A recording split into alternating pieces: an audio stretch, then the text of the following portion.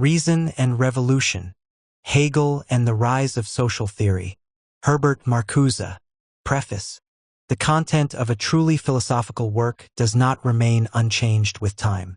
If its concepts have an essential bearing upon the aims and interests of men, a fundamental change in the historical situation will make them see its teachings in a new light. In our time, the rise of fascism calls for a reinterpretation of Hegel's philosophy. We hope that the analysis offered here will demonstrate that Hegel's basic concepts are hostile to the tendencies that have led into fascist theory and practice. We have devoted the first part of the book to a survey of the structure of Hegel's system. At the same time, we have tried to go beyond mere restatement and to elucidate those implications of Hegel's ideas that identify them closely with the later developments in European thought, particularly with the Marxian theory. Hegel's critical and rational standards, and especially his dialectics, had to come into conflict with the prevailing social reality. For this reason, his system could well be called a negative philosophy, the name given to it by its contemporary opponents. To counteract its destructive tendencies, there arose, in the decade following Hegel's death, a positive philosophy which undertook to subordinate reason to the authority of established fact. The struggle that developed between the negative and positive philosophy offers, as we have attempted to show in the second part of this book, many clues for understanding the rise of modern social theory in Europe. There is in Hegel a keen insight into the locale of progressive ideas and movements. He attributed to the American rational spirit a decisive role in the struggle for an adequate order of life, and spoke of the victory of some future and intensely vital rationality of the American nation. Knowing far better than his critics the forces that threatened freedom and reason, and recognizing these forces to have been bound up with the social system Europe had acquired, he once looked beyond that continent to this as the only land of the future. In the use of texts, I have frequently taken the liberty of citing an English translation and changing the translator's rendering where I thought it necessary, without stipulating that the change was made. Hegelian terms are often rendered by different English equivalents, and I have attempted to avoid confusion on this score by giving the German word in parenthesis where a technical term was involved. The presentation of this study would not have been possible without the assistance I received from Mr. Edward M. David, who gave the book the stylistic form it now has. I have drawn upon his knowledge of the American and British philosophic tradition to guide me in selecting those points that could and that could not be taken for granted in offering Hegel's doctrine to an American and English public. I thank the Macmillan Company, New York, for granting me permission to use and quote their translations of Hegel's works, and I thank the following publishers for authorizing me to quote their publications. International Publishers, Longmans, Green and Company, Charles H. Kerr and Company, the Macmillan Company, the Viking Press, the Weekly Foreign Letter, Lawrence Dennis. My friend Franz L. Newman, who was gathering material for his forthcoming book on National Socialism, has given me constant advice, especially on the political philosophy. Professor George H. Sabine was kind enough to read the chapter on Hegel's philosophy of right and to offer valuable suggestions. I am particularly grateful to the Oxford University Press, New York, which encouraged me to write this book and undertook to publish it at this time. Herbert Marcuse, Institute of Social Research, Columbia University, New York, N.Y. March 1941. Part 1. The Foundations of Hegel's Philosophy. Introduction. 1. The socio-historical setting. German idealism has been called the theory of the French Revolution. This does not imply that Kant, Fichte, Schelling, and Hegel furnished a theoretical interpretation of the French Revolution, but that they wrote their philosophy largely as a response to the challenge from France to reorganize the state and society on a rational basis, so that social and political institutions might accord with the freedom and interest of the individual. Despite their bitter criticism of the terror, the German idealists unanimously welcomed the revolution, calling it the dawn of a new era, and they all linked their basic philosophical principles to the ideals that it advanced. The ideas of the French Revolution thus appear in the very core of the idealistic systems, and, to a great extent, determine their conceptual structure. As the German idealists saw it, the French Revolution not only abolished feudal absolutism, replacing it with the economic and political system of the middle class, but it completed what the German Reformation had begun, emancipating the individual as a self-reliant master of his life. Man's position in the world, the mode of his labor and enjoyment, was no longer to depend on some external authority, but on his own free, rational activity. Man had passed the long period of immaturity during which he had been victimized by overwhelming natural and social forces, and had become the autonomous subject of his own development. From now on, the struggle with nature and with social organization was to be guided by his own progress in knowledge. The world was to be an order of reason. The ideals of the French Revolution found their resting place in the processes of industrial capitalism. Napoleon's empire liquidated the radical tendencies and at the same time consolidated the economic consequences of the revolution. The French philosophers of the period interpreted the realization of reason as the liberation of industry. Expanding industrial production seemed capable of providing all the necessary means to gratify human wants. Thus, at the same time that Hegel elaborated his system, Saint-Simon in France was exalting industry as the sole power that could lead mankind to a free and rational society. The economic process appeared as the foundation of reason. Economic development in Germany lagged far behind that in France and England. The German middle class, weak and scattered over numerous territories with divergent interests, could hardly contemplate a revolution. The few industrial enterprises that existed were but small islands within a protracted feudal system. The individual in his social existence was either enslaved or was the enslaver of his fellow individuals. As a thinking being, however, he could at least comprehend the contrast between the miserable reality that existed everywhere and the human potentialities that the new epoch had emancipated. And as a moral person, he could, in his private life at least, preserve human dignity and autonomy. Thus, while the French Revolution had already begun to assert the reality of freedom, German idealism was only occupying itself with the idea of it. The concrete historical efforts to establish a rational form of society were here transposed to the philosophical plane and appeared in the efforts to elaborate the notion of reason. The concept of reason is central to Hegel's philosophy. He held that philosophical thinking presupposes nothing beyond it, that history deals with reason and with reason alone, and that the state is the realization of reason. These statements will not be understandable, however, so long as reason is interpreted as a pure metaphysical concept, for Hegel's idea of reason has retained, though in an idealistic form, the material strivings for a free and rational order of life. Robespierre's deification of reason as the être suprême is the counterpart to the glorification of reason in Hegel's system. The core of Hegel's philosophy is a structure the concepts of which, freedom, subject, mind, notion, are derived from the idea of reason. Unless we succeed in unfolding the content of these ideas and the intrinsic connection among them, Hegel's system will seem to be obscure metaphysics, which it in fact never was. Hegel himself related his concept of reason to the French Revolution, and did so with the greatest of emphasis. The Revolution had demanded that nothing should be recognized as valid in a constitution except what has to be recognized according to reason's right. Hegel further elaborated this interpretation in his lectures on the philosophy of history. Never since the sun had stood in the firmament and the planets revolved around it had it been perceived that man's existence centers in his head, i.e. in thought, inspired by which he builds up the world of reality. Anaxagoras had been the first to say that no governs the world. But not until now had man advanced to the recognition of the principle that thought ought to govern spiritual reality. This was accordingly a glorious mental dawn. All thinking beings shared in the jubilation of this epoch. In Hegel's view, the decisive turn that history took with the French Revolution was that man came to rely on his mind and dared to submit the given reality to the standards of reason.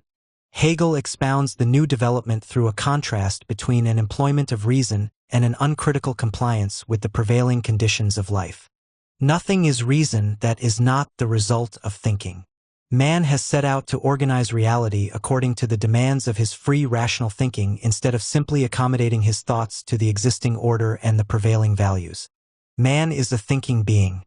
His reason enables him to recognize his own potentialities and those of his world. He is thus not at the mercy of the facts that surround him, but is capable of subjecting them to a higher standard, that of reason. If he follows its lead, he will arrive at certain conceptions that disclose reason to be antagonistic to the existing state of affairs. He may find that history is a constant struggle for freedom, that man's individuality requires that he possess property as the medium of his fulfillment, and that all men have an equal right to develop their human faculties. Actually, however, bondage and inequality prevail. Most men have no liberty at all and are deprived of their last scrap of property. Consequently, the unreasonable reality has to be altered until it comes into conformity with reason.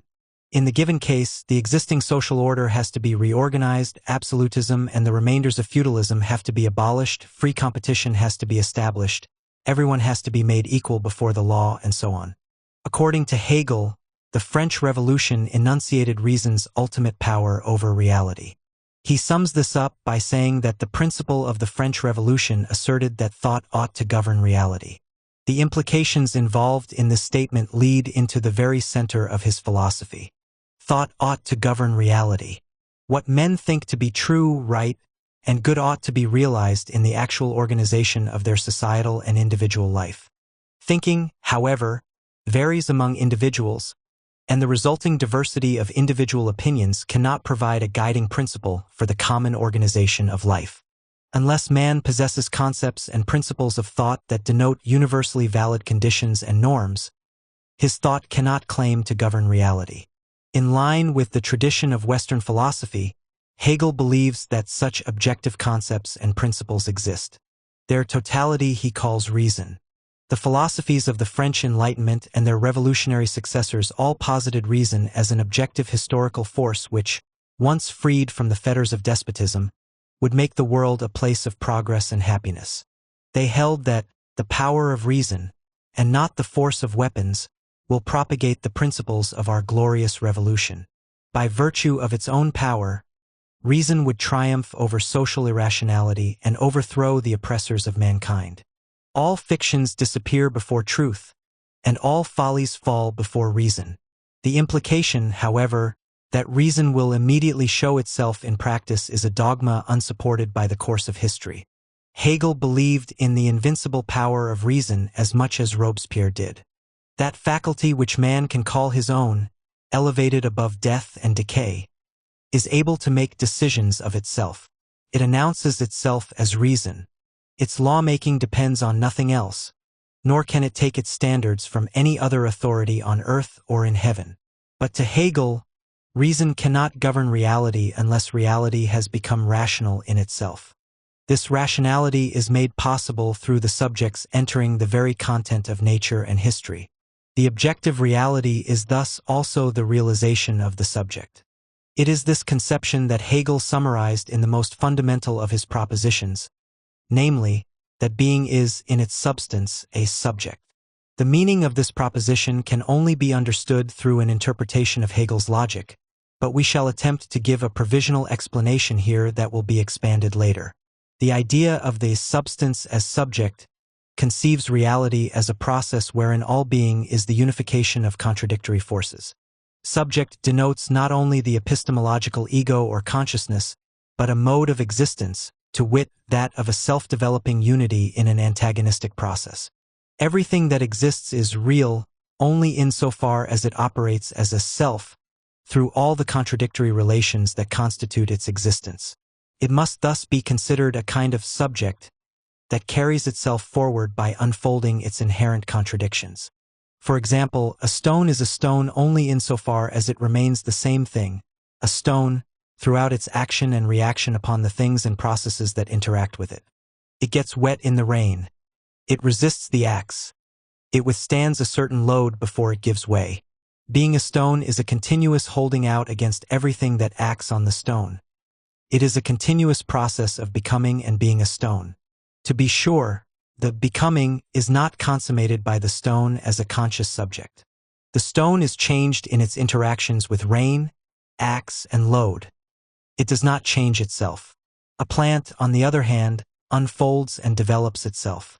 It is not now a bud, then a blossom, but is rather the whole movement from bud through blossom to decay. The plant constitutes and preserves itself in this movement. It comes much nearer to being an actual subject than does the stone, for the various stages of the plant's development grow out of the plant itself. They are its life and are not imposed upon it from the outside. The plant, however, does not comprehend this development. It does not realize it as its own and, therefore, cannot reason its own potentialities into being. Such realization is a process of the true subject and is reached only with the existence of man. Man alone has the power of self-realization, the power to be a self-determining subject in all processes of becoming, for he alone has an understanding of potentialities and a knowledge of notions. His very existence is the process of actualizing his potentialities, of molding his life according to the notions of reason. We encounter here the most important category of reason, namely freedom. Reason presupposes freedom, the power to act in accordance with knowledge of the truth, the power to shape reality in line with its potentialities. The fulfillment of these ends belongs only to the subject who is master of his own development and who understands his own potentialities as well as those of the things around him. Freedom, in turn, presupposes reason, for it is comprehending knowledge, alone, that enables the subject to gain and to wield this power. The stone does not possess it, neither does the plant. Both lack comprehending knowledge and hence real subjectivity. Man, however, knows what he is. Only thus is he real. Reason and freedom are nothing without this knowledge. Reason terminates in freedom, and freedom is the very existence of the subject. On the other hand, reason itself exists only through its realization, the process of its being made real. Reason is an objective force and an objective reality only because all modes of being are more or less modes of subjectivity, modes of realization. Subject and object are not undered by an impassable gulf, because the object is in itself a kind of subject and because all types of being culminate in the free comprehensive subject who is able to realize reason. Nature thus becomes a medium for the development of freedom. The life of reason appears in man's continuous struggle to comprehend what exists and to transform it in accordance with the truth comprehended. Reason is also essentially a historical force. Its fulfillment takes place as a process in the spatiotemporal world, and is, in the last analysis, the whole history of mankind. The term that designates reason as history is mind, Geist, which denotes the historical world viewed in relation to the rational progress of humanity. The historical world not as a chain of acts and events, but as a ceaseless struggle to adapt the world to the growing potentialities of mankind. History is organized into different periods, each marking a separate level of development and representing a definite stage in the realization of reason. Each stage is to be grasped and understood as a whole, through the prevailing ways of thinking and living which characterize it, through its political and social institutions, its science, religion, and philosophy. Different stages occur in the realization of reason, but there is only one reason, just as there is only one whole and one truth, the reality of freedom. This final goal it is, at which the process of the world's history has been continually aiming, and to which the sacrifices that have ever and anon been laid on the vast altar of the earth, through the long lapse of ages, have been offered. This is the only final aim that realizes and fulfills itself, the only pole of repose amid the ceaseless chain of events and conditions, and the sole true reality in them. An immediate unity of reason and reality never exists. The unity comes only after a lengthy process, which begins at the lowest level of nature and reaches up to the highest form of existence, that of a free and rational subject, living and acting in the self-consciousness of its potentialities.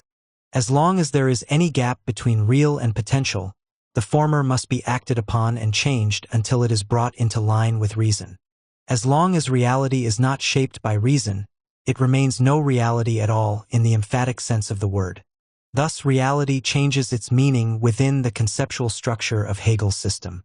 Real comes to mean not everything that actually exists, this should rather be called appearance, but that which exists in a form concordant with the standards of reason. Real is the reasonable, rational, and that alone. For example, the state becomes a reality only when it corresponds to the given potentialities of men and permits their full development. Any preliminary form of the state is not yet reasonable and, therefore, not yet real. Hegel's concept of reason thus has a distinctly critical and polemic character. It is opposed to all ready acceptance of the given state of affairs. It denies the hegemony of every prevailing form of existence by demonstrating the antagonisms that dissolve it into other forms. We shall attempt to show that the spirit of contradicting is the propulsive force of Hegel's dialectical method. In 1793, Hegel wrote to Schelling, "Reason and freedom remain our principles." In his early writings, no gap exists between the philosophical and the social meaning of these principles, which are expressed in the same revolutionary language the French Jacobins used. For example, Hegel says the significance of his time lies in the fact that the halo which has surrounded the leading oppressors and gods of the earth has disappeared. Philosophers demonstrate the dignity of man. The people will learn to feel it and will not merely demand their rights, which have been trampled in the dust, but will themselves take them, make them their own. Religion and politics have played the same game. The former has taught what despotism wanted to teach: contempt for humanity and the incapacity of man to achieve the good and to fulfill his essence through his own efforts. We even encounter more extreme statements, which urge that the realization of reason requires a social scheme that contravenes the given order. In the Erste System program De Deutschen Idealismus, written in 1796, we find the following: "I shall demonstrate that, just as there is no idea of a machine, there is no idea of the state, for the state is something mechanical. Only that which is an object of freedom may be called an idea. We must, therefore, transcend the state. For every state is bound to treat free men as cogs in a machine. And this is precisely what it should not do. Hence, the state must perish." However, the radical purport of the basic idealistic concepts is slowly relinquished, and they are, to an ever-increasing extent, made to fit in with the prevailing societal form. This process is, as we shall see, necessitated by the conceptual structure of German idealism, which retains the decisive principles of liberalistic society and prevents any crossing beyond it.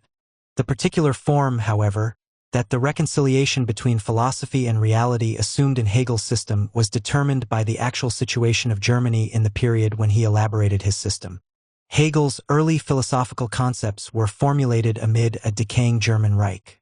As he declared at the opening of his pamphlet on the German Constitution, 1802, the German state of the last decade of the 18th century was no longer a state. The remains of feudal despotism still held sway in Germany, the more oppressive because split into a multitude of petty despotisms, each competing with the other. The Reich consisted of Austria and Prussia, the prince-electors, 94 ecclesiastical and secular princes, 103 barons, 40 prelates, and 51 Reich towns. In sum, it consisted of nearly 300 territories. The Reich itself possessed not a single soldier, its yearly income amounting to only a few thousand florins.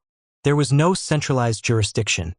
The Supreme Court, Reichskammergericht, was a breeding ground for graft, caprice, and bribery. Serfdom was still prevalent. The peasant was still a beast of burden. Some princes still hired out or sold their subjects as mercenary soldiers to foreign countries. Strong censorship operated to repress the slightest traces of enlightenment. A contemporary depicts the current scene in the following words: "Without law and justice, without protection from arbitrary taxation, uncertain of the lives of our sons, and of our freedom and our rights, the impotent prey of despotic power, our existence lacking unity and a national spirit. This is the status quo of our nation." In sharp contrast to France, Germany had no strong, conscious, politically educated middle class to lead the struggle against this absolutism. The nobility ruled without opposition. "Hardly anyone in Germany," remarked Goethe, "thought of envying this tremendous privileged mass, or of begrudging them their happy advantages. The urban middle class, distributed among numerous townships, each with its own government and its own local interests, was impotent to crystallize and effectuate any serious opposition. To be sure, there were conflicts between the ruling patricians and the guilds and artisans, but these nowhere reached the proportions of a revolutionary movement. Burghers accompanied their petitions and complaints with a prayer that God protect the fatherland from the terror of revolution. Ever since the German Reformation, the masses had become used to the fact that, for them, liberty was an inner value, which was compatible with every form of bondage, that due obedience to existing authority was a prerequisite to everlasting salvation, and that toil and poverty were a blessing in the eyes of the Lord. A long process of disciplinary training had introverted the demands for freedom and reason in Germany. One of the decisive functions of Protestantism had been to induce the emancipated individuals to accept the new social system that had arisen, by diverting their claims and demands from the external world into their inner life. Luther established Christian liberty as an internal value to be realized independently of any and all external conditions. Social reality became indifferent as far as the true essence of man was concerned. Man learned to turn upon himself his demand for the satisfaction of his potentialities and to seek within himself, not in the outer world, his life's fulfillment. German culture is inseparable from its origin in Protestantism. There arose a realm of beauty, freedom, and morality, which was not to be shaken by external realities and struggles. It was detached from the miserable social world and anchored in the soul of the individual. This development is the source of a tendency widely visible in German idealism, a willingness to become reconciled to the social reality. This reconciliatory tendency of the idealists constantly conflicts with their critical rationalism. Ultimately, the ideal that the critical aspects set forth, a rational political and social reorganization of the world, becomes frustrated and is transformed into a spiritual value. The educated classes isolated themselves from practical affairs and, thus rendering themselves impotent to apply their reason to the reshaping of society, fulfilled themselves in a realm of science, art, philosophy, and religion. That realm became for them the true reality, transcending the wretchedness of existing social conditions. It was alike the refuge for truth, goodness, beauty, happiness, and, most important, for a critical temper which could not be turned into social channels. Culture was, then, essentially idealistic, occupied with the idea of things rather than with the things themselves. It set freedom of thought before freedom of action, morality before practical justice, the inner life before the social life of man. This idealistic culture, however, just because it stood aloof from an intolerable reality and thereby maintained itself intact and unsullied, served, despite its false consolations and glorifications, as the repository for truths which had not been realized in the history of mankind. Hegel's system is the last great expression of this cultural idealism, the last great attempt to render thought a refuge for reason and liberty. The original critical impulse of his thinking, however, was strong enough to induce him to abandon the traditional aloofness of idealism from history. He made philosophy a concrete historical factor and drew history into philosophy. History, however, when comprehended, shatters the idealistic framework. Hegel's system is necessarily associated with a definite political philosophy and with a definite social and political order. The dialectic between civil society and the state of the Restoration is not incidental in Hegel's philosophy, nor is it just a section of his philosophy of right. Its principles already operate in the conceptual structure of his system. His basic concepts are, on the other hand, but the culmination of the entire tradition of Western thought. They become understandable only when interpreted within this tradition. We have thus far attempted in brief compass to place the Hegelian concepts in their concrete historical setting. It remains for us to trace the starting point of Hegel's system to its sources in the philosophical situation of his time. 2. The philosophical Psy-Etting. German idealism rescued philosophy from the attack of British empiricism, and the struggle between the two became not merely a clash of different philosophical schools, but a struggle for philosophy as such. Philosophy had never ceased to claim the right to guide man's efforts towards a rational mastery of nature and society, or to base this claim upon the fact that philosophy elaborated the highest and most general concepts for knowing the world. With Descartes, the practical bearing of philosophy assumed a new form, which accorded with the sweeping progress of modern techniques. He announced a practical philosophy by means of which, knowing the force and the action of fire, water, air, the stars, heavens, and all other bodies that environ us, we can employ them in all those uses to which they are adapted, and thus render ourselves the masters and possessors of nature. The achievement of this task was, to an ever-increasing extent, bound up with the establishment of universally valid laws and concepts in knowledge. Rational mastery of nature and society presupposed knowledge of the truth, and the truth was a universal, as contrasted to the multifold appearance of things or to their immediate form in the perception of individuals.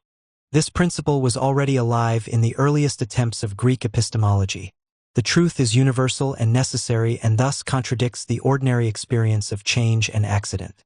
The conception that the truth is contrary to the matters of fact of existence and independent of contingent individuals has run through the entire historical epoch in which man's social life has been one of antagonisms among conflicting individuals and groups.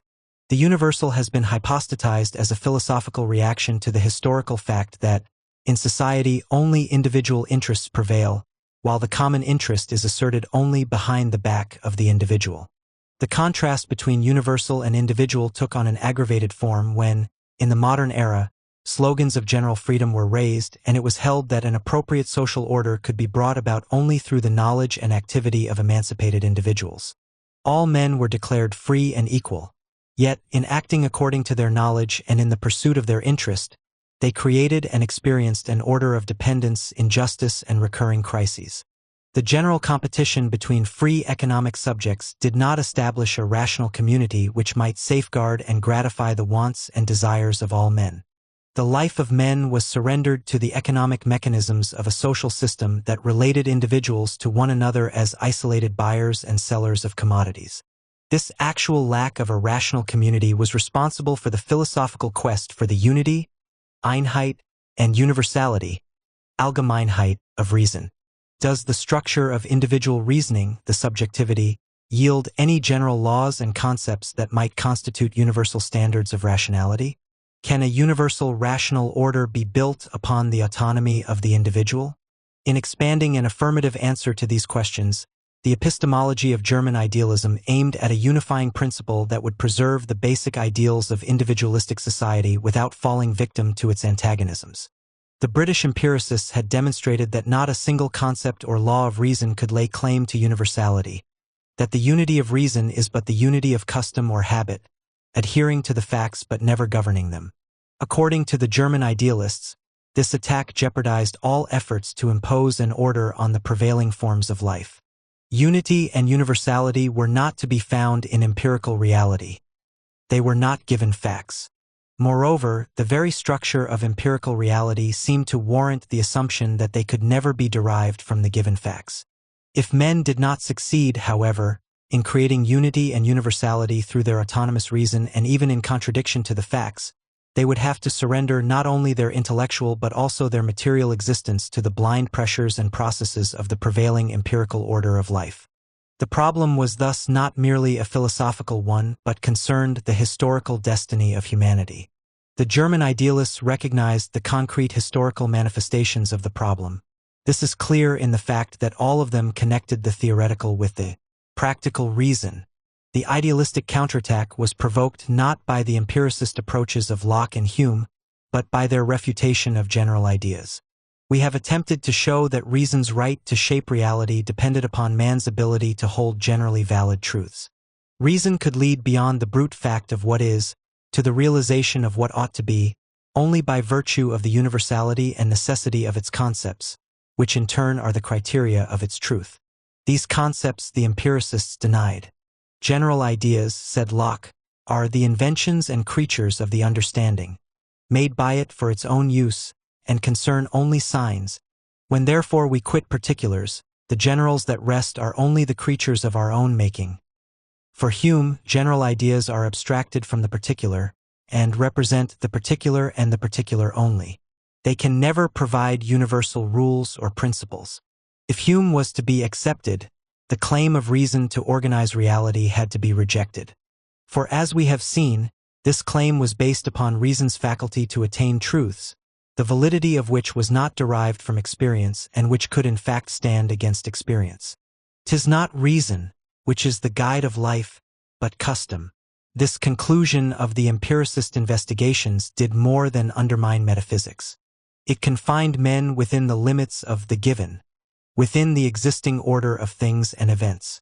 Whence could man obtain the right to go beyond not some particular within this order, but beyond the entire order itself? Whence could he obtain the right to submit this order to the judgment of reason? If experience and custom were to be the sole source of his knowledge and belief, how could he act against custom? How act in accordance with ideas and principles as yet not accepted and established? Truth could not oppose the given order or reason speak against it. The result was not only skepticism but conformism. The empiricist restriction of human nature to knowledge of the given removed the desire both to transcend the given and to despair about it.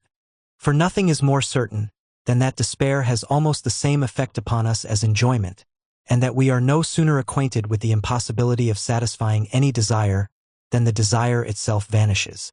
When we see that we have arrived at the utmost extent of human reason, we sit down contented. The German idealists regarded this philosophy as expressing the abdication of reason. Attributing the existence of general ideas to the force of custom, and the principles by which reality is understood, to psychological mechanisms, was to them tantamount to a denial of truth and reason. Human psychology, they saw, is subject to change, is, in fact, a domain of uncertainty and chance from which no necessity and universality could be derived. And yet, such necessity and universality were the sole guarantee of reason.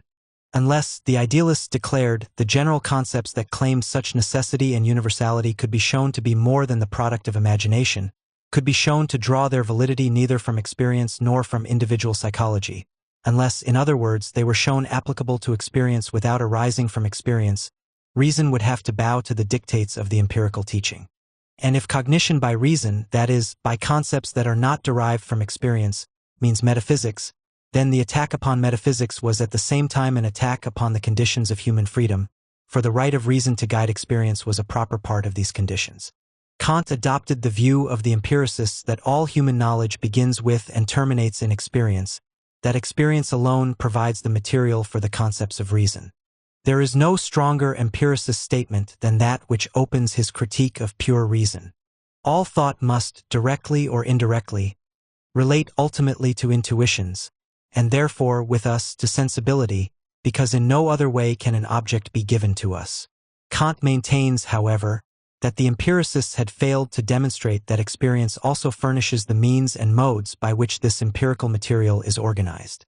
If it could be shown that these principles of organization were the genuine possession of the human mind and did not arise from experience, then the independence and freedom of reason would be saved. Experience itself would become the product of reason, for it would then not be the disordered manifold of sensations and impressions, but the comprehensive organization of these. Kant set out to prove that the human mind possessed the universal forms that organized the manifold of data furnished to it by the senses.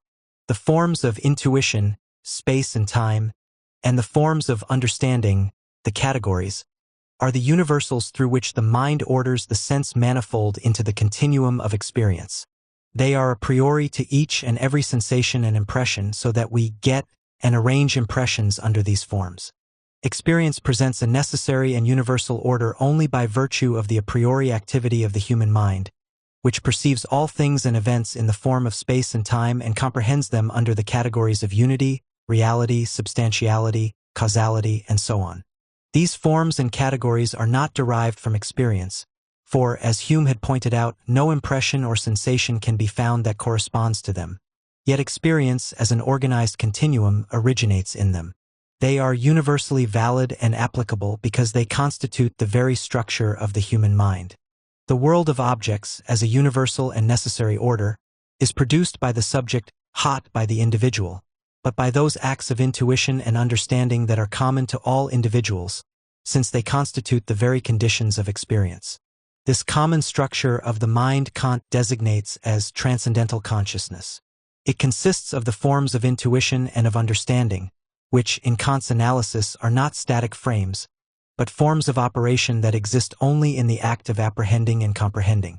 The transcendental forms of intuition or outer sense synthesize the manifold of sense data into a spatiotemporal order.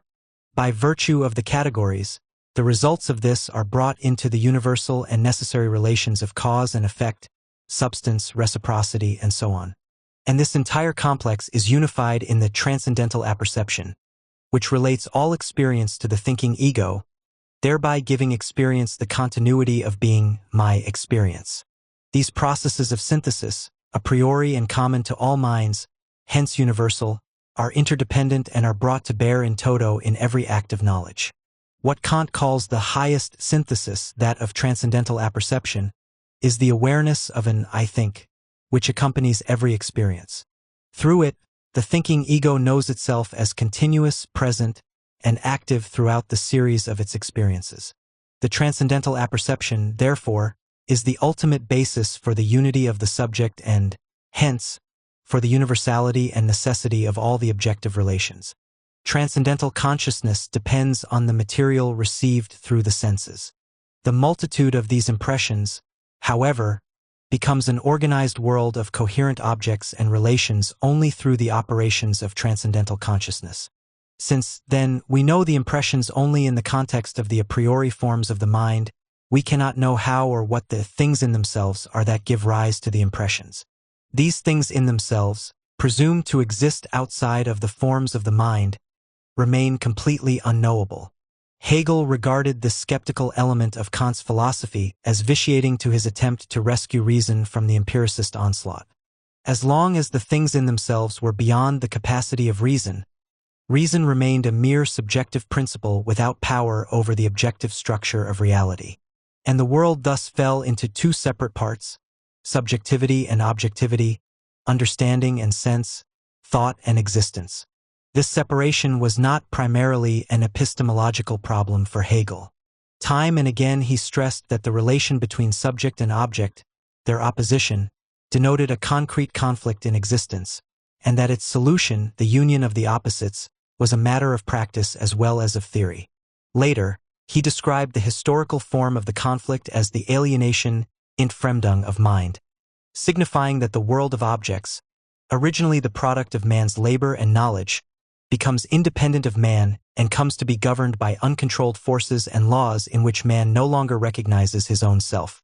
At the same time, thought becomes estranged from reality and the truth becomes an impotent ideal preserved in thought while the actual world is calmly left outside its influence. Unless man succeeds in reuniting the separated parts of his world and in bringing nature and society within the scope of his reason, he is forever doomed to frustration. The task of philosophy in this period of general disintegration is to demonstrate the principle that will restore the missing unity and totality. Hegel sets forth this principle in the concept of reason. We have attempted to sketch the socio-historical and the philosophical roots of this concept, which effect a tie between the progressive ideas of the French Revolution and the prevailing currents of philosophical discussion. Reason is the veritable form of reality in which all antagonisms of subject and object are integrated to form a genuine unity and universality. Hegel's philosophy is thus necessarily a system, subsuming all realms of being under the all-embracing idea of reason. The inorganic as well as the organic world, nature as well as society, are here brought under the sway of mind. Hegel considered philosophy's systematic character to be a product of the historical situation. History had reached a stage at which the possibilities for realizing human freedom were at hand. Freedom, however, presupposes the reality of reason. Man could be free, could develop all his potentialities, only if his entire world was dominated by an integrating rational will and by knowledge. The Hegelian system anticipates a state in which this possibility has been achieved. The historical optimism that it breathes provided the basis for Hegel's so-called panlogism, which treats every form of being as a form of reason. The transitions from the logic to the philosophy of nature, and from the latter to the philosophy of mind are made on the assumption that the laws of nature spring from the rational structure of being and lead in a continuum to the laws of the mind. The realm of mind achieves in freedom what the realm of nature achieves in blind necessity, the fulfillment of the potentialities inherent in reality. It is this state of reality which Hegel refers to as the truth. Truth is not only attached to propositions and judgments, it is, in short, not only an attribute of thought but of reality in process. Something is true if it is what it can be, fulfilling all its objective possibilities. In Hegel's language, it is then identical with its notion. The notion has a dual use. It comprehends the nature or essence of a subject matter, and thus represents the true thought of it. At the same time, it refers to the actual realization of that nature or essence, its concrete existence. All fundamental concepts of the Hegelian system are characterized by the same ambiguity. They never denote mere concepts, as in formal logic, but forms or modes of being comprehended by thought. Hegel does not presuppose a mystical identity of thought and reality, but he holds that the right thought represents reality because the latter, in its development, has reached the stage at which it exists in conformity with the truth. His panlogism comes close to being its opposite. One could say that he takes the principles and forms of thought from the principles and forms of reality, so that the logical laws reproduce those governing the movement of reality. The unification of opposites is a process Hegel demonstrates in the case of every single existent. The logical form of the judgment expresses an occurrence in reality. Take, for example, the judgment, "This man is a slave." According to Hegel, it means that a man, the subject, has become enslaved, the predicate. But although he is a slave, he still remains man, thus essentially free and opposed to his predicament. The judgment does not attribute a predicate to a stable subject, but denotes an actual process of the subject whereby the latter becomes something other than itself. The subject is the very process of becoming the predicate and of contradicting it. This process dissolves into a multitude of antagonistic relations, the stable subjects that traditional logic had assumed. Reality appears as a dynamic in which all fixed forms reveal themselves to be mere abstractions. Consequently, when in Hegel's logic concepts pass from one form to another, this refers to the fact that, to correct thinking, one form of being passes to another, and that every particular form can be determined only by the totality of the antagonistic relations in which this form exists. We have emphasized the fact that, to Hegel, reality has reached a stage at which it exists in truth. This statement now needs a correction. Hegel does not mean that everything that exists does so in conformity with its potentialities, but that the mind has attained the self-consciousness of its freedom and become capable of freeing nature and society. The realization of reason is not a fact but a task. The form in which the objects immediately appear is not yet their true form. What is simply given is at first negative, other than its real potentialities. It becomes true only in the process of overcoming this negativity, so that the birth of the truth requires the death of the given state of being. Hegel's optimism is based upon a destructive conception of the given. All forms are seized by the dissolving movement of reason which cancels and alters them until they are adequate to their notion. It is this movement that thought reflects in the process of mediation, vermittelung. If we follow the true content of our perceptions and concepts, all delimitation of stable objects collapses. They are dissolved into a multitude of relations that exhaust the developed content of these objects and terminate in the subject's comprehensive activity. Hegel's philosophy is indeed what the subsequent reaction termed it, a negative philosophy. It is originally motivated by the conviction that the given facts that appear to common sense as the positive index of truth are in reality the negation of truth, so that truth can only be established by their destruction. The driving force of the dialectical method lies in this critical conviction. Dialectic in its entirety is linked to the conception that all forms of being are permeated by an essential negativity, and that this negativity determines their content and movement. The dialectic represents the counterthrust to any form of positivism. From Hume to the present-day logical positivists, the principle of this latter philosophy has been the ultimate authority of the fact, and observing the immediate given has been the ultimate method of verification. In the middle of the 19th century, and primarily in response to the destructive tendencies of rationalism, positivism assumed the peculiar form of an all-embracing positive philosophy, which was to replace traditional metaphysics. The protagonists of this positivism took great pains to stress the conservative and affirmative attitude of their philosophy. It induces thought to be satisfied with the facts, to renounce any transgression beyond them, and to bow to the given state of affairs. To Hegel, the facts in themselves possess no authority. They are posited, gesetzt, by the subject that has mediated them with the comprehensive process of its development. Verification rests, in the last analysis, with this process to which all facts are related and which determines their content. Everything that is given has to be justified before reason, which is but the totality of nature's and man's capacities.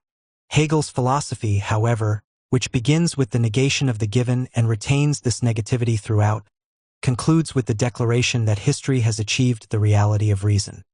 His basic concepts were still bound up with the social structure of the prevailing system, and in this respect, too, German idealism may be said to have preserved the heritage of the French Revolution. However, the reconciliation of idea and reality, proclaimed in Hegel's philosophy of right, contains a decisive element that points beyond mere reconciliation. This element has been preserved and utilized in the later doctrine of the negation of philosophy. Philosophy reaches its end when it has formulated its view of a world in which reason is realized. If at that point reality contains the conditions necessary to materialize reason in fact, thought can cease to concern itself with the ideal. The truth now would require actual historical practice to fulfill it. With the relinquishment of the ideal, philosophy relinquishes its critical task and passes it to another agency. The final culmination of philosophy is thus at the same time its abdication. Released from its preoccupation with the ideal, philosophy is also released from its opposition to reality. This means that it ceases to be philosophy. It does not follow, however, that thought must then comply with the existing order.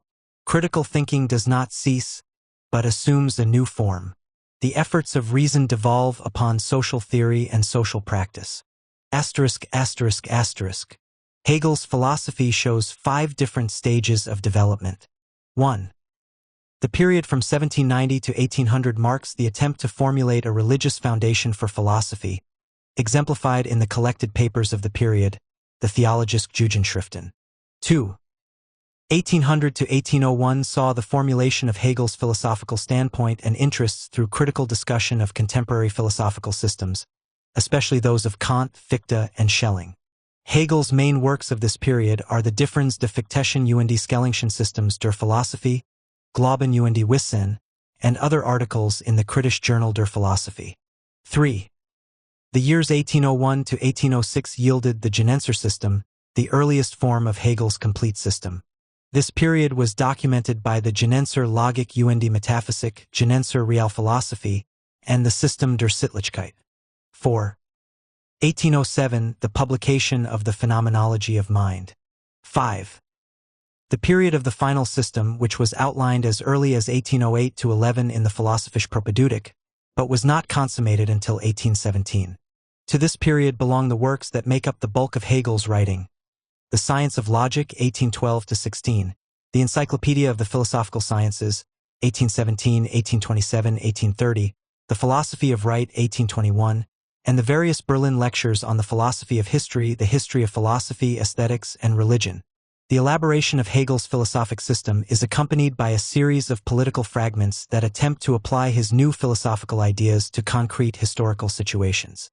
This process of referring philosophical conclusions to the context of social and political reality begins in 1798 with his historical and political studies, is followed by his Die Verfassung Deutschlands in 1802, and continues right through to 1831, when he wrote his study on the English Reform Bill. The connecting of his philosophy with the historical developments of his time makes Hegel's political writings a part of his systematic works, and the two must be treated together, so that his basic concepts are given philosophical as well as historical and political explanation. Hegel's early theological writings, 1790 to 1800. If we wish to partake of the atmosphere in which Hegel's philosophy originated, we must go back to the cultural and political setting of southern Germany in the closing decades of the 18th century. In Württemberg, a country under the sway of a despotism that had just consented to some slight constitutional limitations on its power, the ideas of 1789 were beginning to exert a strong impact, particularly on intellectual youth. The period of that earlier cruel despotism seemed to have passed. The despotism under which the whole country was terrorized by constant military conscriptions for foreign wars, heavy arbitrary taxations, the sale of offices, the establishment of monopolies that plundered the masses and enriched the coffers of an extravagant prince, and sudden arrests that followed the slightest suspicions or stirrings of protest. The conflicts between Duke Charles Eugene and the estates were mitigated by an agreement in 1770, and the most striking obstacle to the functioning of a centralized government was thus removed.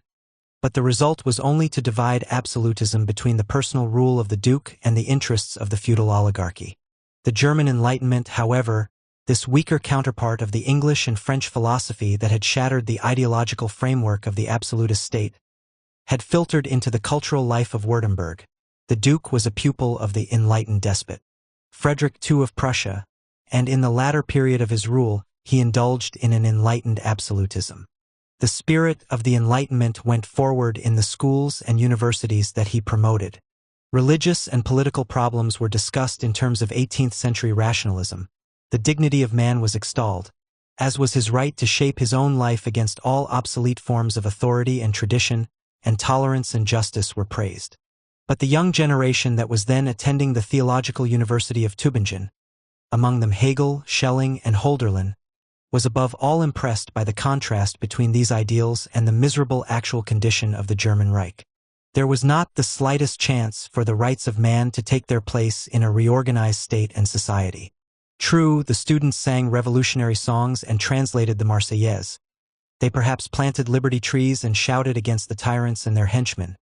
But they knew that all this activity was an impotent protest against the still impregnable forces that held the fatherland in their grip.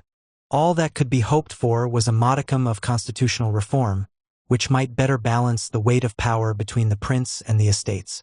In these circumstances, the eyes of the young generation turned longingly towards the past and particularly to those periods of history in which unity had prevailed between the intellectual culture of men and their social and political life. Hölderlin drew a glowing picture of ancient Greece, and Hegel wrote a glorification of the ancient city-state, which at points even outshone the exalted description of early Christianity that the theological student set down. We find that a political interest time and again broke into the discussion of religious problems in Hegel's early theological fragments. Hegel ardently strove to recapture the power that had produced and maintained, in the ancient republics, the living unity of all spheres of culture and that had generated the free development of all national forces. He spoke of this hidden power as the Volksgeist. The spirit of a nation, its history, religion, and the degree of political freedom it has reached cannot be separated one from the other, neither as regards their influence nor as regards their quality. They are interwoven in one bond. Hegel's use of the Volksgeist is closely related to Montesquieu's use of the esprit general of a nation as the basis for its social and political laws. The national spirit is not conceived as a mystical or metaphysical entity, but represents the whole of the natural, technical, economic, moral, and intellectual conditions that determine the nation's historical development. Montesquieu's emphasis on this historical basis was directed against the unjustifiable retention of outmoded political forms. Hegel's concept of the Volksgeist kept these critical implications. Instead of following the various influences of Montesquieu, Rousseau, Herder, and Kant on Hegel's theological studies, we shall limit ourselves to the elaboration of Hegel's main interest. Hegel's theological discussion repeatedly asks what the true relation is between the individual and a state that no longer satisfies his capacities but exists rather as an estranged institution from which the active political interest of the citizens has disappeared. Hegel defined the state with almost the same categories as those of 18th-century liberalism. The state rests on the consent of individuals, it circumscribes their rights and duties and protects its members from those internal and external dangers that might threaten the perpetuation of the whole. The individual, as opposed to the state, possesses the inalienable rights of man, and with these the state power can under no circumstances interfere, not even if such interference may be in the individual's own interest. No man can relinquish his right to give unto himself the law and to be solely responsible for its execution. If this right is renounced, man ceases to be man. It is not the state's business, however, to prevent him from renouncing it, for this would mean to compel man to be man, and would be force. Here is nothing of that moral and metaphysical exaltation of the state which we encounter in Hegel's later works. The tone slowly changed, however, within the very same period of Hegel's life and even within the same body of his writings, and he came to consider it as man's historical fate, a cross to be borne, that he accepts social and political relations that restrict his full development. Hegel's enlightened optimism and his tragic praise of a lost paradise were replaced by an emphasis on historical necessity. Historical necessity had brought about a gulf between the individual and the state. In the early period they were in a natural harmony, but one attained at the expense of the individual, for man did not possess conscious freedom and was not master of the social process. And the more natural this early harmony was, the more easily could it be dissolved by the uncontrolled forces that then ruled the social world. In Athens and Rome, successful wars, increasing wealth, and an acquaintance with luxury and greater convenience of life produced an aristocracy of war and wealth that destroyed the republic and caused the complete loss of political liberty. State power fell into the hands of certain privileged individuals and groups, with the vast mass of the citizens pursuing only their private interest without regard for the common good. The right to security of property now became their whole world. Hegel's efforts to comprehend the universal laws governing this process led him inevitably to an analysis of the role of the social institutions in the progress of history. One of his historical fragments, written after 1797, opens with the sweeping declaration that security of property is the pivot on which the whole of modern legislation turns, and in the first draft to his pamphlet on Die Verfassung Deutschlands, 1798-9, he states that the historical form of bourgeois property, bürgerliches Eigentum, is responsible for the prevailing political disintegration. Moreover, Hegel maintained that the social institutions had distorted even the most private and personal relations between men. There is a significant fragment in the Theologische Jugendschriften, called Die Liebe, in which Hegel states that ultimate harmony and union between individuals in love is prevented because of the acquisition and possession of property as well as rights. The lover, he explains, who must look upon his or her beloved as the owner of property must also come to feel his or her particularity militating against the community of their life, a particularity that consists in his or her being bound up with dead things that do not belong to the other and remain of necessity outside of their unity. The institution of property Hegel here related to the fact that man had come to live in a world that, though molded by his own knowledge and labor, was no longer his, but rather stood opposed to his inner needs, a strange world governed by inexorable laws, a dead world in which human life is frustrated. The Theologische Jugendschriften present in these terms the earliest formulation of the concept of alienation, Entfremdung, which was destined to play a decisive part in the future development of the Hegelian philosophy. Hegel's first discussion of religious and political problems strikes the pervasive note that the loss of unity and liberty, a historical fact, is the general mark of the modern era and the factor that characterizes all conditions of private and societal life. This loss of freedom and unity, Hegel says, is patent in the numerous conflicts that abound in human living, especially in the conflict between man and nature. This conflict, which turned nature into a hostile power that had to be mastered by man, has led to an antagonism between idea and reality, between thought and the real, between consciousness and existence. Man constantly finds himself set off from a world that is adverse and alien to his impulses and desires. How, then, is this world to be restored to harmony with man's potentialities? At first, Hegel's answer was that of the student of theology. He interpreted Christianity as having a basic function in world history, that of giving a new, absolute center to man and a final goal to life. Hegel could also see, however, that the revealed truth of the gospel could not fit in with the expanding social and political realities of the world, for the gospel appealed essentially to the individual as an individual detached from his social and political nexus. Its essential aim was to save the individual and not society or the state. It was therefore not religion that could solve the problem, or theology that could set forth principles to restore freedom and unity. As a result, Hegel's interest slowly shifted from theological to philosophical questions and concepts. Hegel always viewed philosophy not as a special science but as the ultimate form of human knowledge. The need for philosophy he derived from the need to remedy the general loss of freedom and unity. He explicitly stated this in his first philosophical article. The need for philosophy arises when the unifying power, die Macht der Vereinigung, has disappeared from the life of men, when the contradictions have lost their living interrelation and interdependence and assumed an independent form. The unifying force he speaks of refers to the vital harmony of the individual and common interest, which prevailed in the ancient republics and which assured the liberty of the whole and integrated all conflicts into the living unity of the Volksgeist.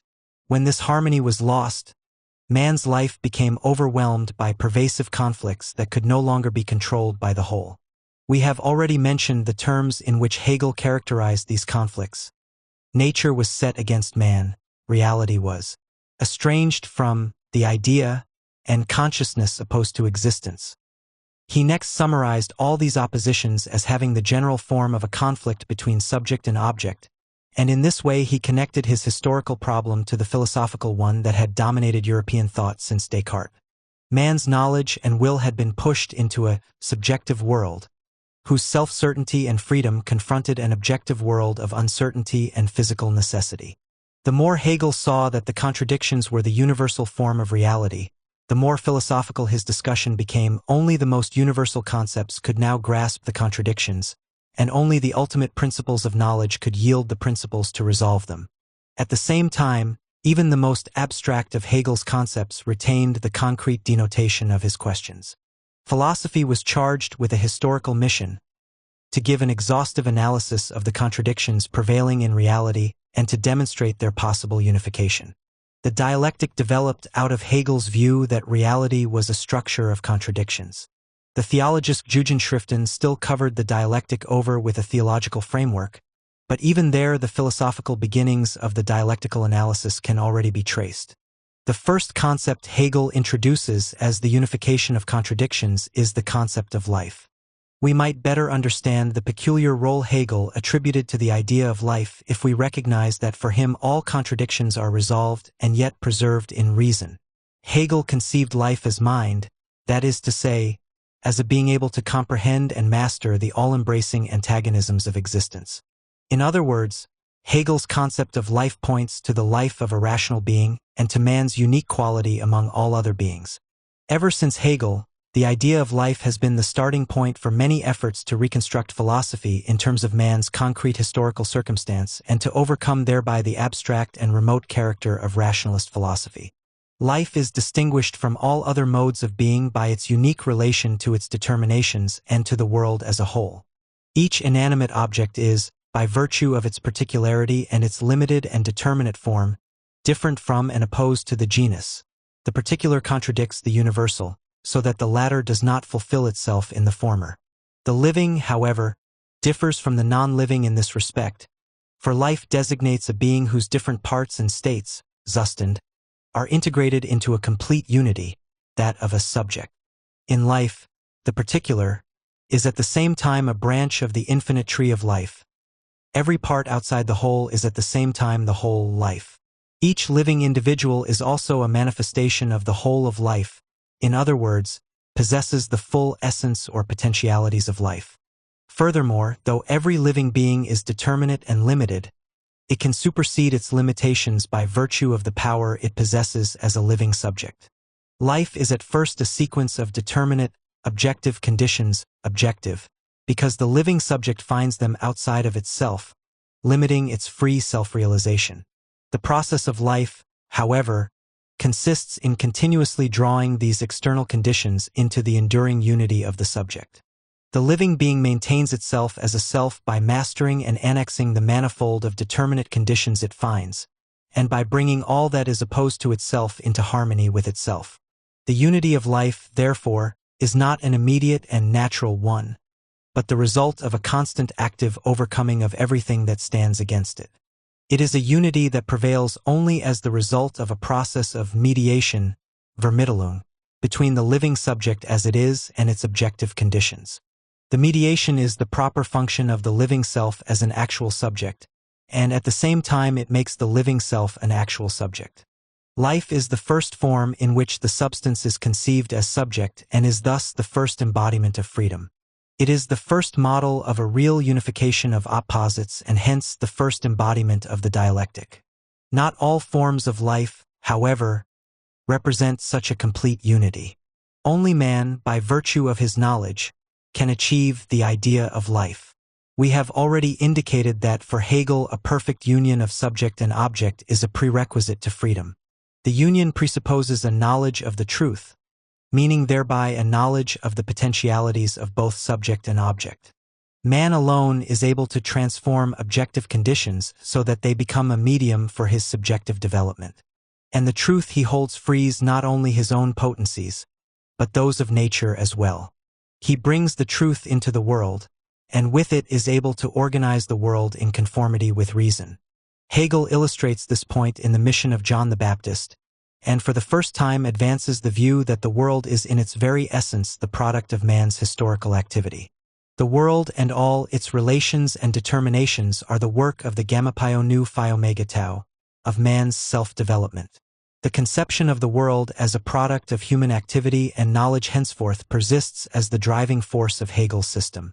At this very early stage, we can already discover the features of the later dialectical theory of society. Life is not the most advanced philosophic concept that Hegel attained in his first period.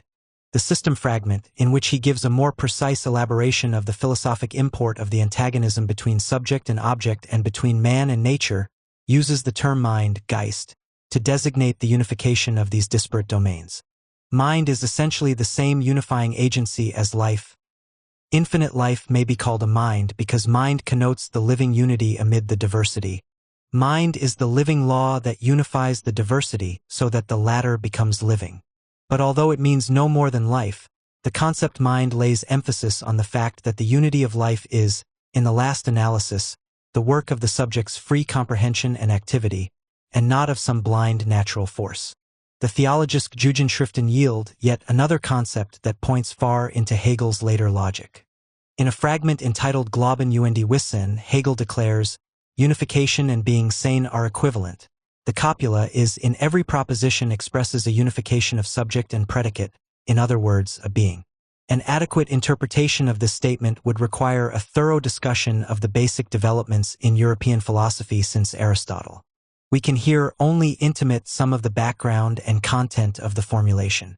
Hegel's statement implies that there is a distinction between to be sane and being seiendes, or between determinate being and being as such. The history of Western philosophy opened with the same distinction, made in answer to the question, what is being? Which animated Greek philosophy from Parmenides to Aristotle. Every being around us is a determinate one. A stone, a tool, a house, an animal, an event, and so on. But we predicate of every such being that it is thus and so. That is, we attribute being to it. And this being that we attribute to it is not any particular thing in the world, but is common to all the particular beings to which it can be attributed. This points to the fact that there must be a being as such that is different from every determinate being and yet attributable to every being whatsoever, so that it can be called the real one in all the diversity of determinate beings. Being as such is what all particular beings have in common and is, as it were, their substratum. From this point, it was comparatively easy to take this most universal being as the essence of all being, divine substance, the most real, and thus to combine ontology with theology. This tradition is operative in Hegel's logic. Aristotle was the first to regard this being as such that is attributed alike to every determinate being not as a separate metaphysical entity but as the process or movement through which every particular being molds itself into what it really is. According to Aristotle, there is a distinction that runs through the whole realm of being between the essence, O sigma alpha, and its diverse accidental states and modifications, tau sigma nu mu beta beta beta nu alpha. Real being, in the strict sense, is the essence, by which is meant the concrete individual thing, organic as well as inorganic. The individual thing is the subject or substance enduring throughout a movement in which it unifies and holds together the various states and phases of its existence. The different modes of being represent various modes of unifying antagonistic relations. They refer to different modes of persisting through change, of originating and perishing, of having properties and limitations, and so on. And Hegel incorporates the basic Aristotelian conception into his philosophy. The different modes of being are more or less complete unifications. Being means unifying, and unifying means movement. Movement, in turn, Aristotle defines in terms of potentiality and actuality. The various types of movement denote various ways of realizing the potentialities inherent in the essence or moving thing. Aristotle evaluates the types of movement so that the highest type is that in which each and every potentiality is fully realized.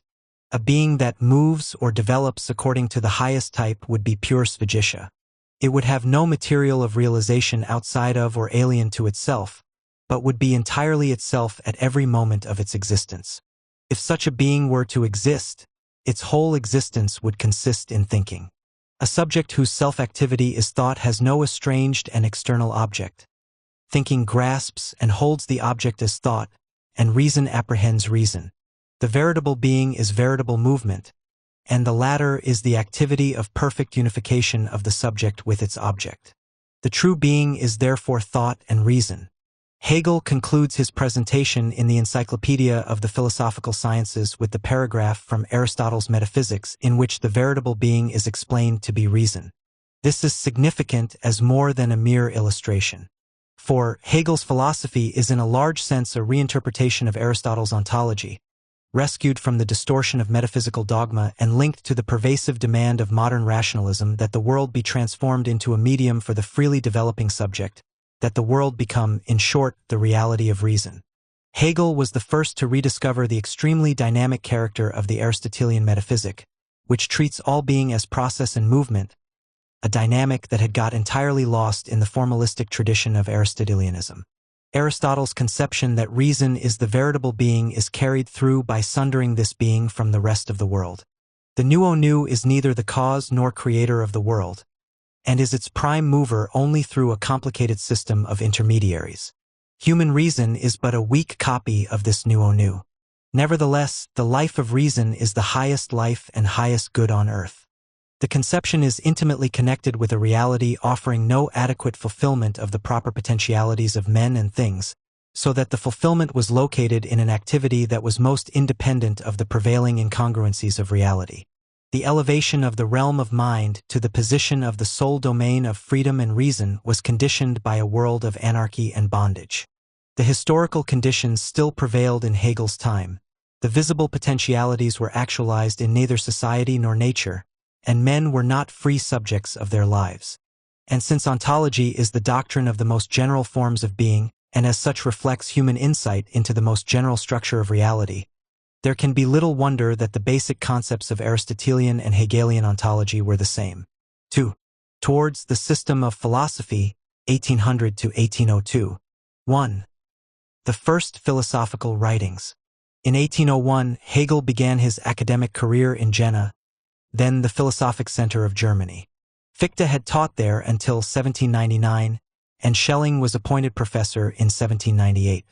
Kant's Social and Legal Philosophy, his Metaphysik der Sitten, had been published in 1799, and his revolutionizing of philosophy in his 3 Critiques of Reason still exerted a prime influence on intellectual life. Quite naturally, therefore, Hegel's first philosophical articles centered about the doctrines of Kant, Fichte, and Schelling, and he formulated his problems in terms of the currents of discussion among the German idealists. As we have seen, Hegel took the view that philosophy arises from the all-embracing contradictions into which human existence has been plunged. These have shaped the history of philosophy as the history of basic contradictions, those between mind and matter, soul and body, belief and understanding, freedom and necessity, contradictions that had more recently appeared as those between reason and sense, Sinnlichkeit, intelligence and nature, and, in the most general form, subjectivity and objectivity. These were the very concepts that lay at the root of Kant's critique of pure reason, and the ones Hegel now dissolved in his dialectical analysis. The first concept Hegel subjected to dialectical reinterpretation was that of reason.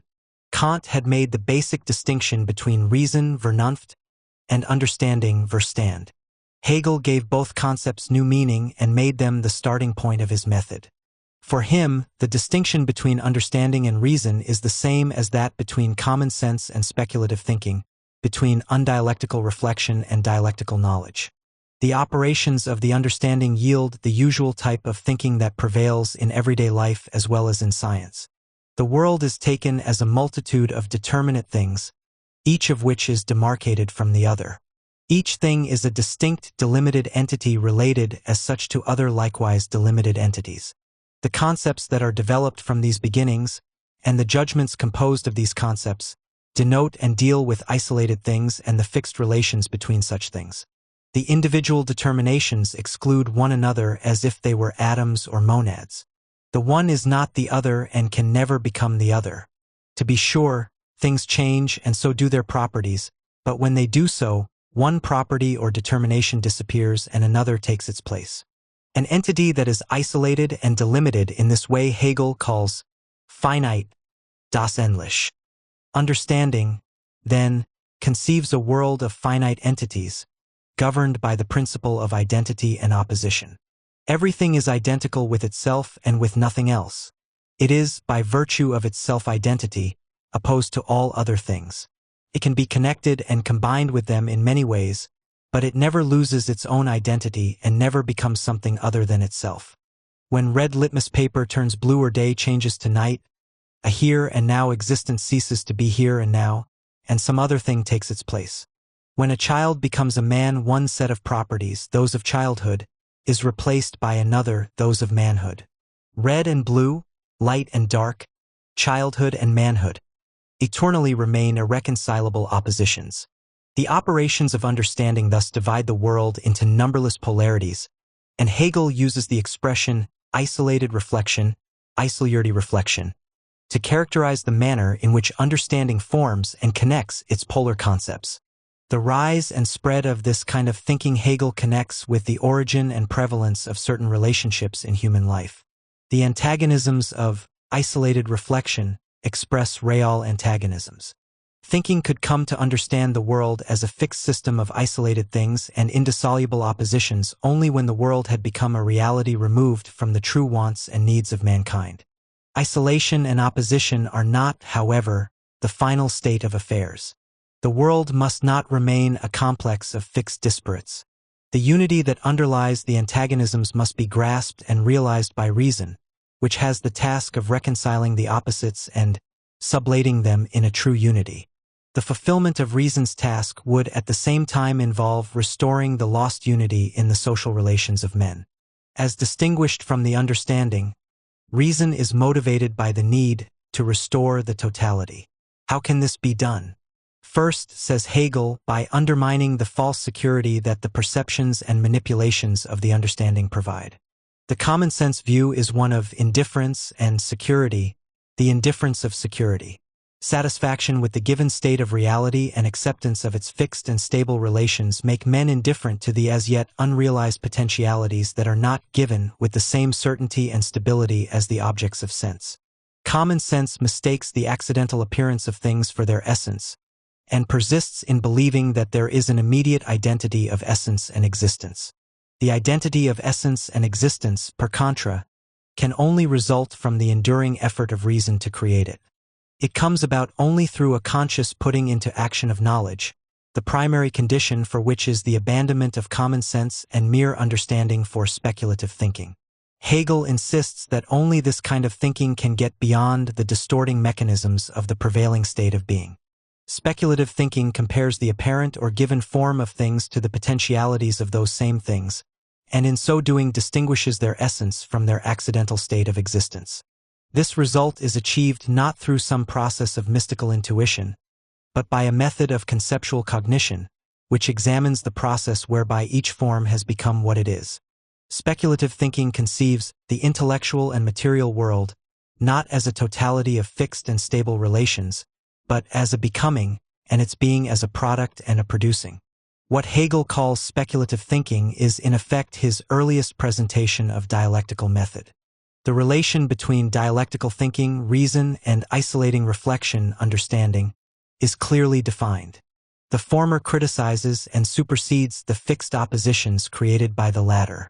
It undermines the security of common sense and demonstrates that what common sense regards as immediately certain does not have any reality for philosophy. The first criterion of reason, then, is a distrust of matter-of-fact authority. Such distrust is the real skepticism that Hegel designates as the free portion of every true philosophy. The form of reality that is immediately given is, then, no final reality.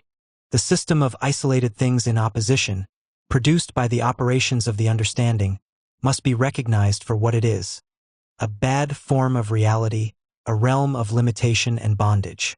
The realm of freedom, which is the inherent goal of reason, cannot be achieved, as Kant and Fichte thought, by playing off the subject against the objective world, attributing to the autonomous person all the freedom that is lacking in the external world, and leaving the latter a domain of blind necessity.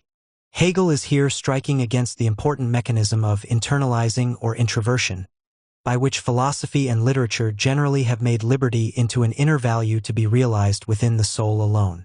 In the final reality there can be no isolation of the free subject from the objective world. That antagonism must be resolved, together with all the others created by the understanding. The final reality in which the antagonisms are resolved Hegel terms the absolute. At this stage of his philosophical development he can describe this absolute only negatively. Thus, it is quite the reverse of the reality apprehended by common sense and understanding. It negates common sense reality in every detail, so that the absolute reality has no single point of resemblance to the finite world. Whereas common sense and the understanding had perceived isolated entities that stood opposed one to the other, reason apprehends the identity of the opposites. It does not produce the identity by a process of connecting and combining the opposites, but transforms them so that they cease to exist as opposites, although their content is preserved in a higher and more real form of being. The process of unifying opposites touches every part of reality and comes to an end only when reason has organized the whole so that every part exists only in relation to the whole, and every individual entity has meaning and significance only in its relation to the totality. The totality of the concepts and cognitions of reason alone represents the absolute. Reason, therefore, is fully before us only in the form of an all-embracing organization of propositions and intuitions, that is, as a system. We shall explain the concrete import of these ideas in the next chapter. Here, in his first philosophical writings, Hegel intentionally emphasizes the negative function of reason, its destruction of the fixed and secure world of common sense and understanding. The absolute is referred to as night and nothing, to contrast it to the clearly defined objects of everyday life.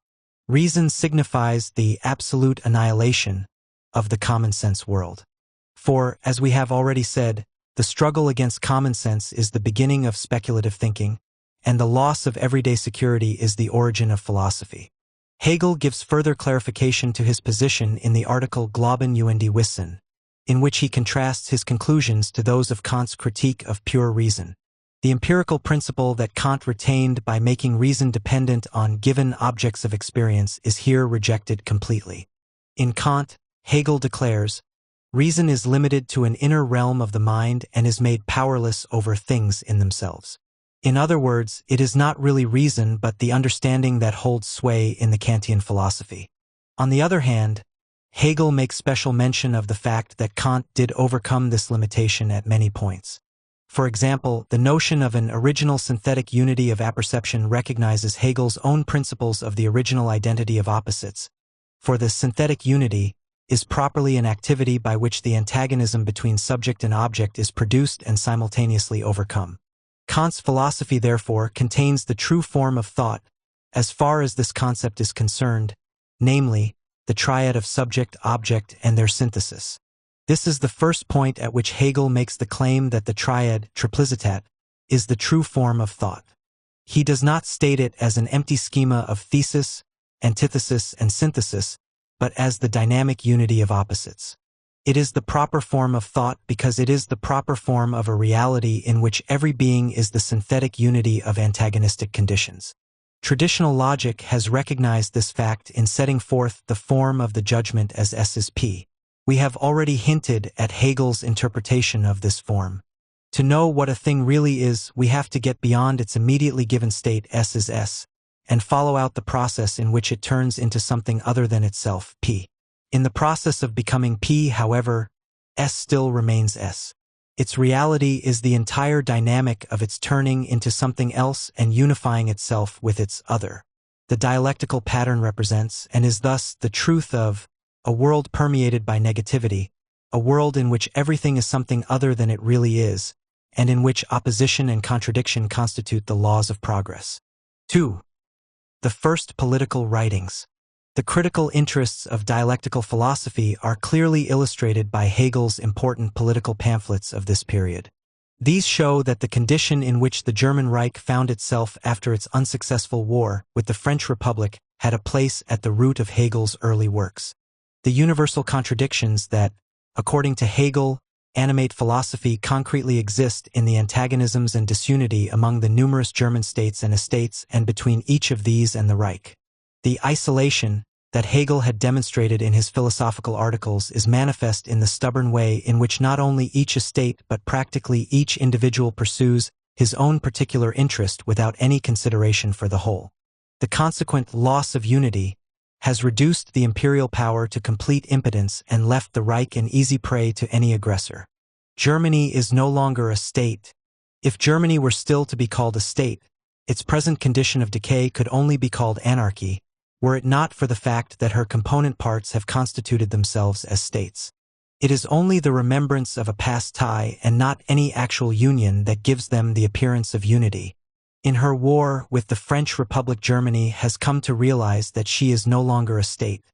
The obvious results of this war are the loss of some of the most beautiful of the German lands, and of some millions of her population, a public debt even larger in the south than in the north, which carries the agonies of the war into peacetime, and the result that besides those who have fallen under the power of conquerors and foreign laws and morals, many states will lose their highest good in the bargain, that is, their independence.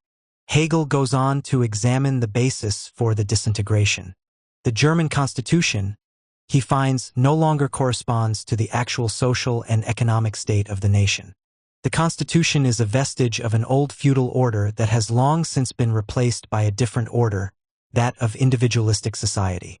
The retention of the old form of constitution in the face of the radical change that has taken place in all social relations is tantamount to maintaining a given condition simply because it is given. Such a practice is opposed to every standard and dictate of reason. The prevailing ordering of life is in sharp conflict with the desires and needs of society. It has lost all its power and all its dignity, and has become purely negative. And Hegel continues that which persists in this merely empirical manner, without being adapted to the idea of reason, cannot be regarded as real. The political system has to be destroyed and transformed into a new rational order. Such a transformation cannot be made without violence. The extreme realism of Hegel's position shows through the idealistic framework and terminology. The notion of and insight into necessity are much too weak to affect action. The notion and the insight are accompanied by so much distrust that they have to be justified by violence. Only then does man submit to them. The notion can be justified by violence only insofar as it expresses an actual historical force that has ripened in the lap of the existing order. The notion contradicts reality when the latter has become self-contradictory. Hegel says that a prevailing social form can be successfully attacked by thought only if this form has come into open contradiction with its own truth. In other words, if it can no longer fulfill the demands of its own contents. This is the case with Germany, Hegel holds. There, the champions of the new order represent historical forces that have outgrown the old system. The state, which should perpetuate the common interest of its members in an appropriate rational form, for such alone would be its truth, does not do this. For this reason, the rulers of the state speak falsely when they defend their position in the name of the common interest. Their foes, not they, represent the common interest, and their notion, the idea of the new order they uphold, is not merely an ideal but the expression of a reality that no longer endures in the prevailing order. Hegel's point is that the old order has to be replaced by a true community. Allgemeinheit. Allgemeinheit means at one and the same time, first, a society in which all particular and individual interests are integrated into the whole, so that the actual social organism that results accords with the common interest community. And second, a totality in which all the different isolated concepts of knowledge are fused and integrated so that they receive their significance in their relation to the whole. Universality. The second meaning is obviously the counterpart of the first. Just as the conception of disintegration in the sphere of knowledge expresses the existing disintegration of human relations in society, so the philosophical integration corresponds to a social and political integration. The universality of reason, represented by the absolute, is the philosophical counterpart of the social community in which all particular interests are unified into the whole. A real state, Hegel holds, institutionalizes the common interest and defends it in all external and internal conflicts. The German Reich, Hegel declares, does not have this character. Political powers and rights are not public offices set up to accord with the organization of the whole, nor are the acts and duties of the individual determined by the needs of the whole. Each particular part of the political hierarchy, each princely house, each estate, town, corporation, and so on, in short, everyone who has rights in or duties toward the state has acquired them through his own power. The state, in view of the encroachment on its own power, can do no more than confirm that it has been deprived of its power. Hegel explains the breakdown of the German state by contrasting the feudal system with the new order of individualist society that succeeded it. The rise of the latter social order is explained in terms of the development of private property. The feudal system proper integrated the particular interests of the different estates into a true community.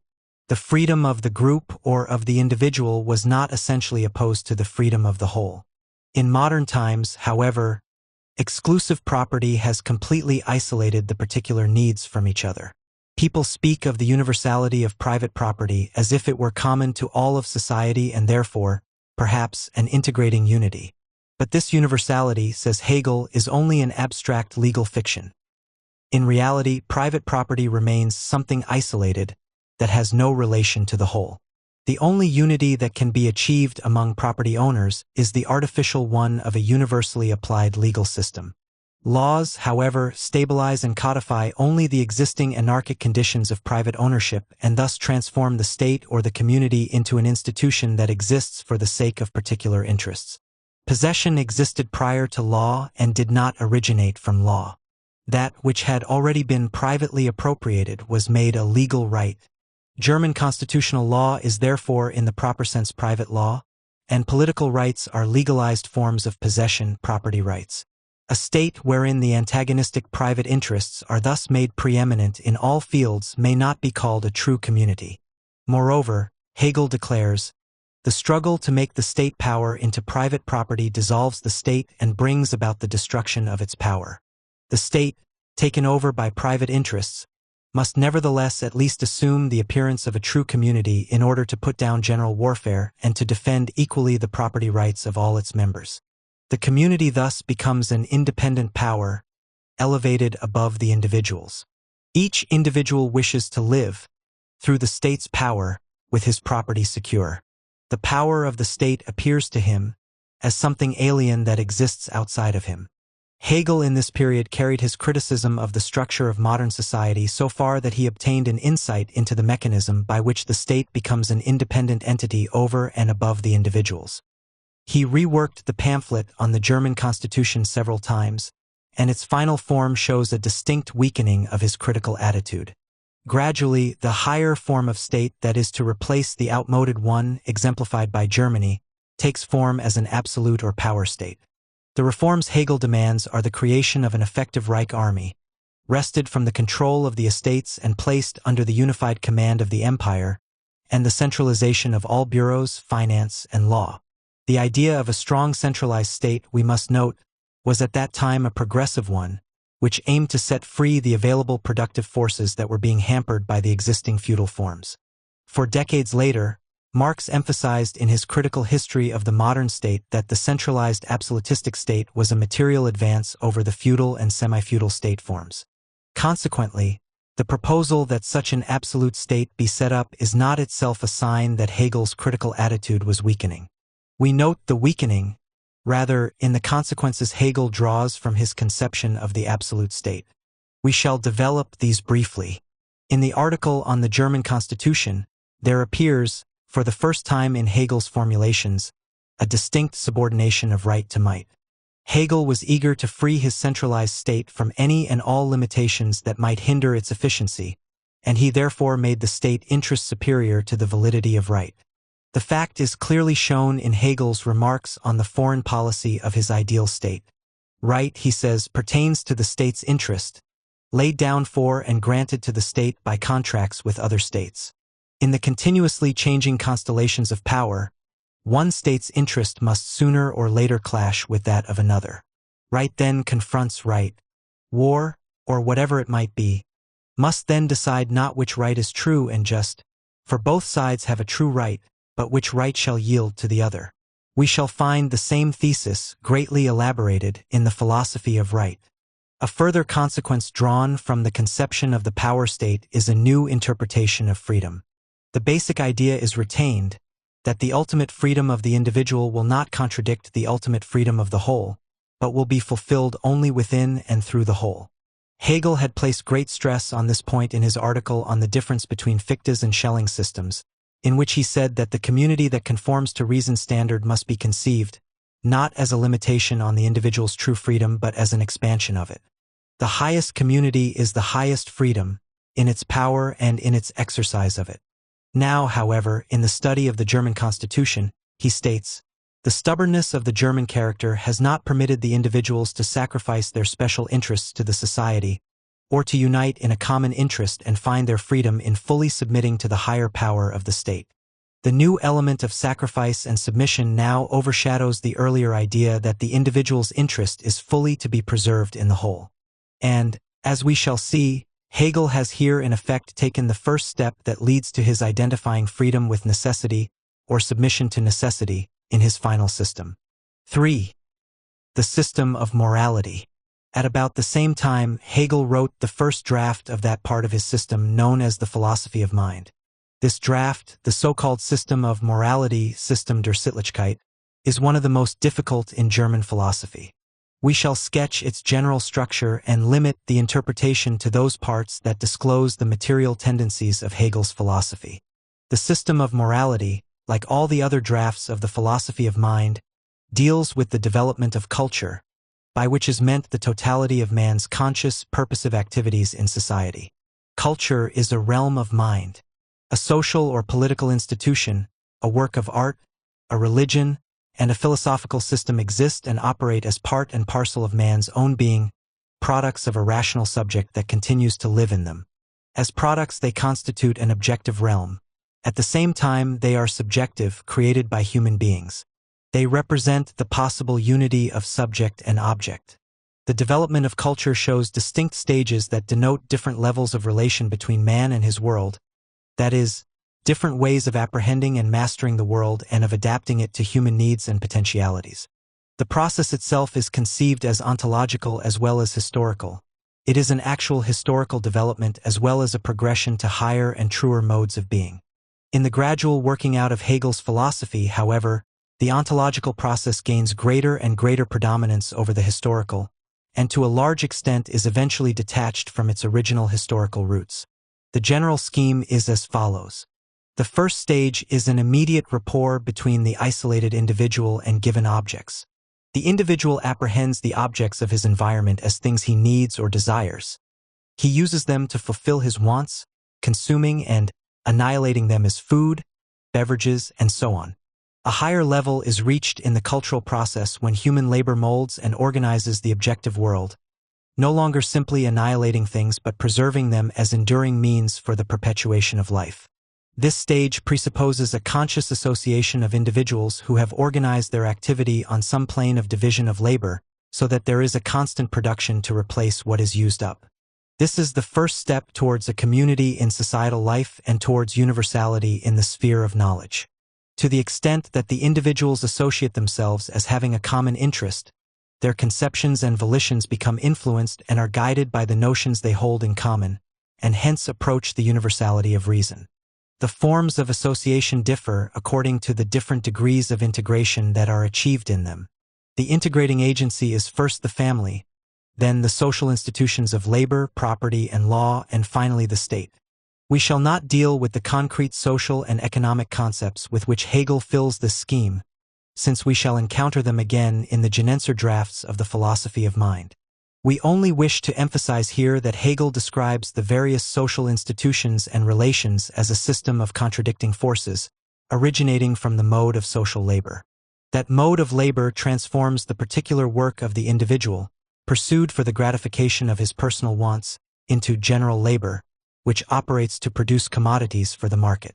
Hegel calls this last abstract and quantitative labor and makes it responsible for the increasing inequality of men and wealth.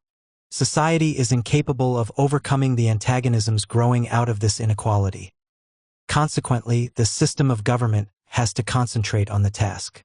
Hegel outlines 3 different systems of government, in fact, each of which constitutes an advance on the other in fulfilling the task. They are intrinsically related to the structure of the society over which they rule. The general picture of society is one in which the system of wants is a system of mutual physical dependence. The individual's labor fails to guarantee that his wants will be attended to. A force alien to the individual and over which he remains powerless determines whether or not his needs will be fulfilled. The value of the product of labor is independent of the individual and is subject to constant change. The system of government is itself of this anarchic kind. What governs is nothing but the unconscious blind totality of needs and the modes of their fulfillment. Society must master its unconscious and blind fate. Such mastery, however, remains incomplete so long as the general anarchy of interests prevails. Excessive wealth goes hand in hand with excessive poverty, and purely quantitative labor pushes man into a state of utmost barbarism, especially that part of the population that is subjected to mechanical labor in the factories. The next stage in government, represented as a system of justice, balances the existing antagonisms, but does so only in terms of the prevailing property relations. Government here rests upon the administration of justice, but it administers the law with complete indifference to the relation in which a thing stands to any particular individual's needs. The principle of freedom, namely that the governed are identical with the governing, cannot be fully realized because the government cannot do away with conflicts among particular interests. Liberty, therefore, appears only in the law courts and in the discussion and adjudication of litigations. Hegel barely sketched the third system of government in this series. It is, however, most significant that the main concept in its discussion is discipline, Zucht. The great discipline is expressed in the general morals, and in the training for war, and in the trial of the true value of the individual in war. The quest for the true community thus terminates in a society governed by utmost discipline and military preparation. The true unity between the individual and common interest, which Hegel demanded as the sole aim of the state, has led to an authoritarian state that is to suppress the increasing antagonisms of individualistic society. Hegel's discussion of the various stages of government is a concrete description of the development from a liberal to an authoritarian political system. This description contains an imminent critique of liberalist society, for the gist of Hegel's analysis is that liberalist society necessarily gives birth to an authoritarian state. Hegel's article on natural law, probably written shortly after the outline of the system of morality, applies this critique to the field of political economy. Hegel examines the traditional system of political economy and finds it to be an apologetic formulation of the principles that govern the existing social system. The character of that system, Hegel again says, is essentially negative, for the very nature of the economic structure prevents the establishment of a true common interest. The task of the state, or of any adequate political organization, is to see to it that the contradictions inherent in the economic structure do not destroy the whole system. The state must assume the function of bridling the anarchic social and economic process. Hegel attacks the doctrine of natural law because, he says, it justifies all the dangerous tendencies that aim to subordinate the state to the antagonistic interests of individualist society. The theory of the social contract, for example, fails to note that the common interest can never be derived from the will of competing and conflicting individuals. Moreover, natural law works with a purely metaphysical conception of man. As he appears in the natural law doctrine, man is an abstract being who is later equipped with an arbitrary set of attributes. The selection of these attributes changes according to the changing apologetic interest of the particular doctrine. It is, moreover, in line with the apologetic function of natural law that most qualities that characterize man's existence in modern society are disregarded, for example, the concrete relations of private property, the prevailing modes of labor, and so on. The first draft of Hegel's social philosophy, then, already enunciated the conception underlying his entire system. The given social order, based upon the system of abstract and quantitative labor and upon the integration of wants through the exchange of commodities, is incapable of asserting and establishing a rational community. This order remains essentially one of anarchy and irrationality, governed by blind economic mechanisms. It remains an order of ever-repeated antagonisms in which all progress is but a temporary unification of opposites. Hegel's demand for a strong and independent state derives from his insight into the irreconcilable contradictions of modern society. Hegel was the first to attain this insight in Germany. His justification of the strong state was made on the ground that it was a necessary supplement to the antagonistic structure of the individualist society he analyzed. 3. Hegel's first system, 1802 to 1806. The Genenser system, as it is called, is Hegel's first complete system, consisting of a logic, a metaphysic, philosophy of nature, and philosophy of mind. Hegel formulated it in his lectures at the University of Jena from 1802 to 1806. These lectures have only recently been edited from Hegel's original manuscripts and published in 3 volumes, each of them representing a different stage of elaboration. The logic and the metaphysics exist in but one draft each, the philosophy of nature and the philosophy of mind in two. The considerable variations between these will be neglected here, since they have no bearing on the structure of the whole. We have chosen to deal only with the general trend and organization of the whole, and with the principles that guide the development of the concepts. The content of the particular concepts will be discussed when we reach the different sections of the final system. 1. The logic. Hegel's logic expounds the structure of being as such, that is, the most general forms of being. The philosophical tradition since Aristotle designated as categories the concepts that embrace these most general forms: substance, affirmation, negation, limitation, quantity, quality, unity, plurality, and so on.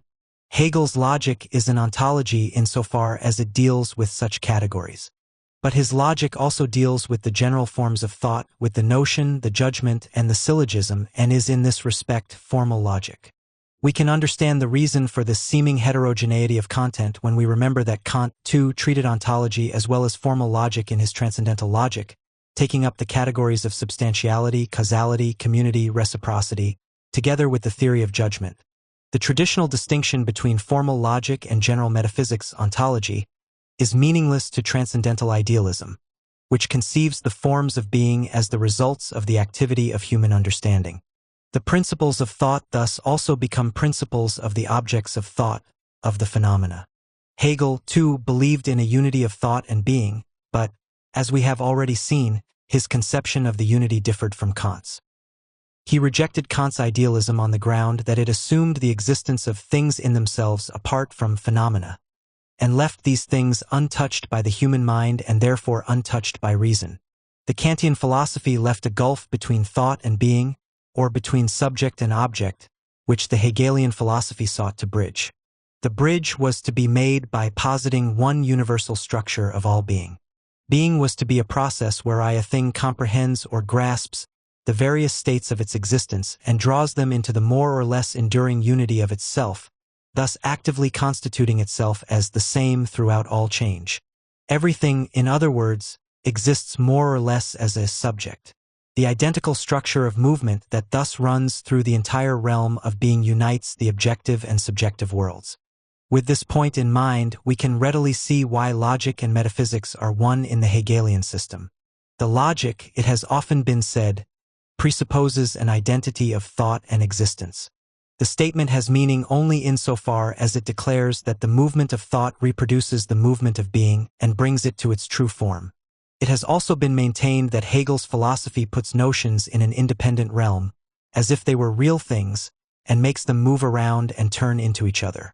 It must be said in reply that Hegel's logic deals primarily with the forms and types of being as comprehended by thought.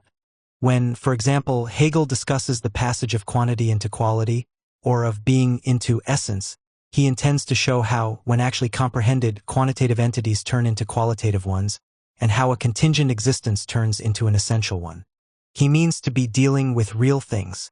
The interplay and motility of the notions reproduces the concrete process of reality. There is, however, yet another intrinsic relation between the notion and the object it comprehends. The correct notion makes the nature of an object clear to us, tells us what the thing is in itself. But while the truth becomes evident to us, it also becomes evident that the things do not exist in their truth. Their potentialities are limited by the determinate conditions in which the things exist. Things attain their truth only if they negate their determinate conditions. The negation is again a determination, produced by the unfolding of previous conditions. For example, the bud of the plant is the determinate negation of the seed, and the blossom the determinate negation of the bud. In its growth, the plant, the subject of this process, does not act on knowledge and fulfill its potentialities on the basis of its own comprehending power. It rather endures the process of fulfillment passively. Our notion of the plant, on the other hand, comprehends that the plant's existence is an intrinsic process of development. Our notion sees the seed as potentially the bud and the bud as potentially the blossom. The notion thus represents, in Hegel's view, the real form of the object, for the notion gives us the truth about the process, which, in the objective world, is blind and contingent. In the inorganic, plant, and animal worlds, beings differ essentially from their notions.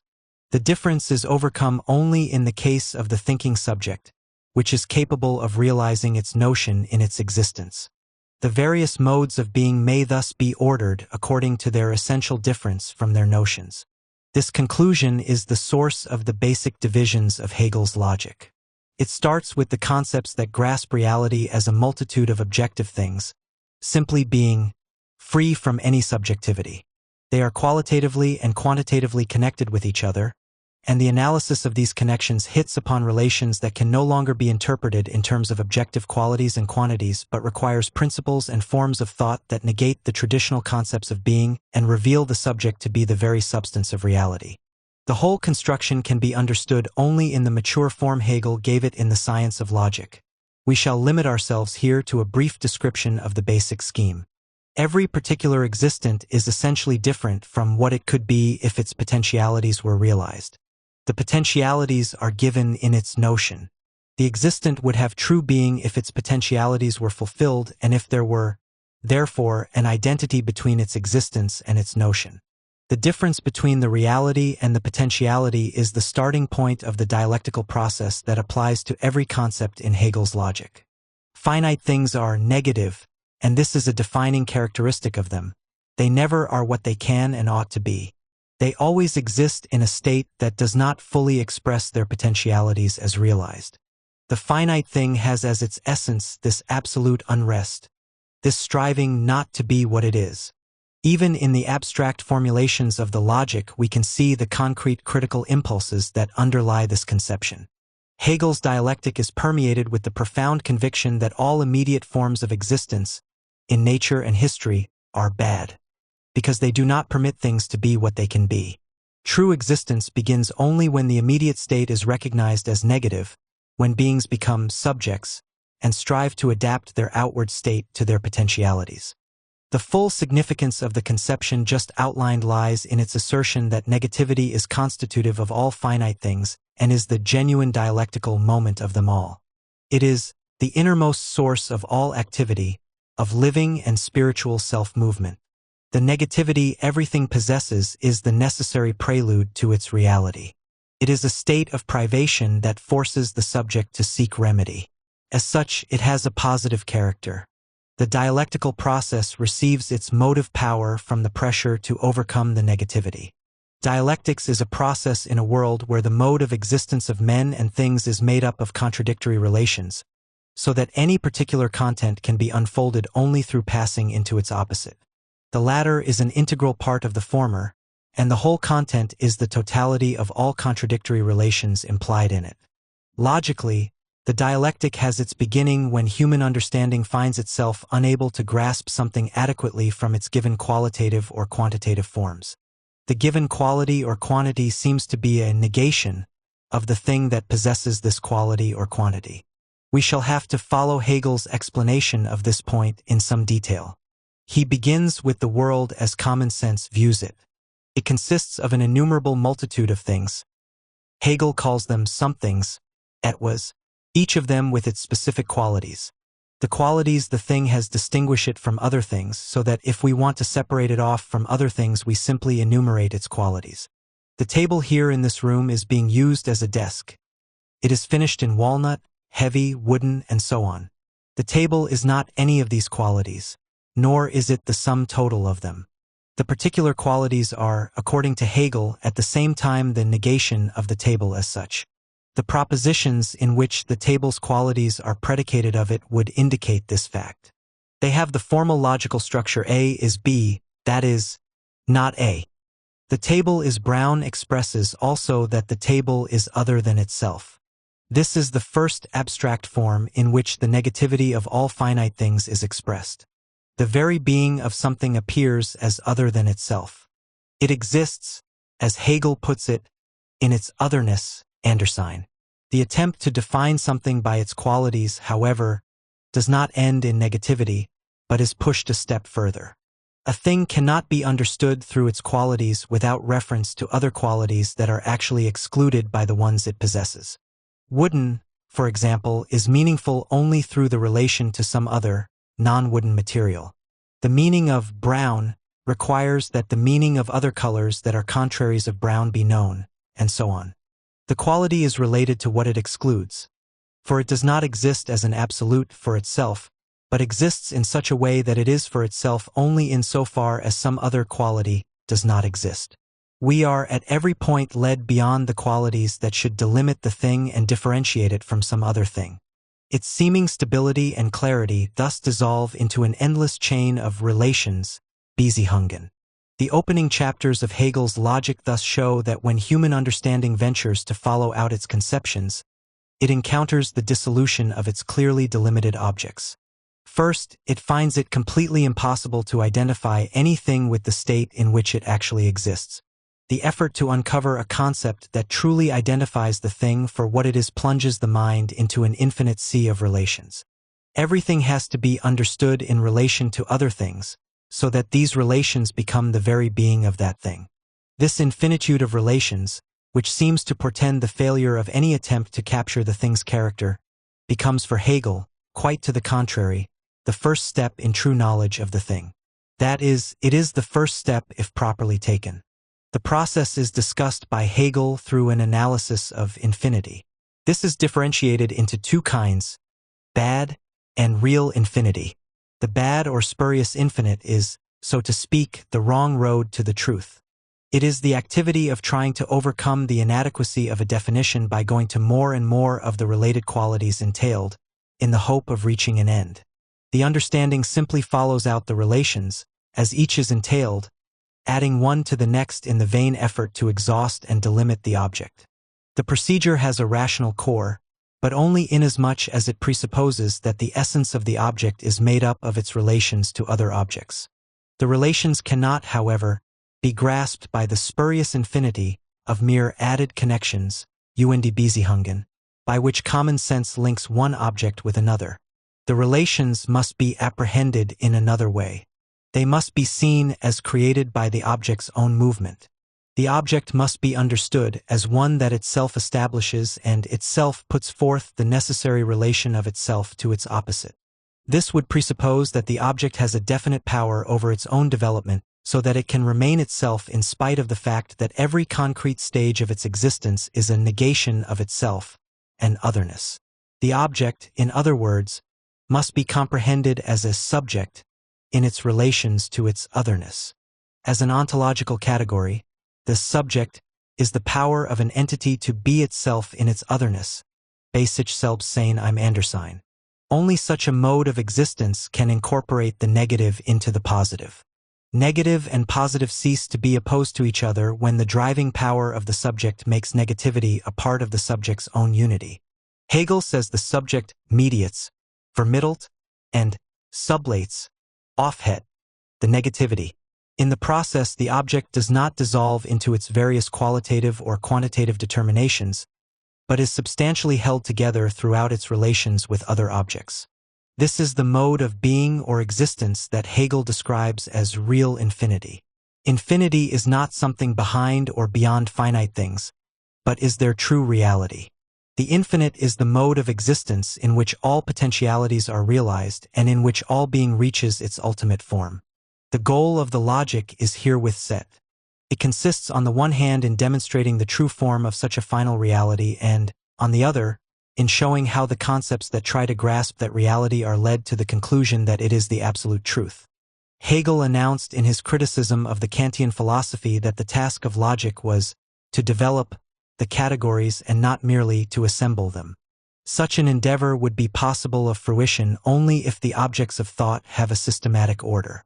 That order, Hegel says, is derived from the fact that all modes of being attain their truth through the free subject that comprehends them in relation to its own rationality. The arrangement of the logic reflects this systematic comprehension. It starts with the categories of immediate experience, which apprehend only the most abstract forms of objective being of material things, that is, namely quantity, quality, and measure. These are the most abstract, since they view every object as externally determined by other objects. Simple connection prevails in this case because the various modes of being are here externally connected with each other, and no being is comprehended as having an intrinsic relation to itself and to the other things with which it interacts. For example, an object is taken as constituting itself in the processes of attraction and repulsion. According to Hegel, this is an abstract and external interpretation of objectivity, since the dynamic unity of a being is here conceived as the product of some blind natural forces over which it exercises no power. The categories of simple connection are thus farthest from any recognition of the substance as subject. The categories Hegel treats in the second section of the Logic under the general title of relation Verhaltnis come one step closer to the goal. Substantiality, causality, and reciprocity do not denote abstract and incomplete entities, as did the categories of the first section, but real relations. A substance is what it is only in relation to its accidents. Likewise, a cause exists only in relation to its effects, and two interdependent substances only in their relation to each other. The connection is intrinsic. The substance, the all-embracing category of this group, denotes a movement much more intrinsic than the blind force of attraction and repulsion. It possesses a definite power over its accidents and effects, and through its own power it establishes its relation to other things, thus having the ability to unfold its own potentialities. It does not, however, possess knowledge of these potentialities and therefore does not possess the freedom of self-realization. Substantiality still denotes a relation of objects, of material things, or, as Hegel says, a relation of being. To grasp the world in its veritable being, we must grasp it with the categories of freedom, which are to be found only in the realm of the thinking subject. A transition is necessary from the relation of being to the relation of thought. The latter relation refers to that between the particular and the universal in the notion, the judgment, and the syllogism. To Hegel, it is not a relation of formal logic, but an ontological relation, and the true relation of all reality. The substance of nature, as well as history, is a universal that unfolds itself through the particular. The universal is the natural process of the genus, realizing itself through the species and individuals. In history, the universal is the substance of all development. The Greek city-state, modern industry, a social class, all these universalities are actual historical forces that cannot be dissolved into their components. On the contrary, the individual facts and factors obtain their meaning only through the universal to which they belong. The individual is determined not by his particular but by his universal qualities, for instance, by his being a Greek citizen, or a modern factory worker, or a bourgeois.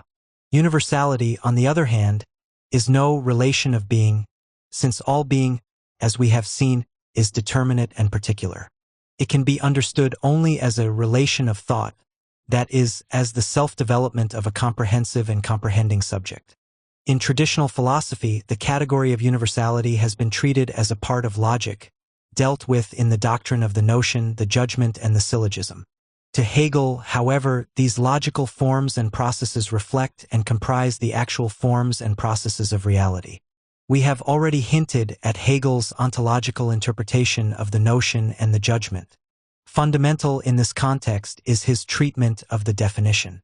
Within the logical tradition, the definition is the relation of thought that grasps the universal nature of an object in its essential distinction from other objects.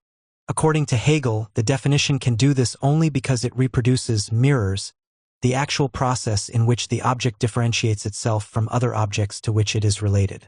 The definition must express, then, the movement in which a being maintains its identity through the negation of its conditions. In short, a real definition cannot be given in one isolated proposition, but must elaborate the real history of the object, for its history alone explains its reality. The real definition of a plant, for instance, must show the plant constituting itself through the destruction of the seed by the bud and of the bud by the blossom. It must tell how the plant perpetuates itself in its interaction and struggle with its environment. Hegel calls the definition the self-preservation and explains this usage. In defining living things, their characteristics must be derived from the weapons of attack and defense with which these things preserve themselves from other particular things. In all these cases, thought seizes the real relations of the objective world and presents us with the knowledge of what the things are in themselves. These real relations thought has to ferret out because they are hidden by the appearance of things. For this reason, thought is more real than its objects. Moreover, thought is the existential attribute of a being that comprehends all objects, in the twofold sense that it understands and comprises them. The objective world comes to its true form in the world of the free subject, and the objective logic terminates in the subjective logic. In the Genensor system, the latter is treated in the section on metaphysics. It expounds the categories and principles that comprehend all objectivity as the arena of the developing subject, that is, as the arena of reason. The rough outlines we have provided of Hegel's main ideas will be more clearly elaborated when we discuss the final system of logic. Hegel's first logic already manifests the endeavor to break through the false fixity of our concepts and to show the driving contradictions that lurk in all modes of existence and call for a higher mode of thought. The logic presents only the general form of the dialectic in its application to the general forms of being. The more concrete applications appear in Hegel's real philosophy, particularly in his social philosophy. We shall not dwell now on the difficult transition from the logic and metaphysics to the philosophy of nature, which will be discussed with the final logic, but shall pass directly to the Genensor philosophy of mind, which deals with the historical realization of the free subject, man. 2. The philosophy of mind. The history of the human world does not begin with the struggle between the individual and nature, since the individual is really a later product in human history. The community, Allgemeinheit, comes first, although in a ready-made, immediate form. It is as yet not a rational community and does not have freedom as its quality. Consequently, it soon splits up into numerous antagonisms. Hegel calls this original unity in the historical world consciousness, thus re-emphasizing that we have entered a realm in which everything has the character of the subject. The first form consciousness assumes in history is not that of an individual but of a universal consciousness, perhaps best represented as the consciousness of a primitive group with all individuality submerged in the community. Feelings, sensations, and concepts are not properly the individual's but are shared among all, so that the common and not the particular determines the consciousness. But even this unity contains opposition. Consciousness is what it is only through its opposition to its objects. To be sure, these, as objects of consciousness, are comprehended objects, begriffen object, or objects that cannot be divorced from the subject. Their being comprehended is part of their character as objects. Either side of the opposition, consciousness or its objects, thus has the form of subjectivity, as do all the other types of opposition in the realm of mind. The integration of the opposing elements can only be an integration within subjectivity. The world of man develops, Hegel says, in a series of integrations of opposites. In the first stage, the subject and its object take the form of consciousness and its concepts. In the second stage, they appear as the individual in conflict with other individuals, and in the final stage they appear as the nation. The last stage alone represents the attainment of a lasting integration between subject and object. The nation has its object in itself. Its effort is directed solely towards reproducing itself. Corresponding to the three stages are three different media of integration: language, labor, and property. Language is the medium in which the first integration between subject and object takes place. It is also the first actual community, Allgemeinheit, in the sense that it is objective and shared by all individuals. On the other hand, language is the first medium of individuation, for through it the individual obtains mastery over the objects he knows and names. A man is able to stake out his sphere of influence and keep others from it only when he knows his world, is conscious of his needs and powers, and communicates this knowledge to others. Language is thus also the first lever of appropriation. Language, then, makes it possible for an individual to take a conscious position against his fellows and to assert his needs and desires against those of the other individuals. The resulting antagonisms are integrated through the process of labor, which also becomes the decisive force for the development of culture. The labor process is responsible for various types of integration, conditioning all the subsequent forms of community that correspond to these types. The family, civil society, and the state, the latter two terms appear only later in Hegel's philosophy. Labor first unites individuals into the family, which appropriates as family property the objects that provide for its subsistence. The family, however, finds itself and its property among other property-owning families.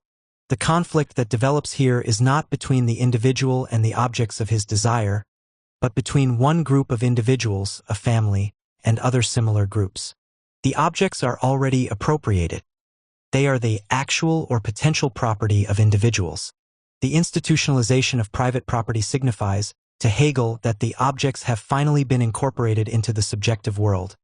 The objects are no longer dead things, but belong in their totality to the sphere of the self-realization of the subject. Man has toiled and organized them, and has thus made them part and parcel of his personality.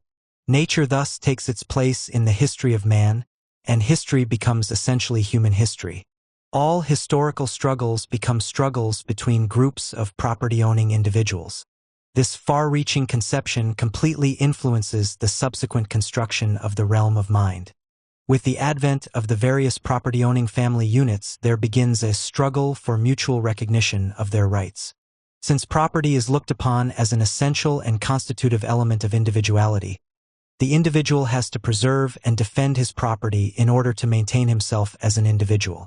The consequent life and death struggle, Hegel says, can come to an end only if the opposed individuals are integrated into the community of the nation, Volk. This transition from family to nation corresponds roughly to the transition from a state of nature to a state of civil society, as the political theories of the 18th century conceived it. Hegel's interpretation of the struggle for mutual recognition will be explained in our discussion of the phenomenology of mind, in which it becomes the entering wedge for freedom. The consequence of the struggle for mutual recognition is a first real integration that gives the groups or individuals in conflict an objective common interest. The consciousness that achieves this integration is again a universal, the Volksgeist, but its unity is no longer a primitive and immediate one. It is rather a product of self-conscious efforts to make the existing antagonisms work in the interest of the whole. Hegel calls it a mediated, vermittelt unity. The term mediation here manifests its concrete significance. The activity of mediation is no other than the activity of labor. Through his labor, man overcomes the estrangement between the objective world and the subjective world. He transforms nature into an appropriate medium for his self-development. When objects are taken and shaped by labor, they become part of the subject who is able to recognize his needs and desires in them. Through labor, moreover, man loses that atomic existence wherein he is, as an individual opposed to all other individuals. He becomes a member of a community. The individual, by virtue of his labor, turns into a universal. For labor is of its very nature a universal activity. Its product is exchangeable among all individuals. In his further remarks on the concept of labor, Hegel actually describes the mode of labor characteristic of modern commodity production.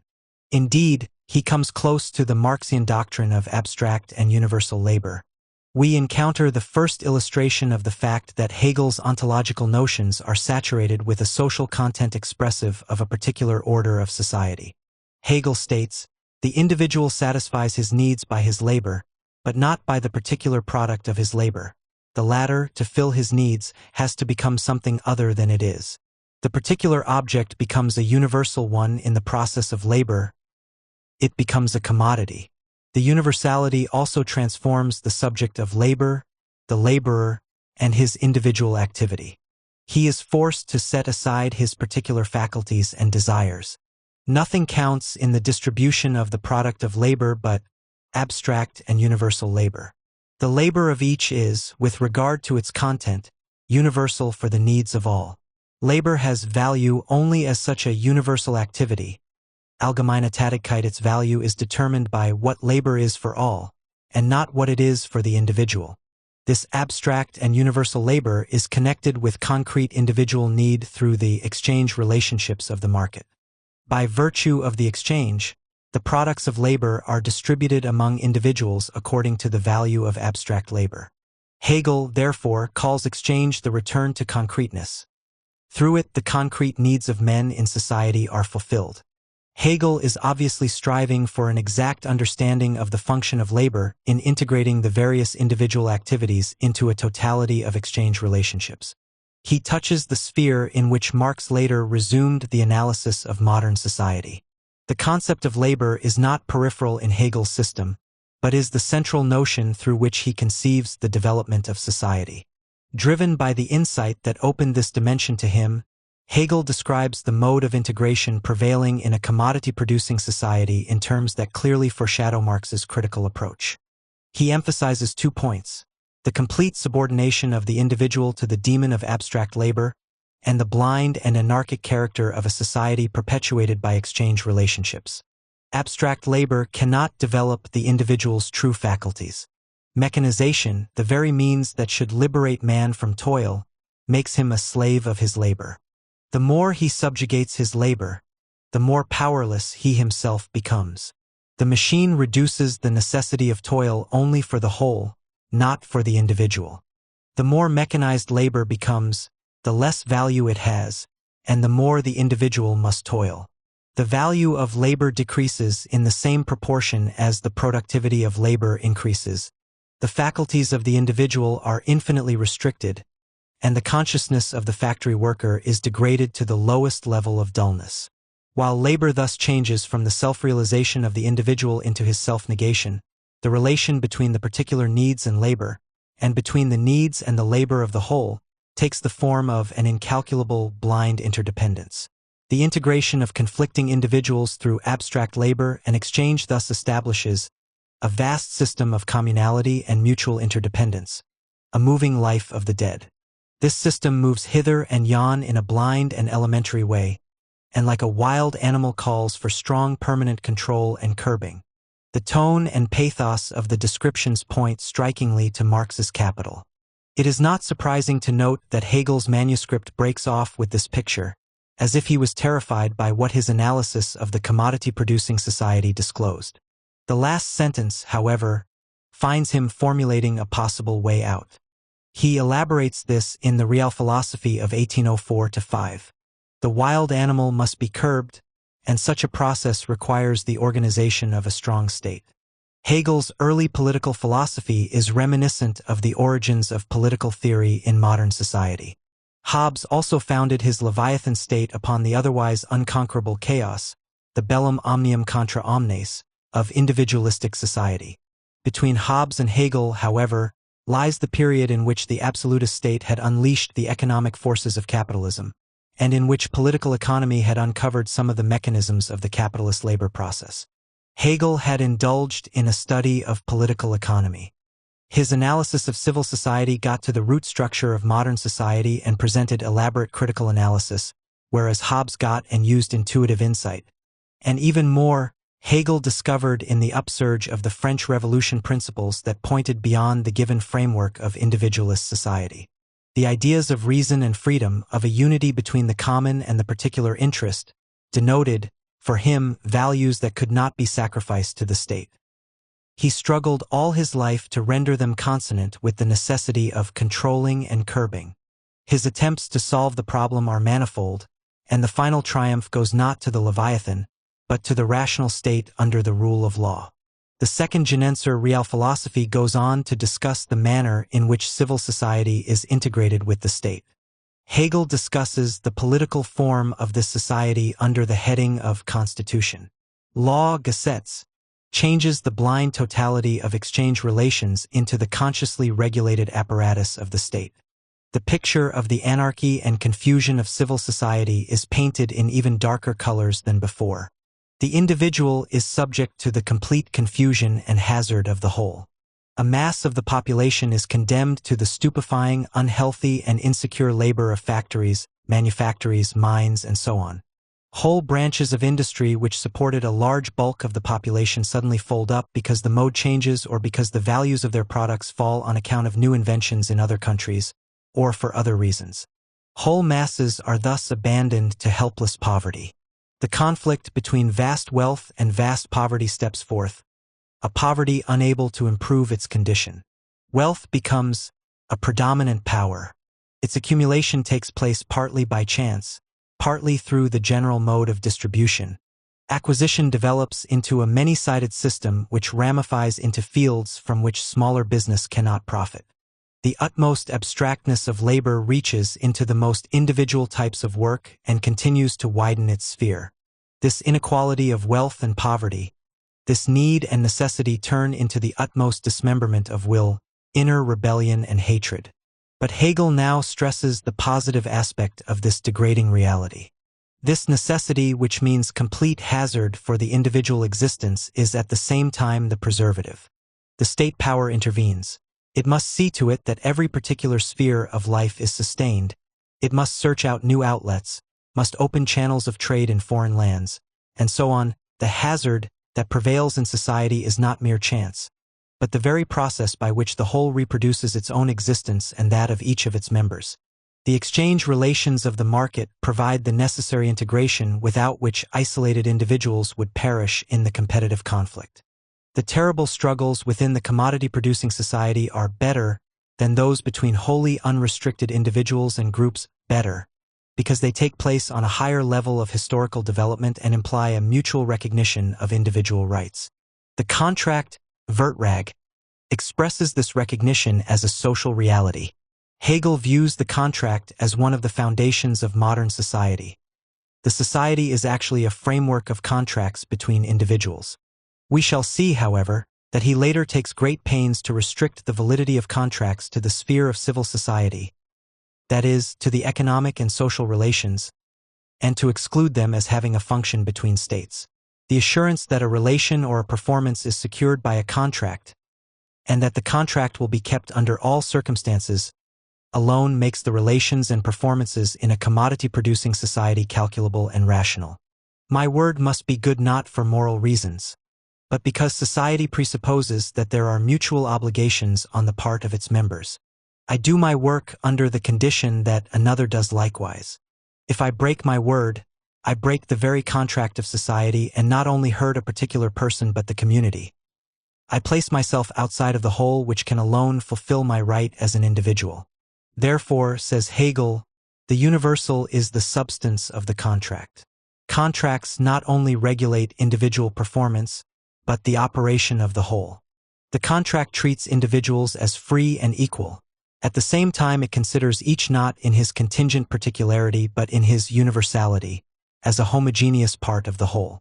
This identity of the particular and the universal is, of course, not yet realized.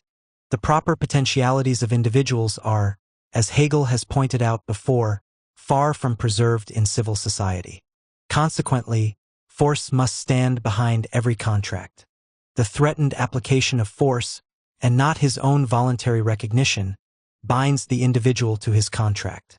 The contract thus involves the possibility of breach of the contract and the revolt of the individual against the whole.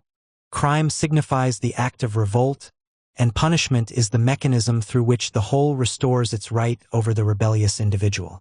The recognition of the rule of law represents that stage of integration in which the individual reconciles himself with the whole.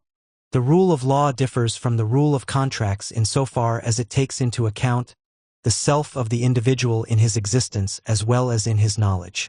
The individual knows that he can exist only by force of the law, not only because it protects him, but because he sees it to represent the common interest, which, in the last analysis, is the sole guarantee of his self-development. Individuals perfectly free and independent, yet united in a common interest, this is the proper notion of the law. The individual is confident that he finds himself, his essence in the law, and that the law preserves and sustains his essential potentialities. Such a conception presupposes a state whose laws really manifest the free will of associated individuals, as if they had assembled and decided upon the best legislation for their common interest.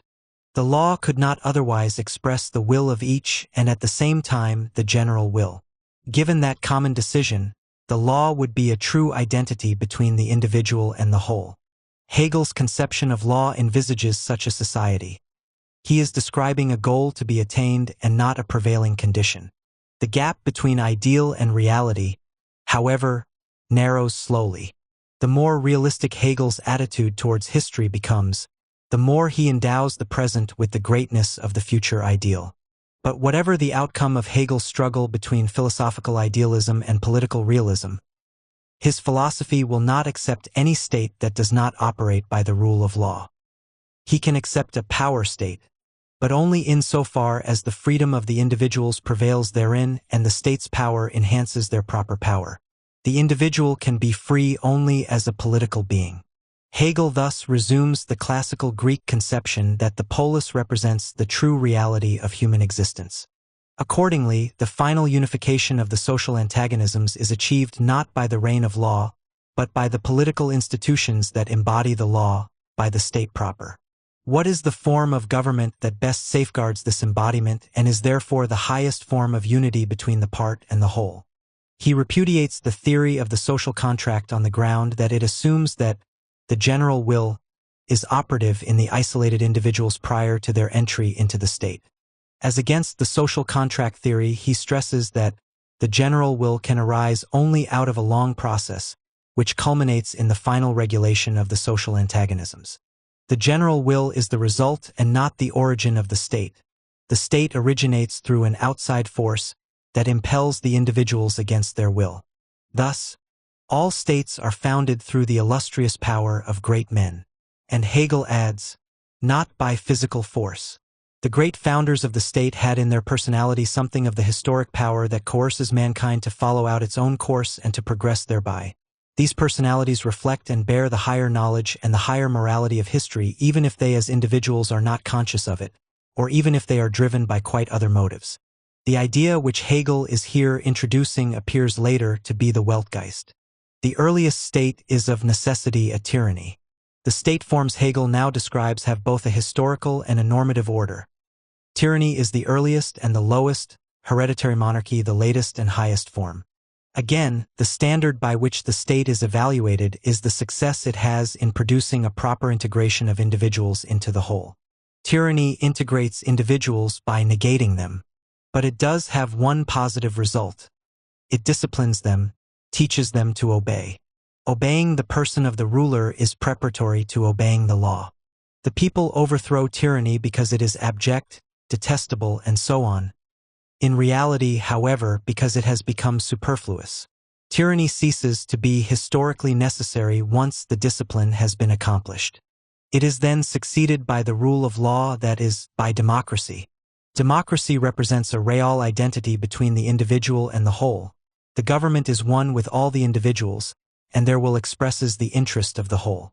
The individual pursues his own particular interest, hence he is the bourgeois. But he also occupies himself with the needs and tasks of the whole, hence he is the citoyen. Hegel illustrates democracy by reference to the Greek city-state. There, the unity between the individual and the general will was still fortuitous. The individual had to yield to the majority, which was accidental in its turn. Such a democracy, therefore, could not represent the ultimate unity between the individual and the whole.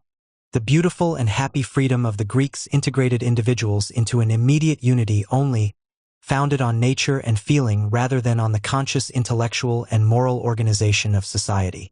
Mankind had to advance to a higher form of the state beyond this one, to a form in which the individual unites himself freely and consciously with others into a community that in turn preserves his real essence. The best guardian of such a unity, in Hegel's opinion, is hereditary monarchy. The person of the monarch represents the whole elevated above all special interests. Monarch by birth, he rules, as it were, by nature, untouched by the antagonisms of society. He is, therefore, the most stable and enduring point in the movement of the whole. Public opinion is the tie that binds the spheres of life and controls their course. The state is neither an enforced nor a natural unity, but a rational organization of society through its various estates. In each estate, the individual indulges his own specific activity and yet serves the community. Each estate has its particular place, its consciousness, and its morality, but the estates terminate in the universal estate, that is, in the state functionaries who attend to nothing except the general interest. The functionaries are elected and each sphere, town, guild, and so on administers its own affairs. More important than these details are the questions: what qualities does hereditary monarchy possess that justify its place of honor in the philosophy of mind? How does this state form fulfill the principles that guided the construction of that philosophy? Hegel looked upon hereditary monarchy as the Christian state par excellence, or, more strictly, as the Christian state that came into being with the German Reformation. To him, this state was the embodiment of the principle of Christian liberty, which proclaimed the freedom of man's inner conscience and his equality before God. Hegel thought that without this inner freedom, the outer freedom democracy was supposed to institute and protect was of no avail. The German Reformation represented to his mind the great turning point in history that came with the pronouncement that the individual was really free only when he had become self-conscious of his inalienable autonomy. Protestantism had established this self-consciousness and shown that Christian liberty implied, in the sphere of the social reality, submission and obedience to the divine hierarchy of the state. We shall deal further with this matter when we reach the philosophy of right. One question still to be answered affects the whole structure of Hegel's system. The historical world, insofar as it is built, organized, and shaped by the conscious activity of thinking subjects, is a realm of mind. But the mind is fully realized and exists in its true form only when it indulges in its proper activity, namely in art, religion, and philosophy. These domains of culture are, then, the final reality, the province of ultimate truth. And this is precisely Hegel's conviction. The absolute mind lives only in art, religion, and philosophy. All three have the same content in a different form. Art apprehends the truth by mere intuition, Anschauung, in a tangible and therefore limited form. Religion perceives it free of such limitation, but only as mere assertion and belief. Philosophy comprehends it through knowledge and possesses it as its inalienable property. On the other hand, these spheres of culture exist only in the historical development of mankind, and the state is the final stage of this development. What, then, is the relation between the state and the realm of absolute mind? Does the rule of the state extend over art, religion, and philosophy, or is it rather limited by them? The problem has been frequently discussed. It has been pointed out that Hegel's attitude underwent several changes, that he was first inclined to elevate the state above the cultural spheres, that he then coordinated it with or even subordinated it to them, and that he then returned to the original position, the predominance of the state. There are apparent contradictions in Hegel's statements on this point even within the same philosophical period. In the second Genenzer Realphilosophy he declares that the absolute mind is at first the life of a nation in general. However, the mind has to free itself from this life, and he says, moreover, that with art, religion, and philosophy, the absolute free mind produces a different world, one in which it has its proper form, where its work is accomplished, and where the mind attains the intuition of its own as its own. Contrary to these statements, Hegel says in his discussion of the relation between religion and the state that the government stands above all. It is the mind which knows itself as the universal essence and reality. Furthermore, he calls the state the reality of the kingdom of heaven. The state is the spirit of reality. Whatever appears within the state must conform to it.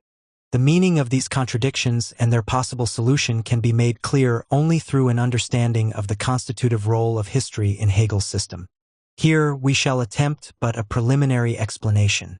Hegel's first system already reveals the outstanding traits of his philosophy, especially its emphasis on the universal as the true being. We indicated in our introduction the socio-historical roots of this universalism, showing that its base was the lack of a community in individualist society. Hegel remained faithful to the heritage of the 18th century and incorporated its ideals into the very structure of his philosophy. He insisted that the truly universal was a community that preserved and fulfilled the demands of the individual. One might interpret his dialectic as the philosophic attempt to reconcile his ideals with an antagonistic social reality. Hegel recognized the great forward surges that must be generated by the prevailing order of society, the development of material as well as cultural productivity, the destruction of obsolete power relations that hampered the advance of mankind, and the emancipation of the individual so that he might be the free subject of his life. When he stated that every immediate unity, which does not imply an opposition between its component parts, is, with regard to the possibilities of human development, inferior to a unity produced by integrating real antagonisms, he was thinking of the society of his own time. The reconciliation of the individual and the universal seemed impossible without the full unfolding of those antagonisms which push the prevailing forms of life to a point where they openly contradict their content. Hegel has described this process in his picture of modern society. The actual conditions of modern society are the strongest instance of dialectic in history. There is no doubt that these conditions, however they might be justified on the ground of economic necessity, contradict the ideal of freedom. The highest potentialities of mankind lie in the rational union of free individuals, that is, in the universal and not in fixed particularities. The individual can hope to fulfill himself only if he is a free member of a real community. The enduring quest for such a community amidst the haunting terror of an anarchic society is at the back of Hegel's insistence upon the intrinsic connection between truth and universality. He was thinking of the fulfillment of that quest when he designated the true universality as the end of the dialectical process and as the final reality. Time and again, the concrete social implications of the concept of universality break through his philosophic formulations, and the picture of an association of free individuals united in a common interest comes clearly to light. We quote the famous passage in the Aesthetics: "True independence consists alone in the unity and in the interpenetration of both the individuality and the universality with each other. The universal acquires through the individual its concrete existence, and the subjectivity of the individual and particular discovers in the universal the unassailable basis and the most genuine form of its reality. In the ideal state, it is precisely the particular individuality which ought to persist in inseparable harmony with the substantive totality, and to the full extent that freedom and independence of the subjectivity may attach to the ideal, the world environment of conditions and relations should possess no essential objectivity apart from the subject and the individual. The philosophy of mind, and in fact the whole of the Hegelian system, is a portrayal of the process whereby the individual becomes universal, and whereby the construction of universality takes place." For The Phenomenology of Mind, 1807. Hegel wrote The Phenomenology of Mind in 1806 in Jena while the Napoleonic armies were approaching that city. He finished it as the Battle of Jena sealed the fate of Prussia and enthroned the heir of the French Revolution over the powerless remnants of the old German Reich. The feeling that a new epoch in world history had just begun pervades Hegel's book. It marks his first philosophical judgment on history and draws its final conclusions from the French Revolution, which now becomes the turning point of the historical as well as the philosophical way to truth. Hegel saw that the result of the French Revolution was not the realization of freedom, but the establishment of a new despotism. He interpreted its course and its issue not as a historical accident, but as a necessary development. The process of emancipating the individual necessarily results in terror and destruction as long as it is carried out by individuals against the state, and not by the state itself. The state alone can provide emancipation, though it cannot provide perfect truth and perfect freedom.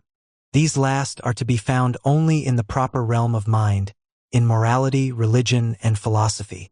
We have already encountered this sphere as the realization of truth and freedom in Hegel's first philosophy of mind. There, however, they were founded on an adequate state order and remained in an intrinsic connection with it. This connection is all but lost in the phenomenology of mind. The state ceases now to have an all-embracing significance.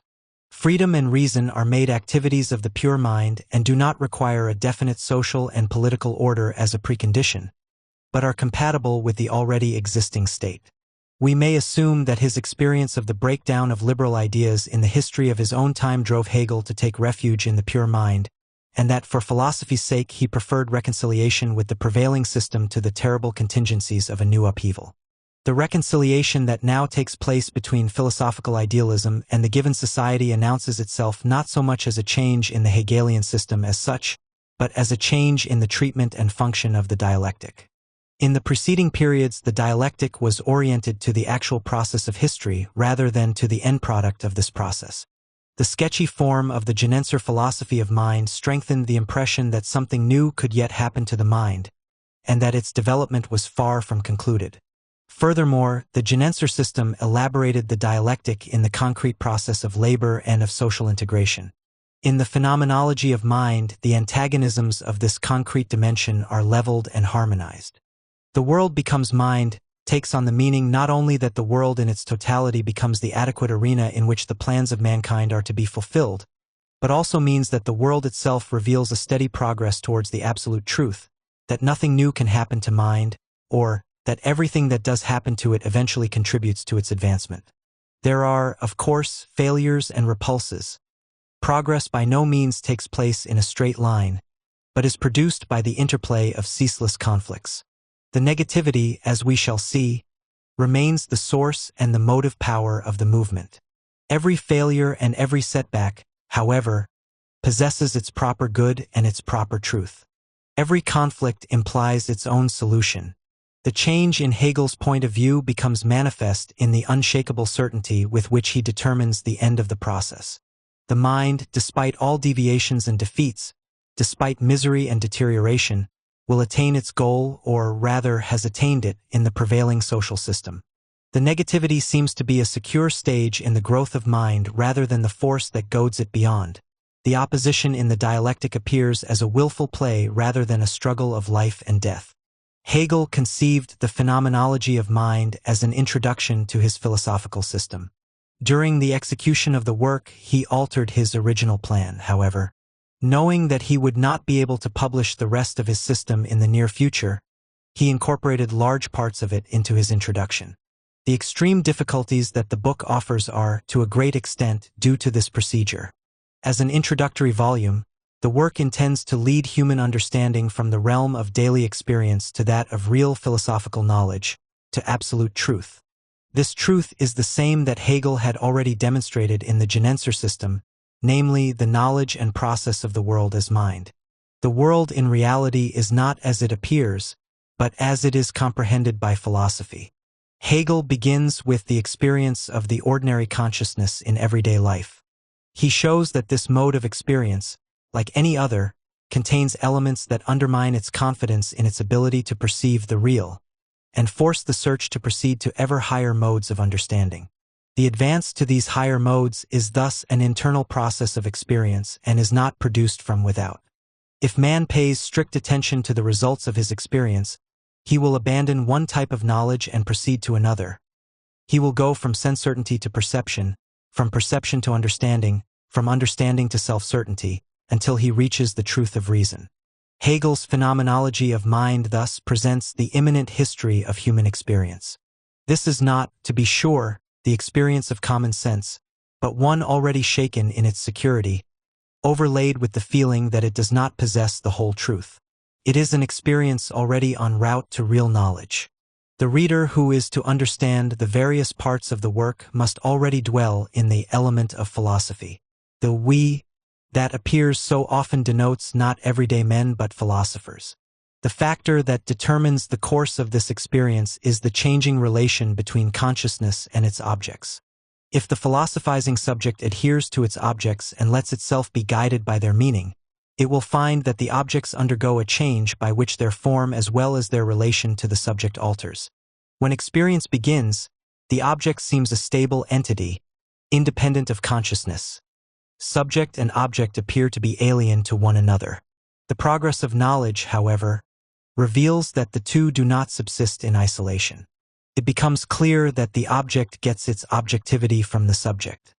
The real, which consciousness actually holds in the endless flux of sensations and perceptions, is a universal that cannot be reduced to objective elements free of the subject, for example, quality, thing, force, laws. In other words, the real object is constituted by the intellectual activity of the subject. Somehow, it essentially pertains to the subject. The latter discovers that it itself stands behind the objects, that the world becomes real only by force of the comprehending power of consciousness. This is, however, at first nothing but a restatement of the case of transcendental idealism, or, as Hegel says, it is a truth only for us, the philosophizing subjects, and not yet a truth manifested in the objective world. Hegel goes further. He says, self-consciousness has yet to demonstrate that it is the true reality. It must actually make the world its free realization. Referring to this task, Hegel declares the subject to be absolute negativity, signifying that it has the power to negate every given condition and to make it its own conscious work.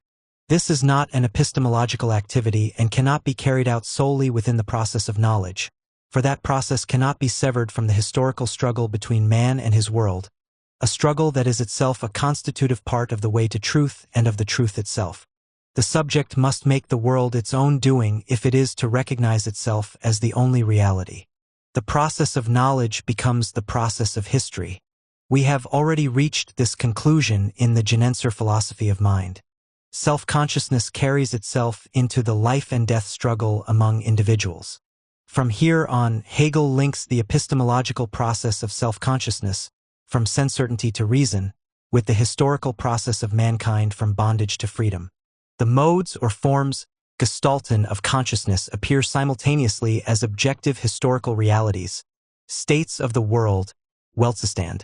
The constant transition from philosophical to historical analysis, which has often been criticized as a confusion or an arbitrary metaphysical interpretation of history, is intended to verify and demonstrate the historical character of the basic philosophical concepts. All of them comprehend and retain actual historical stages in the development of mankind. Each form of consciousness that appears in the imminent progress of knowledge crystallizes as the life of a given historical epoch. The process leads from the Greek city-state to the French Revolution. Hegel describes the French Revolution as the unloosing of a self-destructive freedom, self-destructive because the consciousness that strove here to change the world in accordance with its subjective interests had not yet found its truth. In other words, man did not discover his real interest. He did not freely place himself under laws that secure his own freedom and that of the whole. The new state created by the revolution, Hegel says, only altered the external form of the objective world, making it a medium for the subject, but it did not achieve the subject's essential freedom. The achievement of the latter takes place in the transition from the French Revolutionary era to that of German idealist culture. The realization of true freedom is thus transferred from the plane of history to the inner realm of the mind. Hegel says, absolute freedom leaves its self-destructive sphere of reality, that is, the historical epoch of the French Revolution, and passes over into another realm, that of the self-conscious mind. Here, freedom is held to be true insofar as it is unreal. This new realm had been a discovery of Kant's ethical idealism. Within it, the autonomous individual gives himself the unconditional duty to obey universal laws that he imposes upon himself of his own free will. Hegel did not, however, regard this realm as the final abode of reason. The conflict that developed from Kant's reconciliation of the individual with the universal, a conflict between the dictate of duty and the desire for happiness, forced the individual to seek the truth in other solutions. He looks for it in art and religion and finally finds it in the absolute knowledge of dialectical philosophy. There, all opposition between consciousness and its object is overcome. The subject possesses and knows the world as its own reality, as reason. The phenomenology of mind in this way leads up to the logic. The latter unfolds the structure of the universe, not in the changing forms that it has for knowledge that is not yet absolute, but in its true essence. It presents the truth in its true form. Just as the experience with which the phenomenology began was not everyday experience, the knowledge with which it ends is not traditional philosophy, but a philosophy that has absorbed the truth of all previous philosophies and with it all the experience mankind has accumulated during its long trek to freedom. It is a philosophy of a self-conscious humanity that lays claim to a mastery of men and things and to its right to shape the world accordingly, a philosophy that enunciates the highest ideals of modern individualist society. After this brief preliminary survey of the broad perspective of the phenomenology of mind, we now turn to a discussion of its principal conceptions in greater detail. The preface to the Phenomenology is one of the greatest philosophical undertakings of all times, constituting no less an attempt than to reinstate philosophy as the highest form of human knowledge, as the science. We shall here limit ourselves to its main points. Hegel starts with a critical analysis of the philosophic currents of the turn of the 18th century, and proceeds to develop his concept of philosophy and philosophic truth. Knowledge has its source in the vision that essence and existence are distinct in the various cognitive processes. The objects it gets in immediate experience fail to satisfy knowledge, because they are accidental and incomplete, and it turns to seek the truth in the notion of objects, convinced that the right notion is not a mere subjective intellectual form, but the essence of things. This, however, is but the first step of knowledge. Its major effort is to demonstrate and expound the relation between essence and existence, between the truth preserved in the notion and the actual state in which things exist. The various sciences differ from each other by the way in which the objects they deal with are related to their truth. This is confusing unless one bears in mind that for Hegel truth signifies a form of existence as well as of knowledge, and that, consequently, the relation between a being and its truth is an objective relation of things themselves. Hegel illustrates this conception by contrasting mathematical and philosophical knowledge. The essence or nature of the right-angled triangle is that its sides are related just as the Pythagorean proposition has it, but this truth is outside the triangle. The proof of the proposition consists in a process carried on solely by the knowing subject. The triangle is taken to pieces, and its parts made into other figures to which the construction gives rise in the triangle. The necessity for the construction does not arise from the nature or notion of the triangle. The process of mathematical proof does not belong to the object. It is a function that takes place outside of the matter in hand. The nature of a right-angled triangle does not break itself up into factors in the manner set forth in the mathematical construction which is required to prove the proposition expressing the relation of its parts. The entire process of producing the result is an affair of knowledge which takes its own way of going about it. In other words, the truth about mathematical objects exists outside of themselves, in the knowing subject. These objects, therefore, are in a strict sense untrue and unessential external entities. The objects of philosophy, on the other hand, bear an intrinsic relation to their truth. For example, the principle that the nature of man requires freedom and that freedom is a form of reason is not a truth imposed upon man by an arbitrary philosophical theory, but can be proved to be the inherent aim of man, his very reality. Its proof is not advanced by the external process of knowledge but by the history of man. In philosophy, the relation of an object to its truth is an actual happening, gestuehen. To come back to the example, man finds that he is not free, that he is separated from his truth, leading a fortuitous, untrue existence. Freedom is something he must acquire by overcoming his bondage, and he acquires it when he eventually knows his true potentialities. Freedom presupposes conditions that render freedom possible, namely, conscious and rational mastery of the world. The known history of mankind verifies the truth of this conclusion. The notion of man is his history, as apprehended by philosophy. Thus, essence and existence are actually interrelated in philosophy, and the process of proving the truth there has to do with the existing object itself. The essence arises in the process of existence, and conversely, the process of existence is a return to the essence. Philosophical knowledge aims only at the essentials that have a constitutive bearing upon man's destiny and that of his world. The sole object of philosophy is the world in its true form, the world as reason. Reason, again, comes into its own only with the development of mankind. Philosophic truth, therefore, is quite definitely concerned with man's existence. It is his innermost prod and goal. This, in the last analysis, is the meaning of the statement that truth is immanent in the object of philosophy. The truth fashions the very existence of the object and is not, as in mathematics, indifferent to it. Existing in truth is a matter of life and death, and the way to truth is not only an epistemological but also a historical process. This relation between truth and existence distinguishes the philosophic method. A mathematical truth may be arrested in one proposition. The proposition is true and its contradictory is false. In philosophy, the truth is a real process that cannot be put into a proposition. The abstract or unreal is not its element and content, but the real, what is self-establishing, has life within itself, existence in its very notion. It is the process that creates its own moments in its course, and goes through them all. And the whole of this movement constitutes its positive content, and its truth. No single proposition can grasp this process. For instance, the proposition, the nature of man is freedom in reason, is, if taken by itself, untrue. It omits all the facts that make up the meaning of freedom and of reason, and that are assembled in the whole historical drive towards freedom and reason. Furthermore, the proposition is false insofar as freedom and reason can only appear as the result of the historical process. The conquest of bondage and irrationality, and hence bondage and irrationality themselves, are essential parts of the truth. Falsehood here is as necessary and real as truth. The falsehood must be conceived as the mistaken form or untruth of the real object, this object in its untrue existence. The false is the otherness, the negative aspect of the substance, but none the less a part of it and hence constitutive in its truth. The dialectical method conforms to this structure that the philosophic object has, and attempts to reconstruct and follow its real movement.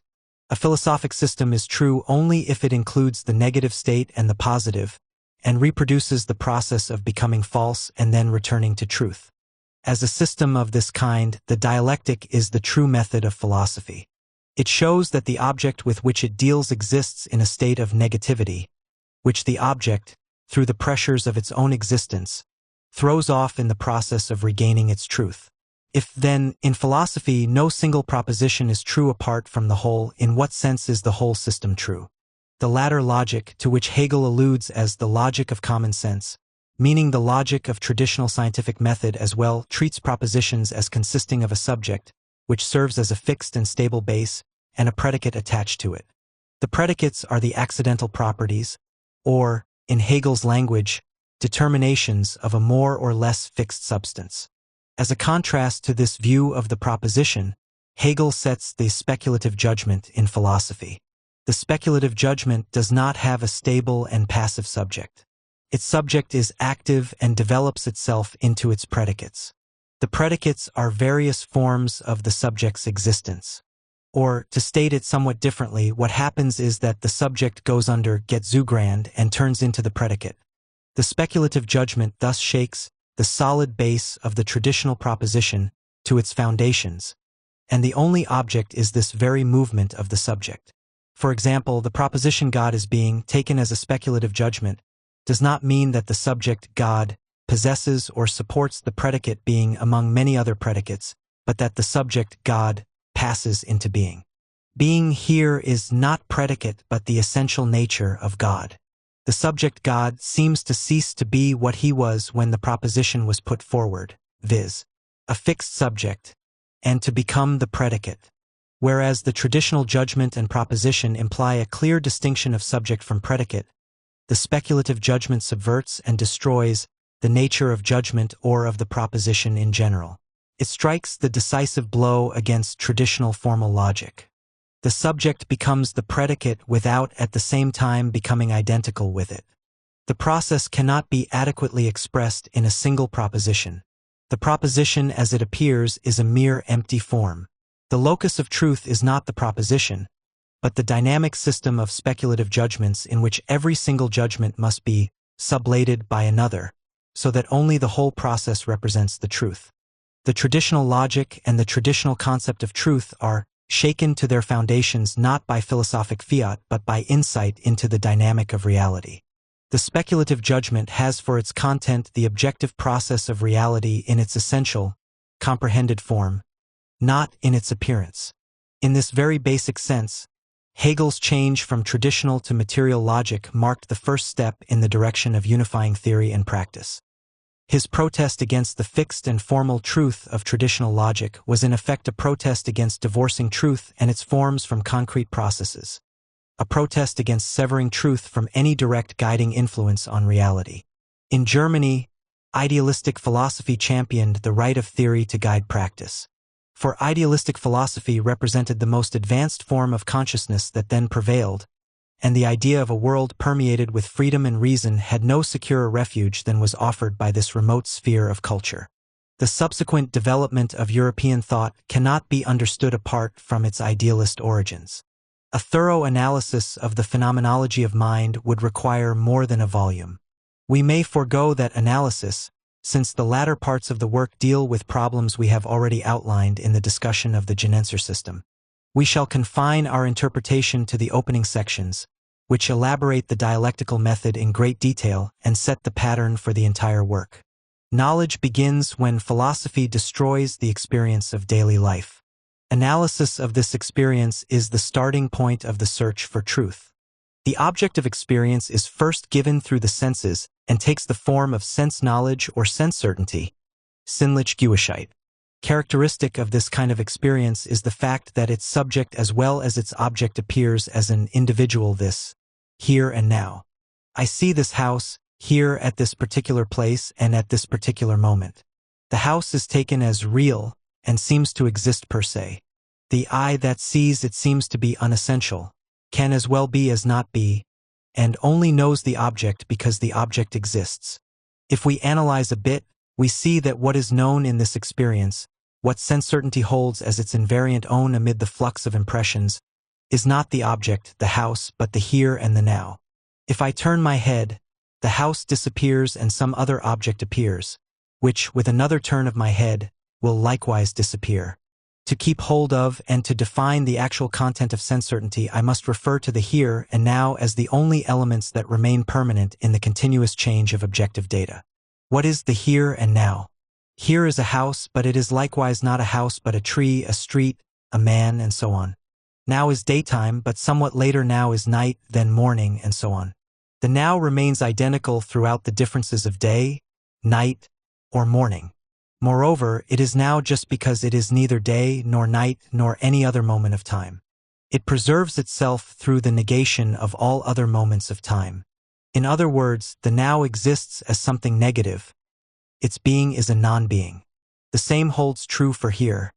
Here is neither the house nor the tree nor the street, but what is and remains in the disappearance of the house, tree, and so on, and is indifferently house, tree.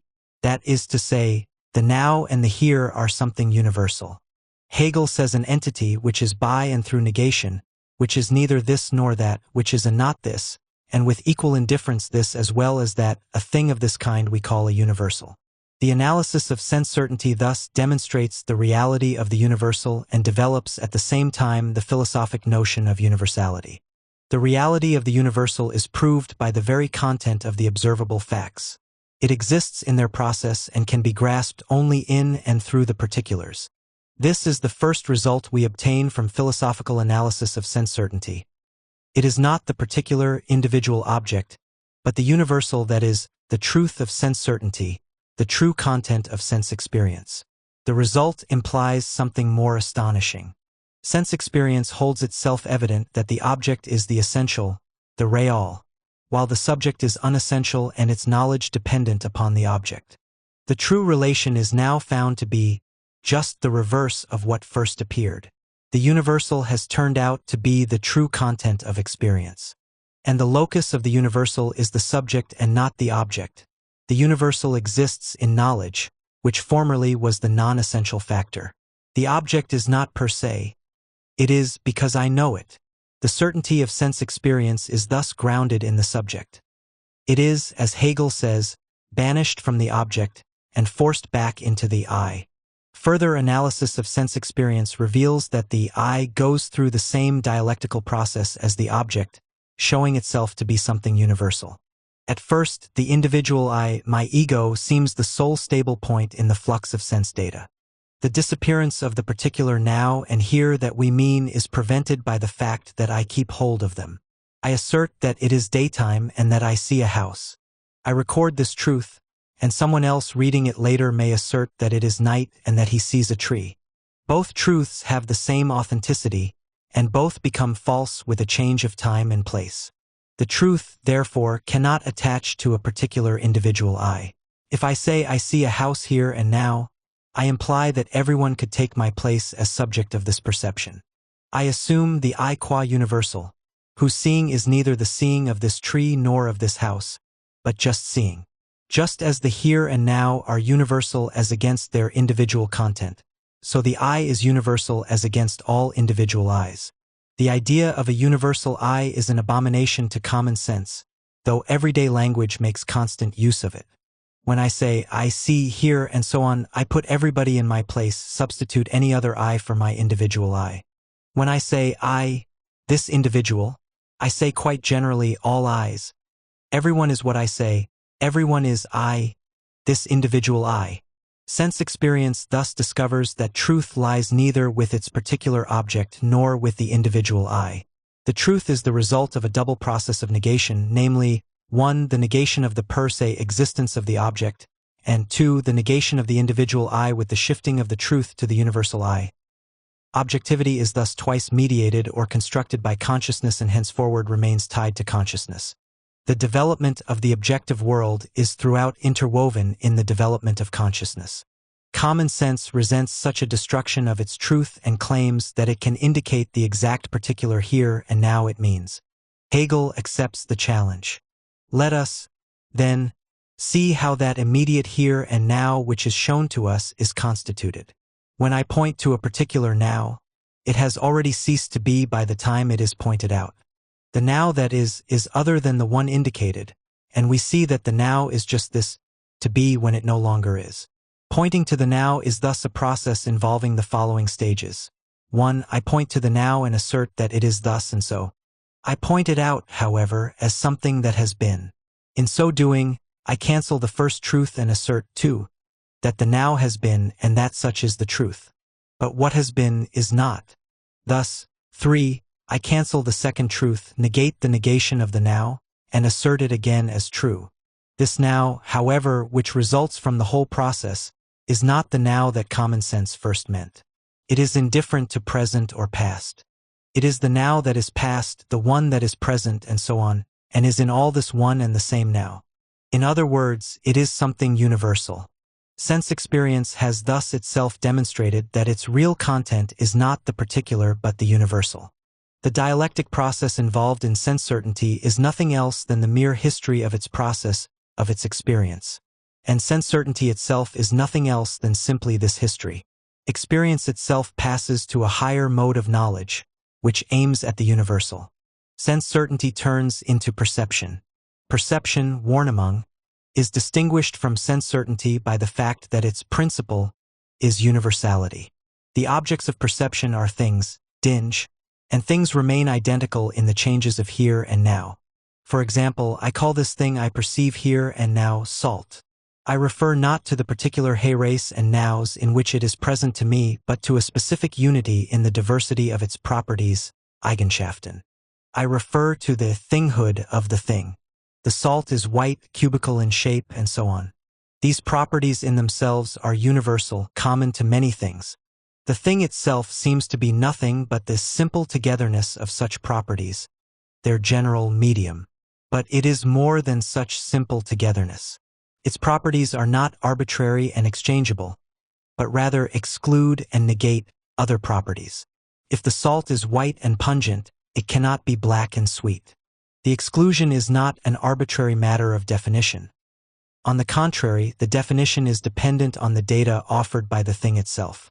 It is the salt that excludes and negates certain properties that contradict its being salt. The thing is thus not a unity indifferent to what it is, but an excluding, repelling unity. So far, the object seems to be a definite one, which perception merely has to accept and to take unto itself passively. Perception, like sense experience, first gathers the truth from the object. But, like sense experience also, it discovers that the subject itself constitutes the objectivity of the thing. For when perception attempts to determine what the thing really is, it plunges into a series of contradictions. The thing is a unity and at the same time a multiplicity. The contradiction cannot be avoided by assigning the two aspects to each of the two factors of perception, so that unity is attached to the consciousness of the subject and the multiplicity to the object. Hegel shows that this would only lead to new contradictions.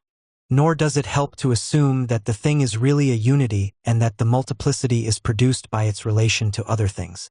All such attempts to escape the contradiction only serve to demonstrate that it is inescapable and constitutes the very content of perception. The thing is in itself unity and difference, unity in difference. Hegel's further analysis of this relationship leads to a new determination of universality. The real universal contains diversity and at the same time maintains itself as an excluding and repelling unity in all particular conditions. In this way, the analysis of perception goes beyond the point reached in the analysis of sense experience. The universal now denoted as the true content of knowledge bears a different character. The unity of the thing is not only determined but constituted by its relation to other things, and its thinghood consists in this very relation. The salt, for example, is what it is only in relation to our taste, to the food to which it is added, to sugar, and so on. The thing salt, to be sure, is more than the mere togetherness of such relations. It is a unity in and for itself, but this unity exists only in these relations and is nothing behind or outside them. The thing becomes itself through its opposition to other things. It is, as Hegel says, the unity of itself with its opposite or of being for itself with being for another. In other words, The very substance of the thing must be gleaned from its self-established relation to other things. This, however, is not within the power of perception to accomplish. It is the work of conceptual understanding. The analysis of perception produced unity in difference, or the unconditioned universal, as the true form of the object of knowledge, unconditioned because the unity of the thing asserts itself despite and through all delimiting conditions. When perception attempted to grasp the real content of its object, the thing turned out to be a self-constituting unity in a diversity of relations to other things. Hegel now introduces the concept of force to explain how the thing is held together as a self-determining unity in this process. The substance of the thing, he says, can only be understood as force. The concept of force takes in all the elements that philosophic analysis has so far found to be characteristic of the real object of knowledge. Force is itself a relation, the elements of which are distinct and yet not separate from each other. It is in all conditions not contingent but necessarily determined by itself. We shall not follow the details of Hegel's discussion of this concept, but shall limit ourselves to its conclusions. If we take the substance of things to be force, we actually split reality into two dimensions. We transcend the perceptible properties of things and reach something beyond and behind them, which we define as the real. For force is not an entity in the world of perception. It is not a thing or quality we can point to, such as white or cubical. We can only perceive the effect or expression of it, and for us its existence consists in this expression of itself. Force is nothing apart from its effect. Its being consists entirely in this coming to be and passing away. If the substance of things is force, their mode of existing turns out to be appearance. For a being that exists only as vanishing, one that is per se straightway non-being, we call a semblance shine. The term appearance or semblance has for Hegel a twofold meaning. It means first that a thing exists in such a way that its existence is different from its essence. Secondly, it means that that which appears is not mere seeming gloss or shine, but is the expression of an essence that exists only as appearing. In other words, the appearance is not a non-being but is the appearance of the essence. The discovery that force is the substance of things gives the process of knowledge insight into the realm of essence. The world of sense experience and perception is the realm of appearance. The realm of essence is a supersensible world beyond this changing and evanescent realm of appearance. Hegel calls this early vision of the essence the first and therefore imperfect manifestation of reason, imperfect because consciousness still finds its truth in the form of an object, that is, as something opposed to the subject. The realm of essence comes forth as the inner world of things. It remains for consciousness a bare and simple beyond, because consciousness does not as yet find itself in it. But truth cannot remain eternally out of reach of the subject if man is to escape from an untrue existence in an untrue world. The ensuing analysis therefore buckles down to the task of showing that behind the appearance of things is the subject itself, who constitutes their very essence. Hegel's insistence that the subject be recognized behind the appearance of things is an expression of the basic desire of idealism that man transform the estranged world into a world of his own. The phenomenology of mind accordingly follows through by merging the sphere of epistemology with the world of history, passing from the discovery of the subject to the task of mastering reality through self-conscious practice. The concept of force leads to the transition from consciousness to self-consciousness. If the essence of things is conceived as force, the stability of the objective world dissolves into an interplay of movement. The concept, however, means more than a mere play. A force wields a definite power over its effects and remains itself amid its various manifestations. In other words, it acts according to an inherent law, so that, as Hegel puts it, the truth of force is the law of force, das Gesetz der Kraft. The realm of essence is not, as it first seemed, a blind play of forces, but a domain of permanent laws determining the form of the perceptible world. While the multiplicity of these forms seems at first to require a corresponding multitude of laws, further analysis discloses that the diversity is but a deficient aspect of the truth, and knowledge, in setting out to unify the many laws into an overarching single law, succeeds in this early phase in gleaning the general form of such. Knowledge finds that things exist under a law if they have gathered and preserved all the moments of their appearance, into their inner essence and are capable of preserving their essential identity in their relations to all things. This identity of the substance, as we have already indicated, must be understood as the specific work of a subject that is essentially a constant process of unification of opposites. The previous analysis has disclosed that the essence of things is force, and the essence of force, law. Force under law is what characterizes the self-conscious subject. The essence of the objective world thus points to the existence of the self-conscious subject. Understanding finds nothing but itself when it seeks the essence behind the appearance of things. It is manifest that behind the so-called curtain, which is to hide the inner world, there is nothing to be seen unless we ourselves go behind there, as much in order that we may thereby see, as that there may be something behind there which can be seen. The truth of understanding is self-consciousness. The first chapter of the phenomenology has come to a close and the history of self-consciousness begins. Before we follow this history, we must evaluate the general significance of the first chapter. The reader learns that behind the curtain of appearance is not an unknown thing in itself, but the knowing subject. Self-consciousness is the essence of things. We usually say this is the step from Kant to Hegel, that is, from critical to absolute idealism. But to say only that is to omit the purpose that drove Hegel to make this transition. The first three sections of the phenomenology are a critique of positivism and, even more, of reification. To begin with the latter, Hegel attempts to show that man can know the truth only if he breaks through his reified world. We borrow the term reification from the Marxist theory, where it denotes the fact that all relations between men in the world of capitalism appear as relations between things, or that what in the social world seem to be the relations of things and natural laws that regulate their movement are in reality relations of men and historical forces. The commodity, for instance, embodies in all its qualities the social relations of labor. Capital is the power of disposing over men, and so on. By virtue of the inversion, the world has become an alienated, estranged world, in which man does not recognize or fulfill himself, but is overpowered by dead things and laws. Hegel hit upon the same fact within the dimension of philosophy. Common sense and traditional scientific thought take the world as a totality of things, more or less existing per se, and seek the truth in objects that are taken to be independent of the knowing subject. This is more than an epistemological attitude.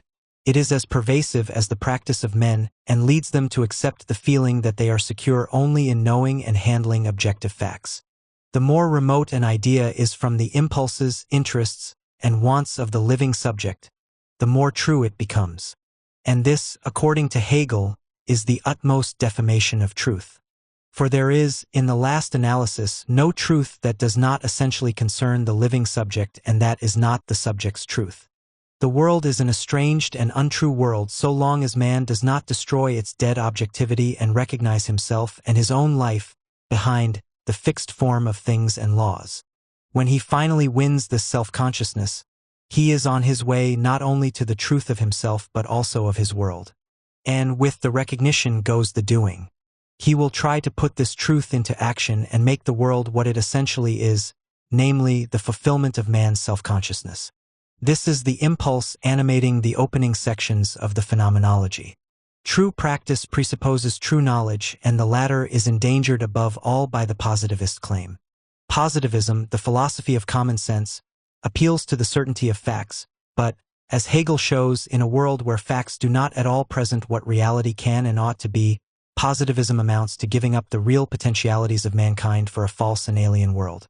The positivist attack on universal concepts, on the ground they cannot be reduced to observable facts, cancels from the domain of knowledge everything that may not yet be a fact.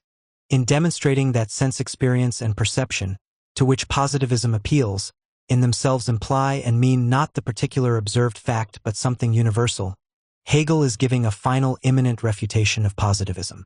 When he emphasizes time and again that the universal is preeminent over the particular, he is struggling against limiting truth to the particular given. The universal is more than the particular. This signifies in the concrete that the potentialities of men and things are not exhausted in the given forms and relations in which they may actually appear. It means that men and things are all they have been and actually are, and yet more than all this. Setting the truth in the universal expressed Hegel's conviction that no given particular form, whether in nature or society, embodies the whole truth. Moreover, it was a way of denouncing the isolation of men from things and of recognizing that their potentialities could not be preserved except in their red integration. In the treatment of self-consciousness, Hegel resumes the analysis begun in the System der Sittlichkeit and the Genenzer philosophy of mind, of the relation between the individual and his world. Man has learned that his own self-consciousness lies behind the appearance of things. He now sets out to realize this experience, to prove himself master of his world. Self-consciousness thus finds itself in a state of desire. Begeerd man, awakened to self-consciousness, desires the objects around him, appropriates and uses them. But in the process he comes to feel that the objects are not the true end of his desire, but that his needs can be fulfilled only through association with other individuals. Hegel says, self-consciousness attains its satisfaction only in another self-consciousness. The meaning of this rather strange statement is explained in the discussion of lordship and bondage that follows it. The concept of labor plays a central role in this discussion, in which Hegel shows that the objects of labor are not dead things but living embodiments of the subject's essence, so that in dealing with these objects, man is actually dealing with man. The individual can become what he is only through another individual. His very existence consists in his being for another. The relation, however, is by no means one of harmonious cooperation between equally free individuals who promote the common interest in the pursuit of their own advantage. It is rather a life-and-death struggle between essentially unequal individuals, the one a master and the other a servant. Fighting out the battle is the only way man can come to self-consciousness, that is, to the knowledge of his potentialities and to the freedom of their realization. The truth of self-consciousness is not the I but the we, the ego that is we and the we that is ego. In 1844, Marx sharpened the basic concepts of his own theory through a critical analysis of Hegel's phenomenology of mind. He described the alienation of labor in the terms of Hegel's discussion of master and servant. Marx was not familiar with the stages of Hegel's philosophy prior to the phenomenology, but he nevertheless caught the critical impact of Hegel's analysis, even in the attenuated form in which social problems were permitted to enter the phenomenology of mind. The greatness of that work he saw in the fact that Hegel conceived the self-creation of man, that is, the creation of a reasonable social order through man's own free action, as the process of reification and its negation. In short, that he grasped the nature of labor and saw man to be the result of his labor. Marx makes reference to Hegel's definitive insight, which disclosed to him that lordship and bondage result of necessity from certain relationships of labor, which are, in turn, relationships in a reified world. The relation of lord to servant is thus neither an eternal nor a natural one, but is rooted in a definite mode of labor and in man's relation to the products of his labor. Hegel's analysis actually begins with the experience that the world in which self-consciousness must prove itself is split into two conflicting domains, the one in which man is bound to his labor so that it determines his whole existence, and the other in which man appropriates and possesses another man's labor and becomes master by the very fact of this appropriation and possession. Hegel denotes the latter as the lord and the former as the bondsman. The bondsman is not a human being who happens to labor, but is essentially a laborer. His labor is his being. He works on objects that do not belong to him but to another. He cannot detach his existence from these objects. They constitute the chain from which he cannot get away. He is entirely at the mercy of him who owns these objects. It must be noted that according to this exposition, dependence of man on man is neither a personal condition nor grounded in personal or natural conditions, viz., inferiority, weakness, and so on, but is mediated by things. In other words, it is the outcome of man's relation to the products of his labor. Labor so shackles the laborer to the objects that his consciousness itself does not exist except in the form and shape of thinghood. He becomes a thing whose very existence consists in its being used. The being of the laborer is a being for another. Labor is, however, at the same time the vehicle that transforms this relationship. The laborer's action does not disappear when the products of his labor appear, but is preserved in them. The things labor shapes and fashions fill the social world of man, and function there as objects of labor. The laborer learns that his labor perpetuates this world. He sees and recognizes himself in the things about him. His consciousness is now externalized in his work and has passed into the condition of permanence. The man who toils and serves thus comes to view the independent being as himself. The objects of his labor are no longer dead things that shackle him to other men, but products of his work, and, as such, part and parcel of his own being. The fact that the product of his labor is objectified does not make it something other than the consciousness molding the thing through work, for just that form is his pure self-existence, which therein becomes truly realized. The process of labor creates self-consciousness not only in the laborer but in the master as well. Lordship is defined chiefly by the fact that the Lord commands objects he desires without working on them. He satisfies his type of need through having someone, not himself, work. His enjoyment depends upon his own freedom from labor. The laborer he controls delivers to him the objects he wants in an advanced form, ready to be enjoyed. The laborer thus preserves the Lord from having to encounter the negative side of things, that on which they become fetters on man.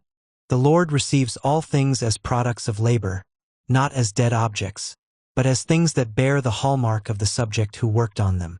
When he handles these things as his property, the Lord is really handling another self-consciousness, that of the laborer, the being through whom he attains his satisfaction.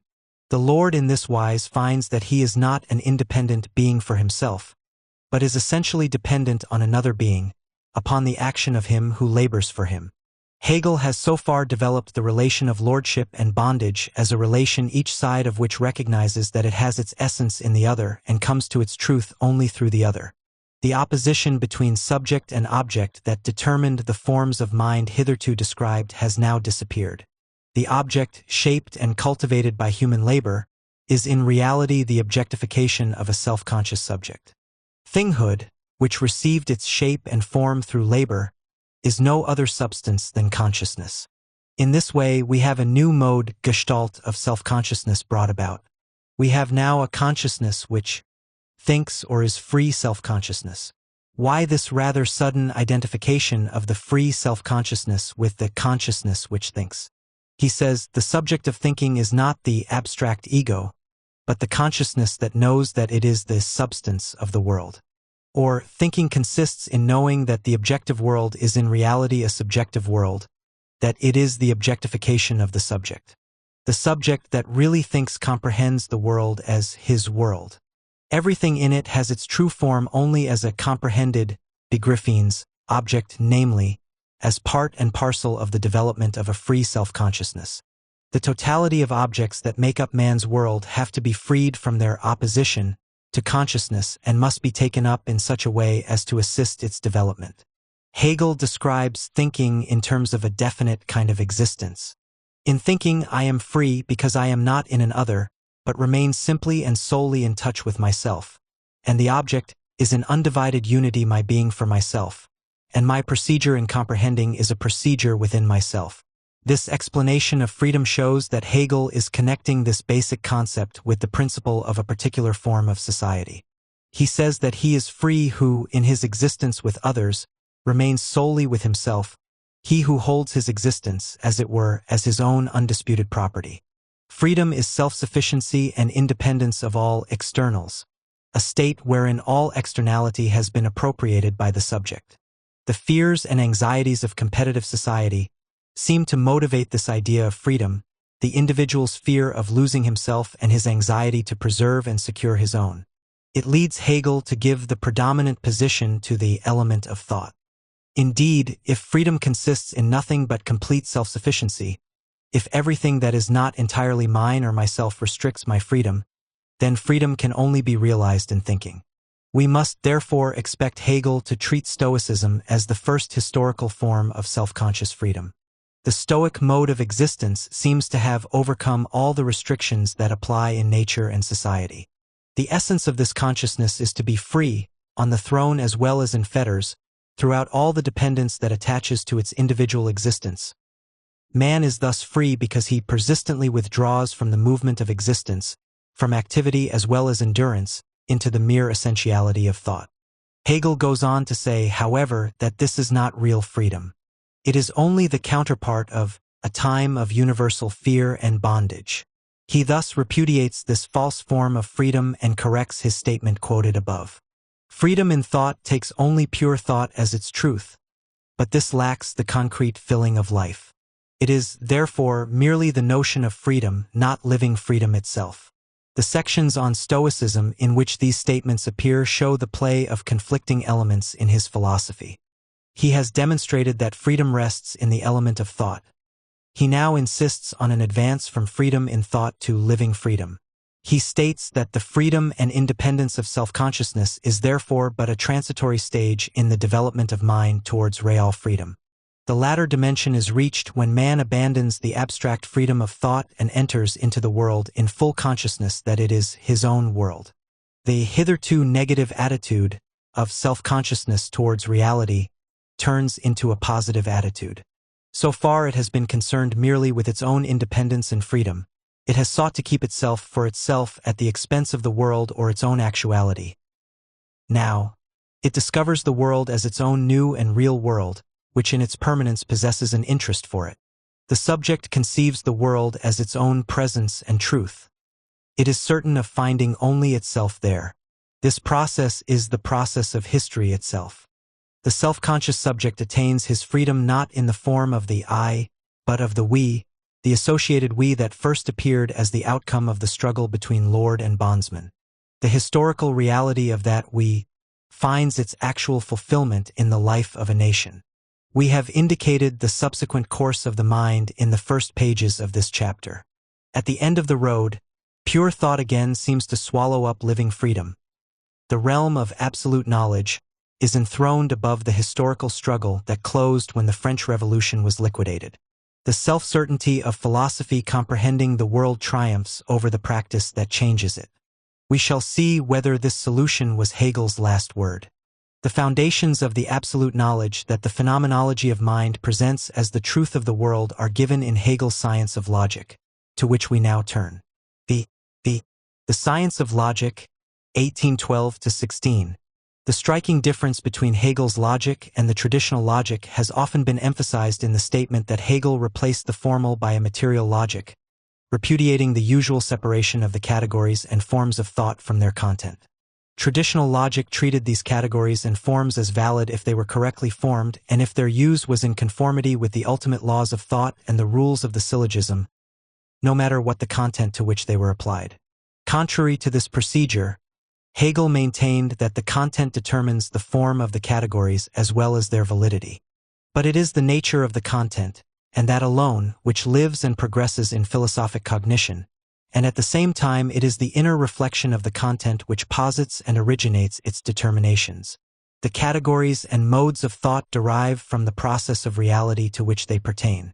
Their form is determined by the structure of this process. It is in this connection that the claim is often made that Hegel's logic was new. Novelty is supposed to consist in his use of the categories to express the dynamic of reality. In point of fact, however, this dynamic conception was not a Hegelian innovation. It occurs in Aristotle's philosophy where all forms of being are interpreted as forms and types of movement. Aristotle attempted exact philosophical formulation in dynamic terms. Hegel simply reinterpreted the basic categories of Aristotle's metaphysics and did not invent new ones.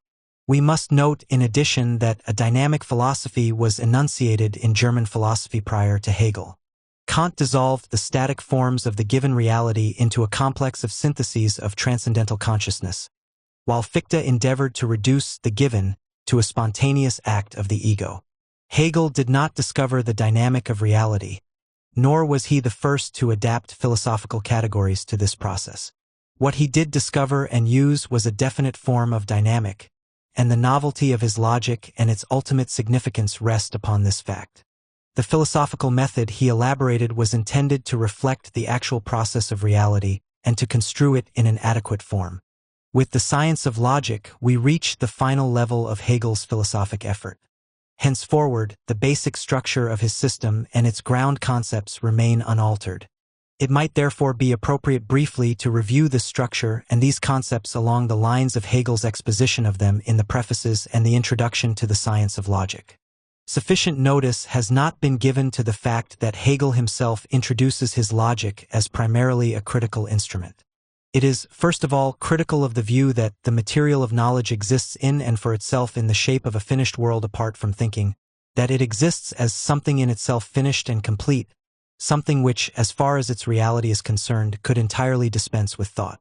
Hegel's first writings have already shown that his attack on the traditional separation of thought from reality involves much more than an epistemological critique. Such dualism, he thinks, is tantamount to a compliance with the world as it is and a withdrawal of thought from its high task of bringing the existing order of reality into harmony with the truth. The separation of thought from being implies that thought has withdrawn before the onslaught of common sense. If, then, truth is to be attained, the influence of common sense must be swept away, and with it the categories of traditional logic, which are, after all, the philosophical categories of common sense that stabilize and perpetuate a false reality. And the task of breaking the hold of common sense belongs to the dialectical logic. Hegel repeats over and over that dialectics has this negative character. The negative constitutes the quality of dialectical reason, and the first step towards the true concept of reason is a negative step. The negative constitutes the genuine dialectical procedure. In all these uses, negative has a twofold reference. It indicates, first, the negation of the fixed and static categories of common sense, and, secondly, the negative and therefore untrue character of the world designated by these categories. As we have already seen, negativity is manifest in the very process of reality, so that nothing that exists is true in its given form. Every single thing has to evolve new conditions and forms if it is to fulfill its potentialities. The existence of things is, then, basically negative. All exist apart from and in want of their truth, and their actual movement, guided by their latent potentialities, is their progress towards this truth. The course of progress, however, is not direct and unswerving. The negation that everything contains determines its very being. The material part of a thing's reality is made up of what that thing is not, of what it excludes and repels as its opposite. The one and only thing for securing scientific progress is knowledge of the logical precept that negation is just as much affirmation as negation, or that what is self-contradictory resolves itself not into nullity, into abstract nothingness, but essentially only into the negation of its particular content.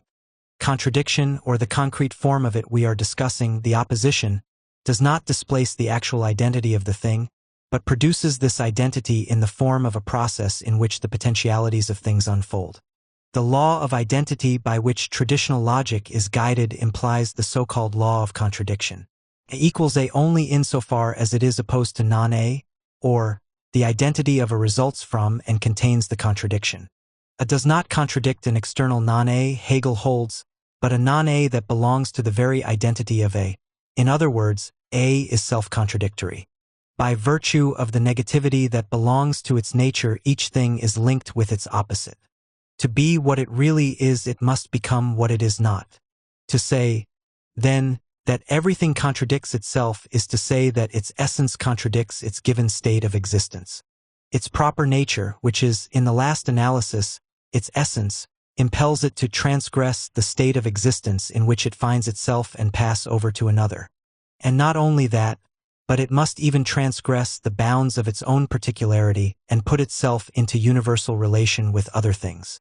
The human being, to take an instance, finds his proper identity only in those relations that are in effect the negation of his isolated particularity, in his membership in a group or social class whose institutions, organization, and values determine his very individuality.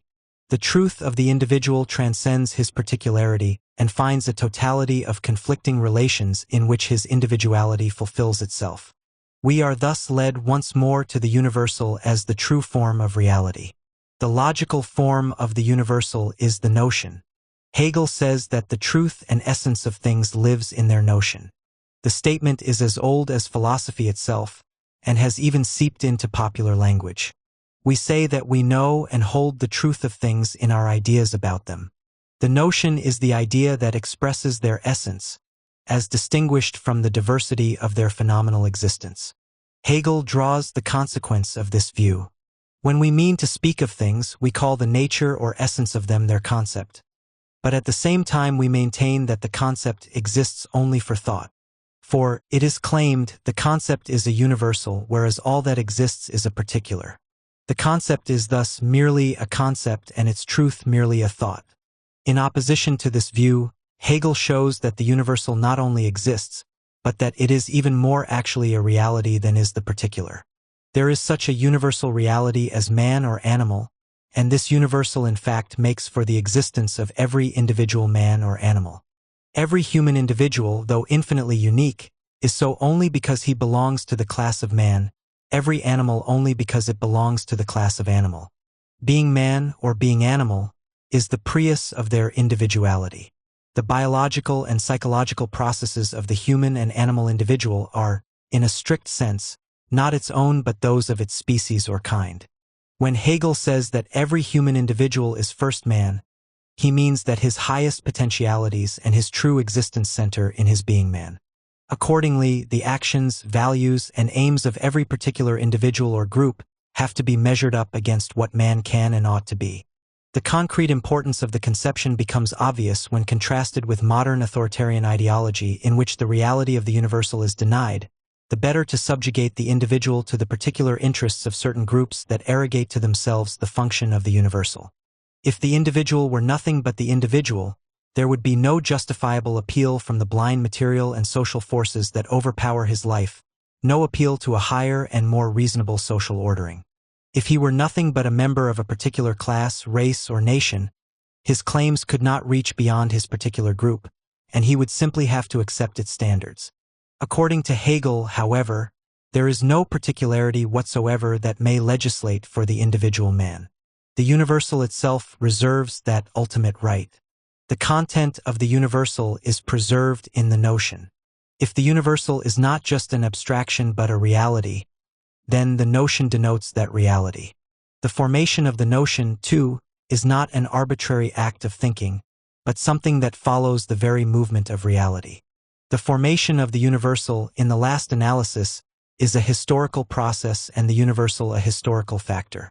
We shall see, in Hegel's philosophy of history, that the historical development from the Oriental to the modern world is conceived as one in which man makes himself the actual subject of the historical process. Through the negation of every historical form of existence that becomes a fetter on his potentialities, man finally gets for himself the self-consciousness of freedom. The dialectical notion of man comprehends and includes this material process. This notion, therefore, cannot be put in a single proposition or a series of propositions that claims to define the essence of man in accordance with the traditional law of identity.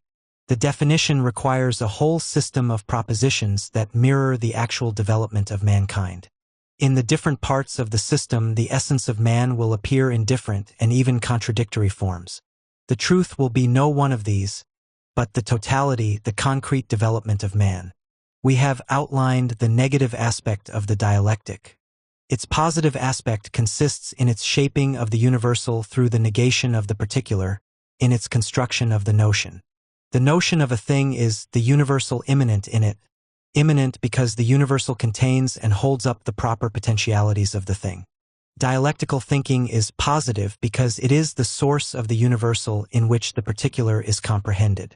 The process of dissolving and destroying the common-sense stability of the world thus results in constructing the universal which is in itself concrete, for it does not exist outside the particular but realizes itself only in and through the particular, or, rather, in the totality of particulars.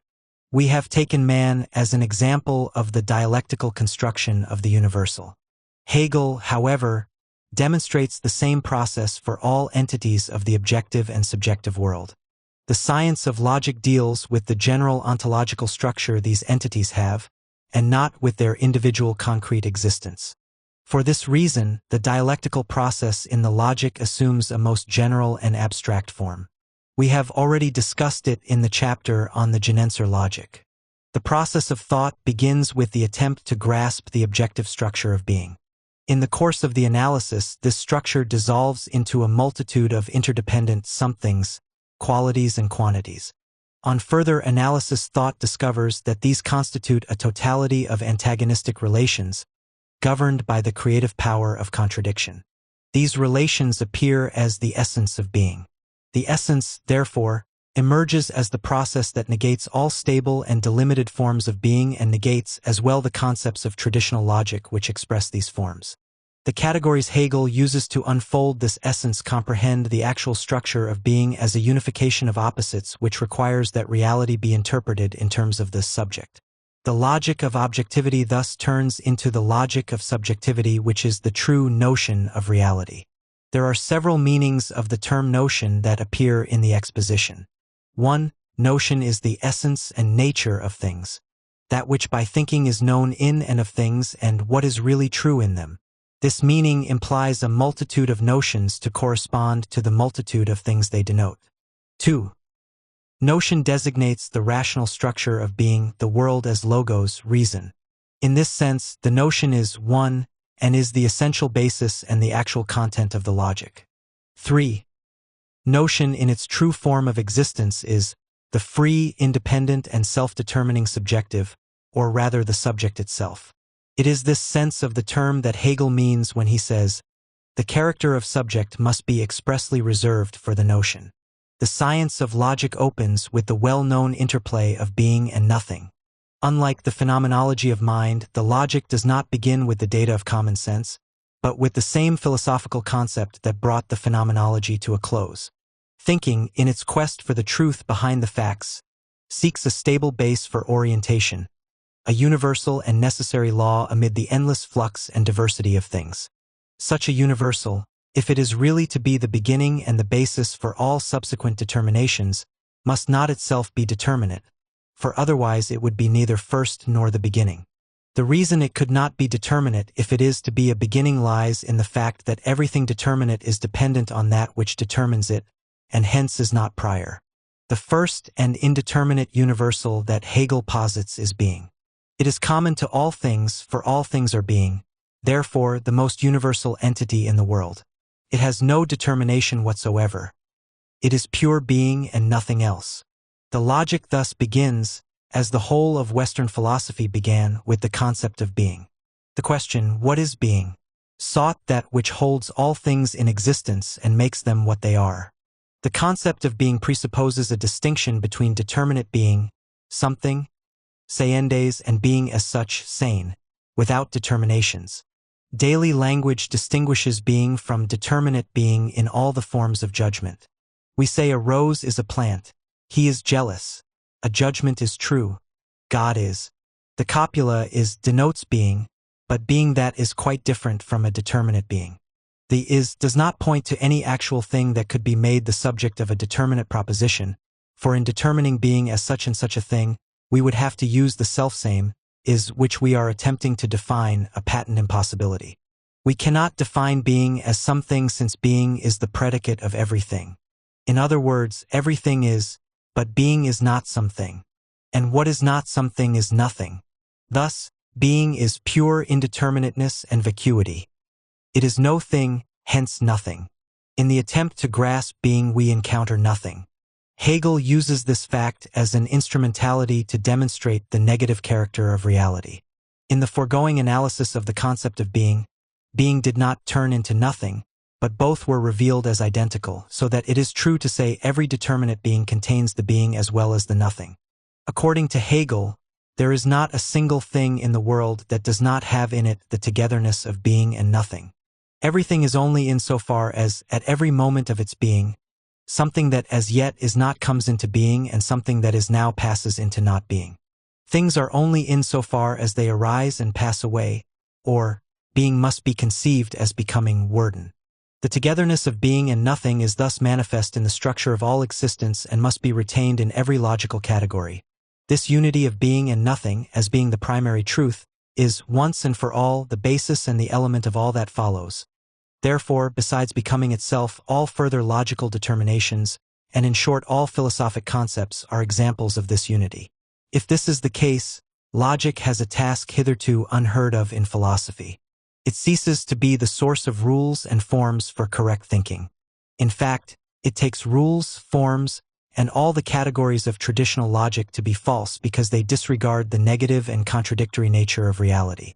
In Hegel's logic, the content of the traditional categories is completely reversed. Moreover, since the traditional categories are the gospel of everyday thinking, including ordinary scientific thinking, and of everyday practice, Hegel's logic in effect presents rules and forms of false thinking and action false, that is, from the standpoint of common sense. The dialectical categories construct a topsy-turvy world, opening with the identity of being and nothing and closing with the notion as the true reality.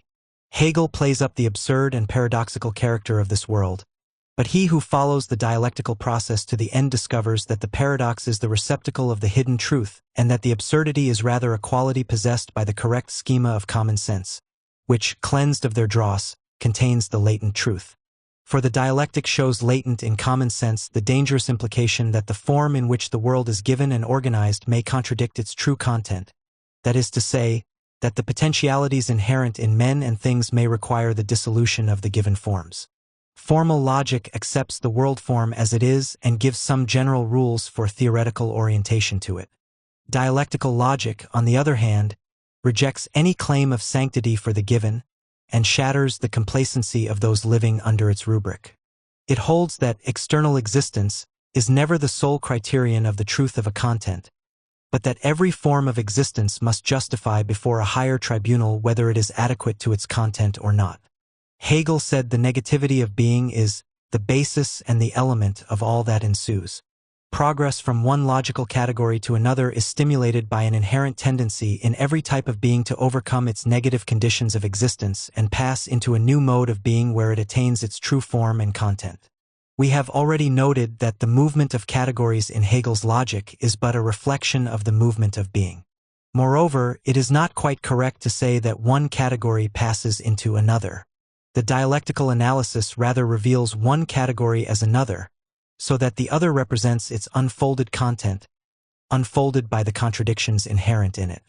The first category that participates in this process is quality.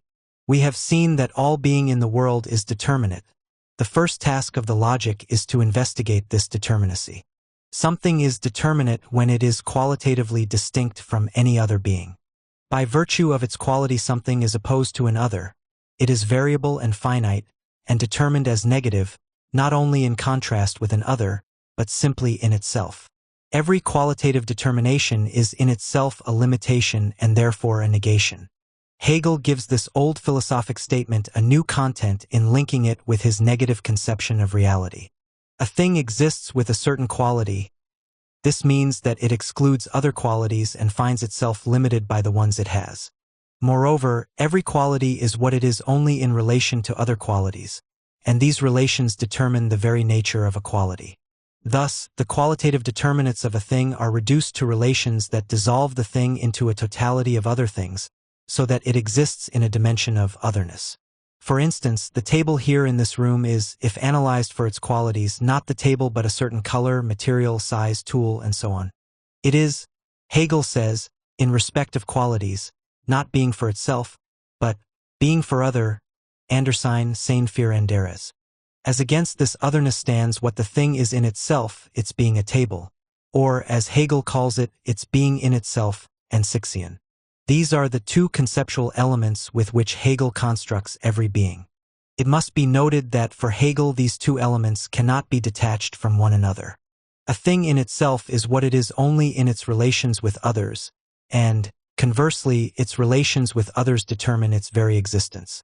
The traditional idea of a thing in itself behind phenomena, an outer world separated from the inner, an essence permanently removed from reality, is rendered absurd by this conception, and philosophy emerges as definitely joined to the concrete reality. We return to our analysis of quality. Determinate being is more than the flux of changing qualities. Something preserves itself throughout this flux, something that passes into other things, but also stands against them as a being for itself. This something can exist only as the product of a process through which it integrates its otherness with its own proper being. Hegel says that its existence comes about through the negation of the negation. The first negation is the otherness in which it turns, and the second is the incorporation of this other into its own self. Such a process presupposes that things possess a certain power over their movement, that they exist in a certain self-relation that enables them to mediate their existential conditions.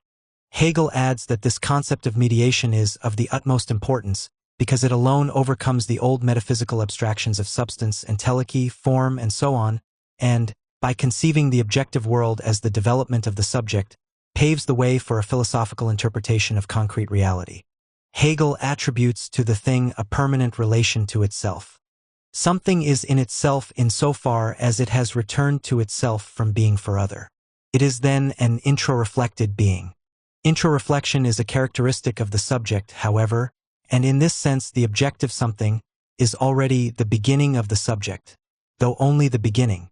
For the process by which the something sustains itself is blind and not free. The thing cannot maneuver the forces that shape its existence. The something is hence a low level of development in the process that culminates in a free and conscious subject. Something determines itself as being for self and so on, till finally, as notion, it receives the concrete intensity of the subject. Hegel continues by pointing out that the thing's unity with itself, which is the basis for its determinate states, is really something negative, because it results from the negation of the negation. The objective thing is determined. It passes into a new mode of being by suffering the action of manifold natural forces. Hence, the negative unity that it has is not a conscious or active unity, but a mechanical one. Owing to its lack of real power, the thing simply collapses into that simple unity which is being, a unity that is not the result of a self-directed process of its own. The thing, engaged though it is in continuous transitions into other things and states, is subject to change and not the subject of change. The sections that follow outline the manner in which the unity of a thing may develop. They are difficult to understand because Hegel applies to the objective world categories that find their verification only in the life of the subject. Concepts like determination, mediation, self-relation, ought, and so on, anticipate categories of subjective existence.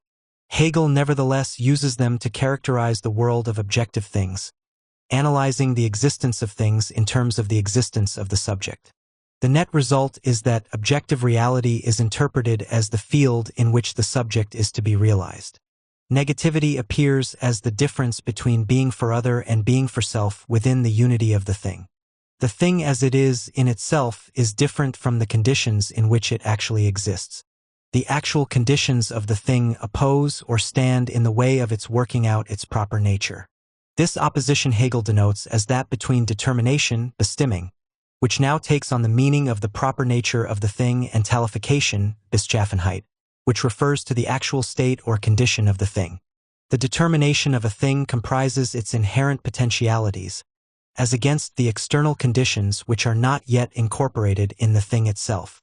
When, for instance, we speak of the determination of man, and say that that determination is reason, we imply that the external conditions in which man lives do not agree with what man properly is, that his state of existence is not reasonable, and that it is man's task to make it so. His talification contradicts his determination.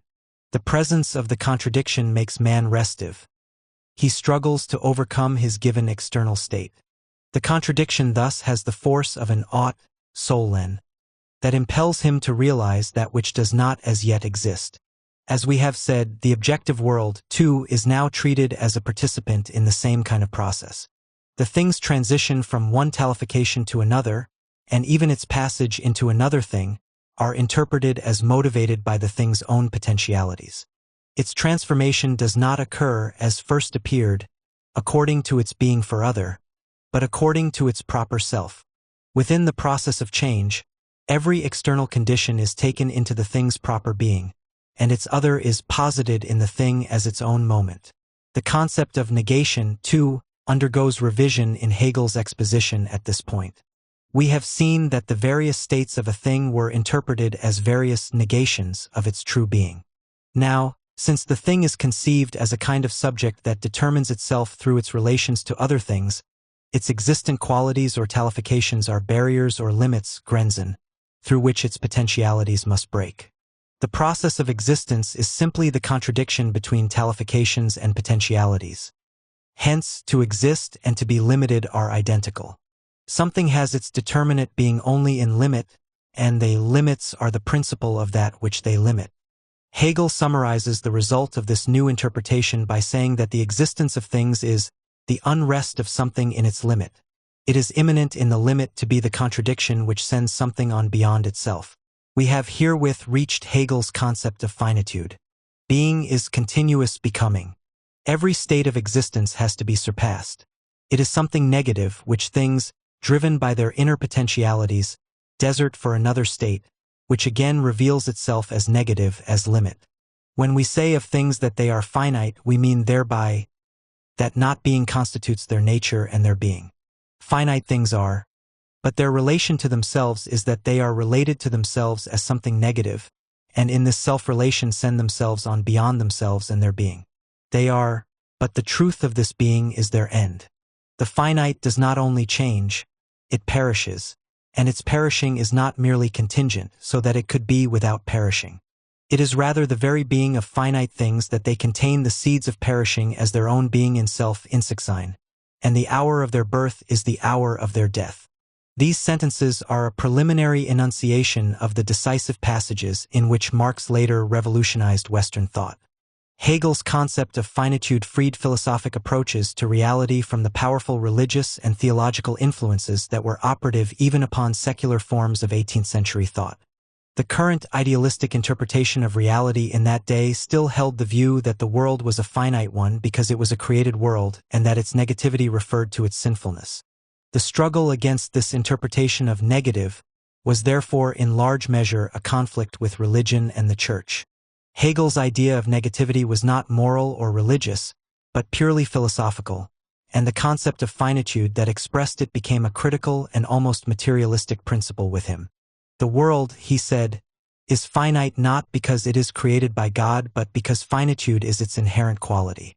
Correspondingly, finitude is not an aspersion on reality, requiring the transfer of its truth to some exalted beyond. Things are finite insofar as they are, and their finitude is the realm of their truth. They cannot develop their potentialities except by perishing. Marx later laid down the historical law that a social system can set free its productive forces only by perishing and passing into another form of social organization. Hegel saw this law of history operative in all being. The highest maturity or stage which any something can reach is that in which it begins to perish. It is clear enough from the preceding discussion that when Hegel turned from the concept of finitude to that of infinity, he could not have had reference to an infinity that would annul the results of his previous analysis. That is, he could not have meant an infinity apart from or beyond finitude. The concept of the infinite, rather, had to result from a stricter interpretation of finitude. As a matter of fact, we find that the analysis of objective things has already taken us from the finite to the infinite.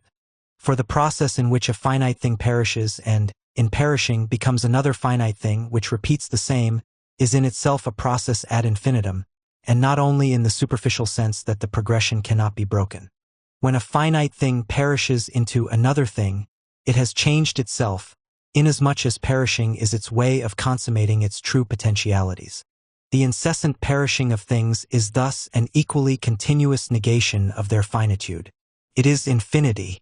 The finite in perishing, in this negation of itself, has reached its being in self and Sixian, and therefore has gained its proper self. Thus it passes beyond itself only to find itself again. This self-identity or negation of negation is affirmative being, is the other of the finite, is the infinite. The infinite, then, is precisely the inner dynamic of the finite, comprehended in its real meaning. It is nothing else but the fact that finitude exists only as a passing beyond itself. In an addendum to his exposition, Hegel shows that the concept of finitude yields the basic principle of idealism. If the being of things consists in their transformation rather than in their state of existence, the manifold states they have, whatever their form and content may be, are but moments of a comprehensive process and exist only within the totality of this process. Thus, they are of an ideal nature and their philosophical interpretation must be idealism. The proposition that the finite is of ideal nature constitutes idealism. In philosophy, idealism consists of nothing else than the recognition that the finite has no veritable being. Essentially, every philosophy is an idealism, or at least has idealism for its principle. For philosophy starts when the truth of the given state of things is questioned and when it is recognized that that state has no final truth in itself. To say That the finite has no veritable being does not mean that the true being must be sought in a transmundane beyond or in the inmost soul of man. Hegel rejects such flight from reality as bad idealism. His idealistic proposition implies that the current forms of thought, just because they stop short at the given forms of things, must be changed into other forms until the truth is reached. Hegel embodies this essentially critical attitude in his concept of ought. The ought is not a province of morality or religion, but of actual practice. Reason and law inhere in finitude.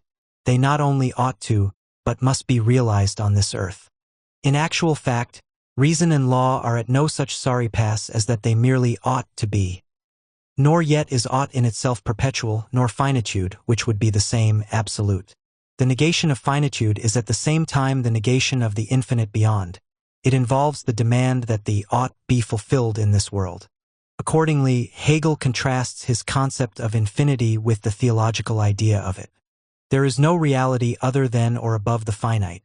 If finite things are to find their true being, they must find it through their finite existence and through it alone. Hegel calls his concept of infinity, therefore, the very negation of that beyond which is in itself negative. His infinite is but the other of the finite and therefore dependent on finitude. It is in itself a finite infinity. There are not two worlds, the finite and the infinite. There is only one world, in which finite things attain their self-determination through perishing. Their infinity is in this world and nowhere else. Conceived as the infinite process of transformation, the finite is the process of being for self, Versuchsein. A thing is for itself, we say, when it can take all its external conditions and integrate them with its proper being.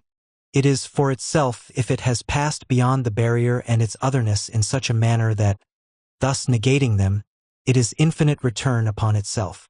Being for itself is not a state but a process, for every external condition must continuously be transformed into a phase of self-realization, and each new external condition that arises must be subjected to this treatment. Self-consciousness, Hegel says, is the nearest example of the presence of infinity. On the other hand, natural things never attain a free being for self. They remain being for other. This essential difference between the object's mode of existence and that of a conscious being results in limiting the term finite to things that do not exist for themselves and do not have the power, therefore, to fulfill their potentialities through their own free conscious acts. Owing to their lack of freedom and consciousness, their manifold qualities are indifferent to them, and their unity is a quantitative unit rather than a qualitative unity. We shall omit the discussion of the category of quantity and turn directly to the transition from being to essence, which brings the first book of the science of logic to a close. The analysis of quantity discloses that quantity is not external to the nature of a thing but is itself a quality, namely, measure, mass. The qualitative character of quantity finds expression in Hegel's famous law that quantity passes into quality. Something might change in quantity without the slightest change in quality, so that its nature or properties remain one and the same, while it increases or diminishes in a given direction. Everything has some play within which it remains indifferent to this change. There comes a point, however, at which the nature of a thing alters with a mere quantitative change. The well-known examples of a heap of grain which ceases to be a heap if one grain after the other is removed, or of water which becomes ice when a gradual decrease of temperature has reached a certain point, or of a nation which, in the course of its expansion, suddenly breaks down and disintegrates. All these examples do not cover the full meaning of Hegel's proposition. We must understand also that he aimed it against the ordinary view that the process of arising and passing away was a gradual, Almalik 1. He aimed it at the view that natura non facit saltum. A given form of existence cannot unfold its content without perishing. The new must be the actual negation of the old and not a mere correction or revision. To be sure, the truth does not drop full-blown from heaven, and the new must somehow have existed in the lap of the old. But it existed there only as potentiality, and its material realization was excluded by the prevailing form of being. The prevailing form has to be broken through. The changes of being are a process of becoming other which breaks off graduality and is qualitatively other as against the preceding state of existence. There is no even progress in the world. The appearance of every new condition involves a leap, The birth of the new is the death of the old. The science of logic opened with the question, what is being? It set afoot the quest for categories that could enable us to grasp the truly real. In the course of the analysis, the stability of being was dissolved into the process of becoming, and the enduring unity of things was seen to be a negative unity, which could not be known from quantitative or qualitative aspects but rather involved the negation of all qualitative and quantitative determinants. For every determinate property was seen to contradict what things are for themselves. Whatever the enduring unity of being for itself may be, we know that it is not a qualitative or quantitative entity that exists anywhere in the world, but is rather the negation of all determinants. Its essential character is therefore negativity. Hegel calls it also universal contradiction, existing as it does by the negation of every existing determinateness. It is absolute negativity or negative totality. This unity, it appears, is such by virtue of a process wherein things negate all mere externality and otherness and relate these to a dynamic self. A thing is for itself only when it has posited, gesetzt, all its determinants and made them moments of its self-realization, and is thus, in all changing conditions, always returning to itself. Hegel calls this negative unity and process of self-relation the essence of things. The question, what is being, is answered in the statement that the truth of being is essence. And to learn what essence is, we have merely to collect the results of the preceding analysis. 1. The essence has no determinate being. All the traditional proposals about a realm of ideas or substances have to be discarded.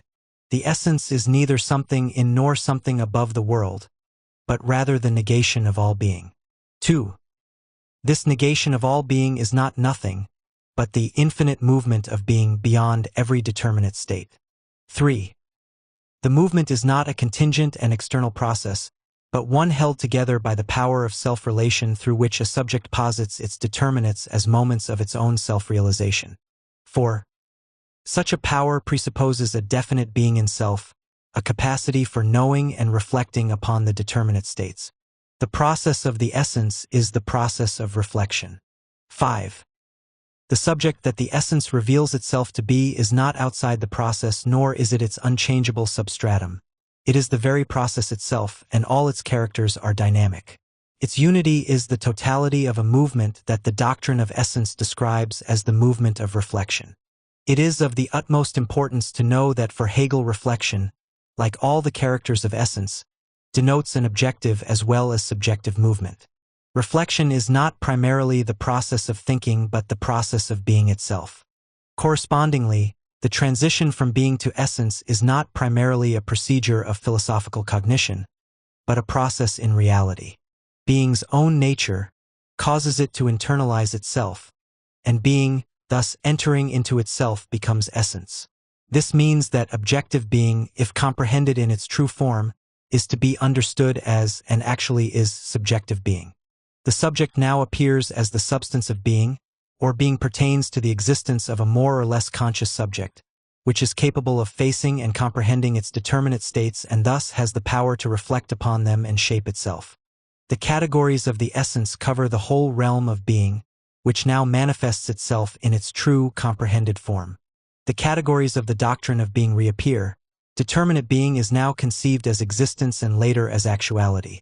The something as thing and later as substance, and so on.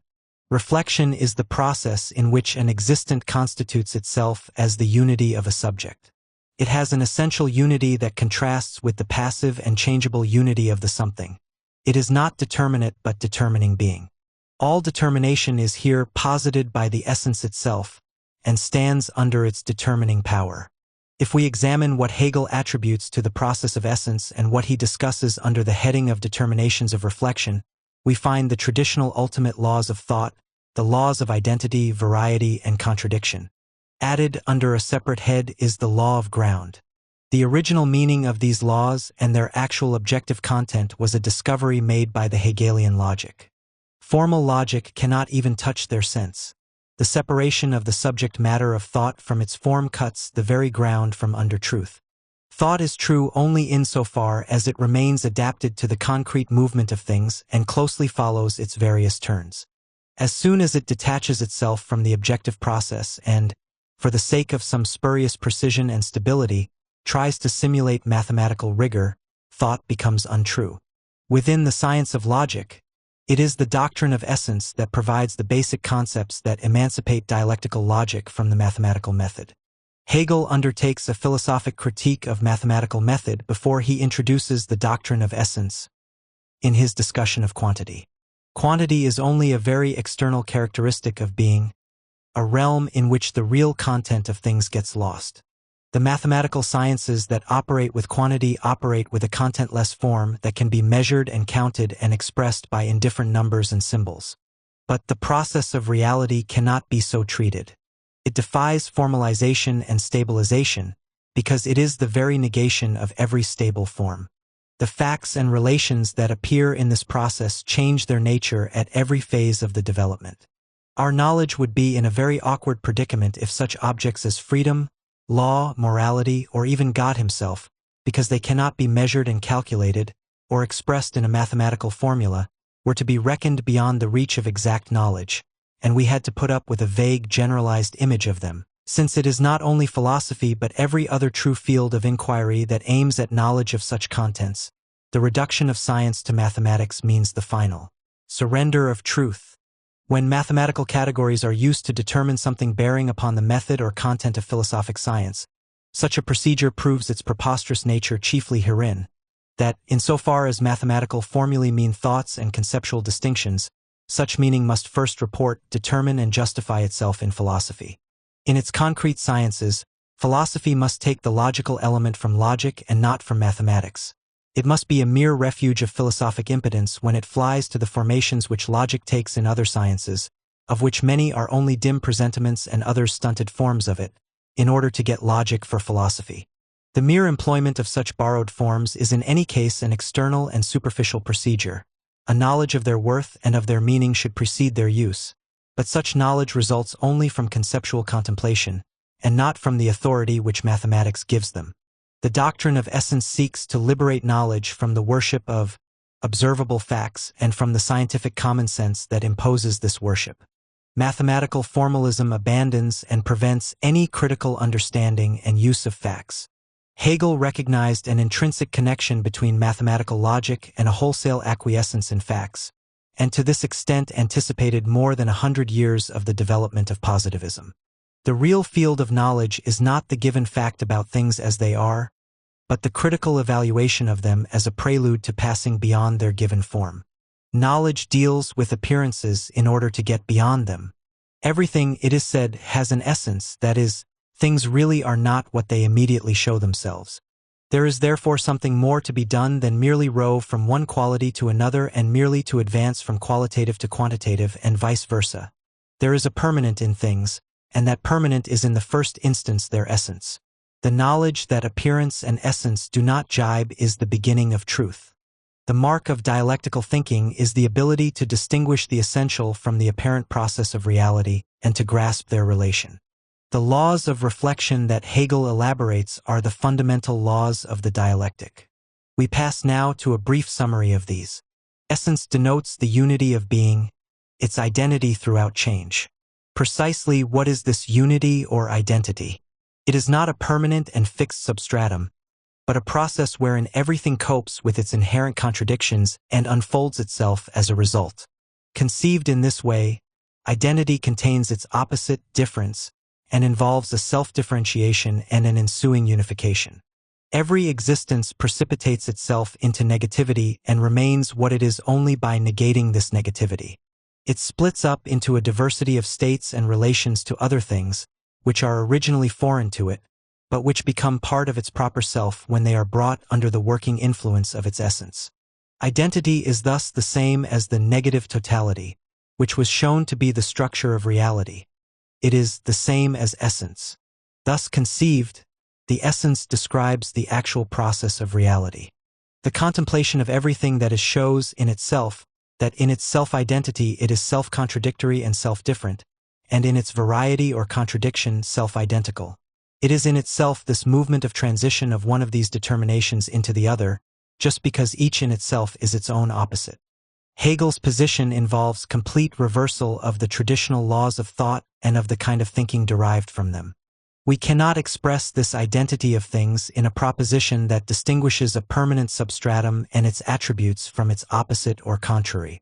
The variety and the opposites are for Hegel part of the thing's essential identity, and, to grasp the identity, thought has to reconstruct the process by which the thing becomes its own opposite and then negates and incorporates its opposite into its own being. Hegel returns time and again to accent the importance of this conception. By virtue of the inherent negativity in them, all things become self-contradictory, opposed to themselves, and their being consists in that force which can both comprehend and endure contradiction. All things are contradictory in themselves. This proposition, which so sharply differs from the traditional laws of identity and contradiction, expresses for Hegel the truth and essence of things. Contradiction is the root of all movement and life. All reality is self-contradictory. Motion, especially external movement as well as self-movement, is nothing but existing contradiction. Hegel's analysis of the determinations of reflection marks the point at which dialectical thinking can be seen to shatter the framework of the idealist philosophy that uses it. So far, we note that the dialectic has yielded the conclusion that reality is contradictory in character and in negative totality. As far as we have penetrated into the Hegelian logic, dialectic has appeared as a universal ontological law, which asserts that every existence runs its course by turning into the opposite of itself and producing the identity of its being by working through the opposition. But a closer study of the law reveals historical implications that bring forth its fundamentally critical motivations. If the essence of things is the result of such process, the essence itself is the product of a concrete development, something which has become ein-gewordens, and the impact of this historical interpretation shakes the foundations of idealism. It may very well be that the developed antagonisms of modern society impelled philosophy to proclaim contradiction to be the definite fundamental basis of all activity and self-movement. Such an interpretation is fully supported by the treatment accorded decisive social relationships in Hegel's earlier system. For example, in the analysis of the labor process, the description of the conflict between the particular and the common interest, the tension between state and society. There, the recognition of the contradictory nature of social reality was prior to the elaboration of the general theory of the dialectic.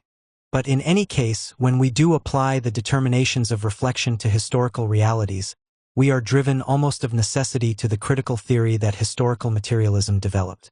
For, what does the unity of identity and contradiction mean in the context of social forms and forces? In its ontological terms, it means that the state of negativity is not a distortion of a thing's true essence, but its very essence itself. In socio-historic terms, it means that as a rule crisis and collapse are not accidents and external disturbances, but manifest the very nature of things and hence provide the basis on which the essence of the existing social system can be understood. It means, moreover, that the inherent potentialities of men and things cannot unfold in society except through the death of the social order in which they are first gleaned. When something turns into its opposite, Hegel says, when it contradicts itself, it expresses its essence. When, as Marx says, the current idea and practice of justice and equality lead to injustice and inequality, when the free exchange of equivalents produces exploitation on the one hand and accumulation of wealth on the other, such contradictions, too, are of the essence of current social relations. The contradiction is the actual motor of the process. The doctrine of essence thus establishes the general laws of thought as laws of destruction for the sake of the truth. Thought is herewith installed as the tribunal that contradicts the apparent forms of reality in the name of their true content. The essence, the truth of being, is held by thought, which, in turn, is contradiction. According to Hegel, however, the contradiction is not the end. The essence, which is the locus of the contradiction, must perish and, the contradiction resolve itself. It is resolved insofar as the essence becomes the ground of existence. The essence, in becoming the ground of things, passes into existence. The ground of a thing, for Hegel, is nothing other than the totality of its essence, materialized in the concrete conditions and circumstances of existence. The essence is thus as much historical as ontological. The essential potentialities of things realize themselves in the same comprehensive process that establishes their existence. The essence can achieve its existence when the potentialities of things have ripened in and through the conditions of reality.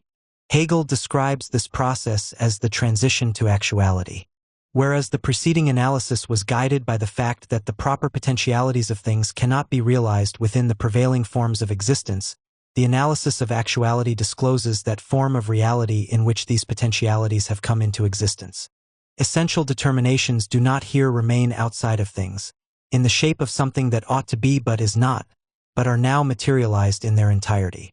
Despite this general advance embodied in the concept of actuality, Hegel describes actuality as a process totally permeated by conflict between possibility and reality. The conflict, however, is no longer an opposition between existent and as yet non-existent forces, but between two antagonistic forms of reality that coexist. A close study of actuality reveals that it is first contingency, Zufälligkeit. That which is not what it is of necessity. It might exist in some other form as well. Hegel does not refer to some empty logical possibility. The multitude of possible forms is not arbitrary. There is a definite relation between the given and the possible. Possible is only that which can be derived from the very content of the real. We are here reminded of the analysis previously made in connection with the concept of reality. The real shows itself to be antagonistic, split into its being and its ought. The real contains the negation of what it immediately is as its very nature and thus contains possibility. The form in which the real immediately exists is but a stage of the process in which it unfolds its content, or the given reality is equivalent to possibility. The concept of reality has thus turned into the concept of possibility. The real is not yet actual, but is at first only the possibility of an actual. Mere possibility belongs to the very character of reality. It is not imposed by an arbitrary speculative act. The possible and the real are in a dialectical relation that requires a special condition in order to be operative, and that condition must be one in fact. For instance, if the existing relations within a given social system are unjust and inhuman, they are not offset by other realizable possibilities unless these other possibilities are also manifested as having their roots within that system. They must be present there, for example, in the form of an obvious wealth of productive forces, a development of the material wants and desires of men, their advanced culture, their social and political maturity, and so on. In such a case, the possibilities are not only real ones, but represent the true content of the social system as against its immediate form of existence. They are thus an even more real reality than the given. We may say in such a case that the possibility is reality, and that the concept of the possible has turned back into the concept of the real. How can possibility be reality? The possible must be real in the strict sense that it must exist. As a matter of fact, the mode of its existence has already been shown.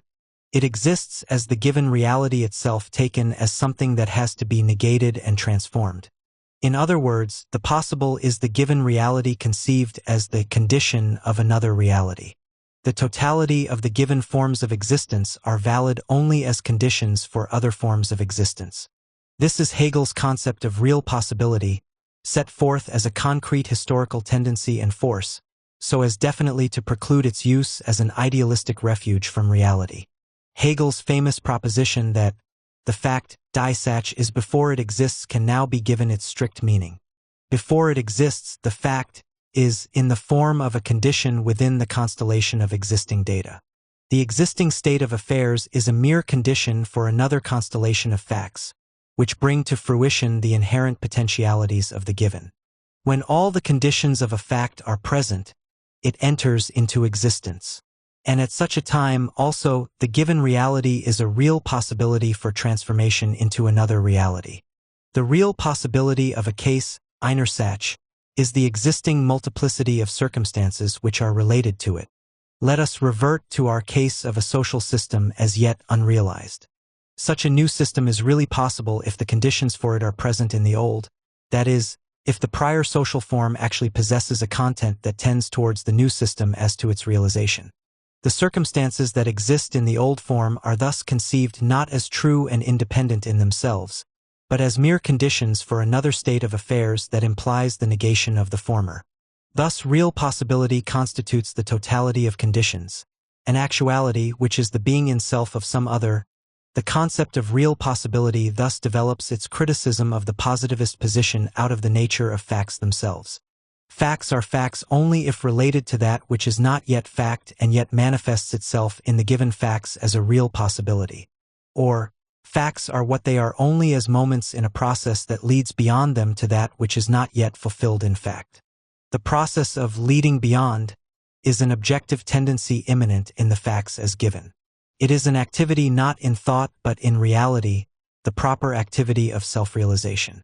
For the given reality holds the real possibilities as its content, contains a duality in itself, and is in itself reality and possibility.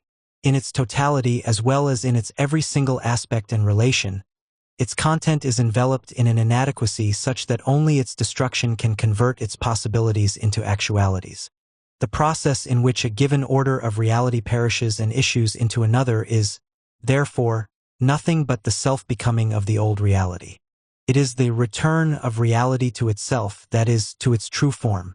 The content of a given reality bears the seed of its transformation into a new form, and its transformation is a process of necessity, in the sense that it is the sole way in which a contingent real becomes actual. The dialectical interpretation of actuality does away with the traditional opposition between contingency, possibility, and necessity, and integrates them all as moments of one comprehensive process. Necessity presupposes a reality that is contingent, that is, one which in its prevailing form holds possibilities that are not realized. Necessity is the process in which that contingent reality attains its adequate form. Hegel calls this the process of actuality. Without a grasp of the distinction between reality and actuality, Hegel's philosophy is meaningless in its decisive principles. We have mentioned that Hegel did not declare that reality is rational or reasonable, but reserved this attribute for a definite form of reality, namely actuality. And the reality that is actual is the one wherein the discrepancy between the possible and the real has been overcome. Its fruition occurs through a process of change, with the given reality advancing in accordance with the possibilities manifest in it. Since the new is therefore the freed truth of the old, actuality is the simple positive unity of those elements that had existed in disunity within the old. It is the unity of the possible and the real, which in the process of transformation returns only to itself. Any purported difference between various forms of the actual is but an apparent one, because actuality develops itself in all the forms. A reality is actual if it is preserved and perpetuated through the absolute negation of all contingencies. In other words, if all its various forms and stages are but the lucid manifestation of its true content. In such a reality, the opposition between contingency and necessity has been overcome. Its process is of necessity, because it follows the inherent law of its own nature and remains in all conditions the same. At the same time, this necessity is freedom because the process is not determined from outside, by external forces, but, in a strict sense, is a self-development. All conditions are grasped and posited by the developing real itself. Actuality thus is the title for the final unity of being that is no longer subject to change, because it exercises autonomous power over all change, not simple identity but self-identity. Such a self-identity can be attained only through the medium of self-consciousness and cognition. For only a being that has the faculty of knowing its own possibilities and those of its world can transform every given state of existence into a condition for its free self-realization. True reality presupposes freedom, and freedom presupposes knowledge of the truth. The true reality, therefore, must be understood as the realization of a knowing subject. Hegel's analysis of actuality thus leads to the idea of the subject as the truly actual in all reality. We have reached the point where the objective logic turns into the subjective logic, or where subjectivity emerges as the true form of objectivity. We may sum up Hegel's analysis in the following schema. The true form of reality requires freedom. Freedom requires self-consciousness and knowledge of the truth. Self-consciousness and knowledge of the truth are the essentials of the subject. The true form of reality must be conceived as subject. We must note that the logical category subject does not designate any particular form of subjectivity, such as man, but a general structure that might best be characterized by the concept mind. Subject denotes a universal that individualizes itself, and if we wish to think of a concrete example, we might point to the spirit of a historical epic. If we have comprehended such an epic, if we have grasped its notion, we shall see a universal principle that develops, through the self-conscious action of individuals, in all prevailing institutions, facts, and relations. The concept of the subject, however, is not the last step of Hegel's analysis. He now proceeds to demonstrate that the subject is notion. He has shown that the subject's freedom consists of its faculty to comprehend what is. In other words, freedom derives its content from the knowledge of the truth. But the form in which the truth is held is the notion. Freedom is, in the last analysis, not an attribute of the thinking subject as such, but of the truth that this subject holds and wields. Freedom is thus an attribute of the notion, and the true form of reality in which the essence of being is realized is the notion. The notion exists, however, only in the thinking subject. The notion, insofar as it has advanced into such an existence as is free in itself, is just the ego or pure self-consciousness. Hegel's strange identification of the notion and the ego or subject can be understood only if we bear in mind that he considers the notion to be the activity of comprehending begriffen, rather than its abstract logical form or result, begriff. We are reminded of Kant's transcendental logic, in which the highest concepts of thought are treated as creative acts of the ego that are ever renewed in the process of knowledge. Instead of dwelling on Hegel's elaboration of this point, we shall attempt to develop some of the implications of his concept of the notion. According to Hegel, the notion is the subject's activity and, as such, the true form of reality. On the other hand, the subject is characterized by freedom, so that Hegel's doctrine of the notion really develops the categories of freedom. These comprehend the world as it appears when thought has liberated itself from the power of a reified reality, when the subject has emerged as the substance of being. Such liberated thought has eventually overcome the traditional separation of the logical forms from their content. Hegel's idea of the notion reverses the ordinary relation between thought and reality, and becomes the cornerstone of philosophy as a critical theory. According to common-sense thinking, knowledge becomes the more unreal the more it abstracts from reality. For Hegel, the opposite is true.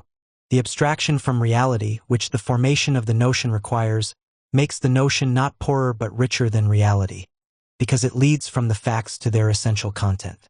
The truth cannot be gleaned from the facts as long as the subject does not yet live in them but rather stands against them. The world of facts is not rational but has to be brought to reason, that is, to a form in which the reality actually corresponds to the truth. As long as this has not been accomplished, the truth rests with the abstract notion and not with the concrete reality. The task of abstraction consists in the transcendence and reduction of reality, as from mere appearance, to the essential, which manifests itself in the notion only. With the formation of the notion, abstraction does not desert, but leads into actuality. What nature and history actually are will not be found in the prevailing facts. The world is not that harmonious. Philosophical knowledge is thus set against reality, and this opposition is expressed in the abstract character of the philosophical notions. Philosophy is not meant to be a narrative of what happens, but a cognition of what is true in happenings, and out of the body of truth it has to comprehend that which in the narrative appears as mere happening. Philosophical cognition is superior to experience and science, however, only insofar as its notions contain that relation to truth which Hegel grants only to dialectical notions. Mere transpassing of the facts does not distinguish dialectical knowledge from positivistic science. The latter, too, goes beyond the facts. It obtains laws, makes predictions, and so forth. With all the apparatus of its procedure, however, positivistic science stays within the given realities. The future it predicts, even the changes of form to which it leads never depart from the given. The form and content of scientific concepts remain bound up with the prevailing order of things. They are static in character even when they express motion and change. Positivist science also works with abstract concepts, but they originate by abstraction from the particular and changing forms of things and fix their common and enduring characters. The process of abstraction that results in the dialectical notion is quite different. Here, Abstraction is the reduction of the diverse forms and relations of reality to the actual process in which they are constituted. The changing and the particular are here as important as the common and enduring. The universality of the dialectical notion is not the fixed and stable sum total of abstract characters, but a concrete totality that itself evolves the particular differences of all the facts that belong to this totality. The notion not only contains all the facts of which reality is composed, but also the processes in which these facts develop and dissolve themselves.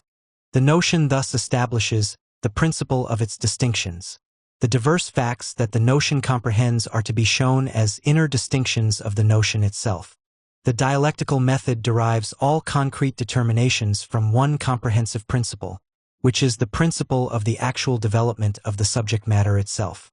The various states, qualities, and conditions of the subject matter must appear as its own positive, unfolded content. Nothing can be added from outside any given fact. For instance, dialectical development is not the external activity of subjective thought, but the objective history of the real itself. Hegel is consequently able to say that in dialectical philosophy it is not we who frame the notions, but that their formation is rather an objective development that we only reproduce. There is no more adequate example of the formation of the dialectical notion than Marx's concept of capitalism. Just as Hegel, in accordance with the doctrine that the notion is an antagonistic totality, declares it impossible and absurd to frame the truth in such forms as positive judgment or judgment in general, Marx, too, repudiates any definitions that fix the truth in a final body of propositions. The concept of capitalism is no less than the totality of the capitalist process, comprehended in the principle by which it progresses. The notion of capitalism starts with the separation of the actual producers from the means of production, resulting in the establishment of free labor and the appropriation of surplus value, which, with the development of technology, brings about the accumulation and centralization of capital, the progressive decline of the rate of profit, and the breakdown of the entire system. The notion of capitalism is no less than the 3 volumes of Capital, just as Hegel's notion of the notion comprises all 3 books of his Science of Logic. Moreover, the notion constitutes a negative totality, which evolves only by virtue of its contradictory forces. The negative aspects of reality are thus not disturbances or weak spots within a harmonious whole, but the very conditions that expose the structure and tendencies of reality. The extraordinary importance of this method becomes quite clear when we consider the way Marx conceived the crisis as a material moment of the capitalist system, so that this negative moment is the fulfillment of the principle of that system. Crises are necessary stages in the self-differentiation of capitalism, and the system reveals its true content through the negative act of breakdown. The notion presents an objective totality in which every particular moment appears as the self-differentiation of the universal, the principle that governs the totality, and is therefore itself universal. That is to say, every particular moment contains, as its very content, the whole and must be interpreted as the whole. For explanation, let us again refer to the field in which dialectical logic has come to fruition, the theory of society. Dialectical logic holds that every particular content is formed by the universal principle that determines the movement of the whole. A single human relation, for example, that between a father and his child, is constituted by the fundamental relations that govern the social system. The father's authority is buttressed by the fact that he is the provider of the family. The egoistic instincts of competitive society enter his love. The image of his father accompanies the adult and guides his submission to the powers that rule over his social existence. The privacy of the family relation thus opens and leads into the prevailing social relations, so that the private relation itself unfolds its own social content. This development proceeds according to the principle of the determinate negation. That is to say, the family relation produces its contradiction that destroys its original content, and this contradiction, though dissolving the family, fulfills its actual function. The particular is the universal, so that the specific content directly turns into the universal content through the process of its concrete existence. Here again, dialectical logic reproduces the structure of a historical form of reality in which the social process dissolves every delimited and stable sphere of life into the economic dynamic. Owing to its intrinsic relation to every other particular moment of the whole, the content and function of every given aspect changes with every change of the whole. To isolate and fix the particular moments is therefore impossible. The unbridgeable gulf asserted to exist between mathematics and dialectical theory rests on this point. This is why every attempt to frame the truth in mathematical forms inevitably destroys it. For mathematical objects have the peculiar distinction that they are external to one another and have a fixed determination. Now, if notions are taken in this manner, so that they correspond to such a mathematical symbols, then they cease to be notions. Their determinations are not such dead matters as numbers and lines, they are living movements. The different determinateness of one side is also immediately internal to the other, and what would be a complete contradiction with numbers and lines is essential to the nature of the notion. The notion, the only adequate form of the truth, can essentially be apprehended only by mind. It is in vain that an attempt is made to fix it by means of spatial figures and algebraic symbols for the purpose of the external eye and of a notionless mechanical treatment or calculus. The entire doctrine of the notion is perfectly realistic if it is understood and executed as a historical theory. But, as we have already hinted, Hegel tends to dissolve the element of historical practice and replace it with the independent reality of thought. The multitude of particular notions eventually converge in the notion, which becomes the one content of the entire logic. This tendency might still be reconciled with a historical interpretation if we regard the notion as representing the final penetration of the world by reason. Realization of the notion would then mean the universal mastery, exercised by men having a rational social organization, over nature, a world that might indeed be imagined as the realization of the notion of all things. Such a historical conception is kept alive in Hegel's philosophy, but it is constantly overwhelmed by the ontological conceptions of absolute idealism. It is ultimately the latter in which the science of logic terminates. We cannot follow the doctrine of the notion beyond the point we have reached. Instead of a brief and necessarily inadequate outline of the subjective logic, we have chosen to attempt a rough interpretation of its closing paragraphs. They furnish the famous transition from the logic to the philosophy of nature and mind, and thus close the entire range of the system. The notion designates the general form of all being, and, at the same time, the true being which adequately represents this form, namely the free subject. The subject exists, again, in a movement from lower to higher modes of self-realization. Hegel calls the highest form of this self-realization the idea. Ever since Plato, the idea has meant the image of the true potentialities of things as against the apparent reality. It was originally a critical concept, like the concept of essence, denouncing the security of common sense in a world too readily content with the form in which things immediately appeared. The proposition that the true being is the idea and not the reality thus contains an intended paradox. For Hegel, who knew of no realm of truth beyond the world, the idea is actual and man's task is to live in its actuality. The idea exists as cognition and life. The terms will offer no more difficulties. Since Hegel's earliest writings, life has stood for the actual form of true being. It represents the mode of existence that a subject, through the conscious negation of all otherness, has made its own free work. Furthermore, life can be such a free work only by virtue of cognition, since the subject requires the power of conceptual thinking to dispose over the potentialities of things. The element of practice is still retained in the concluding sections of the logic. The adequate form of the idea is termed the unity of cognition and action, or the identity of the theoretical and the practical idea.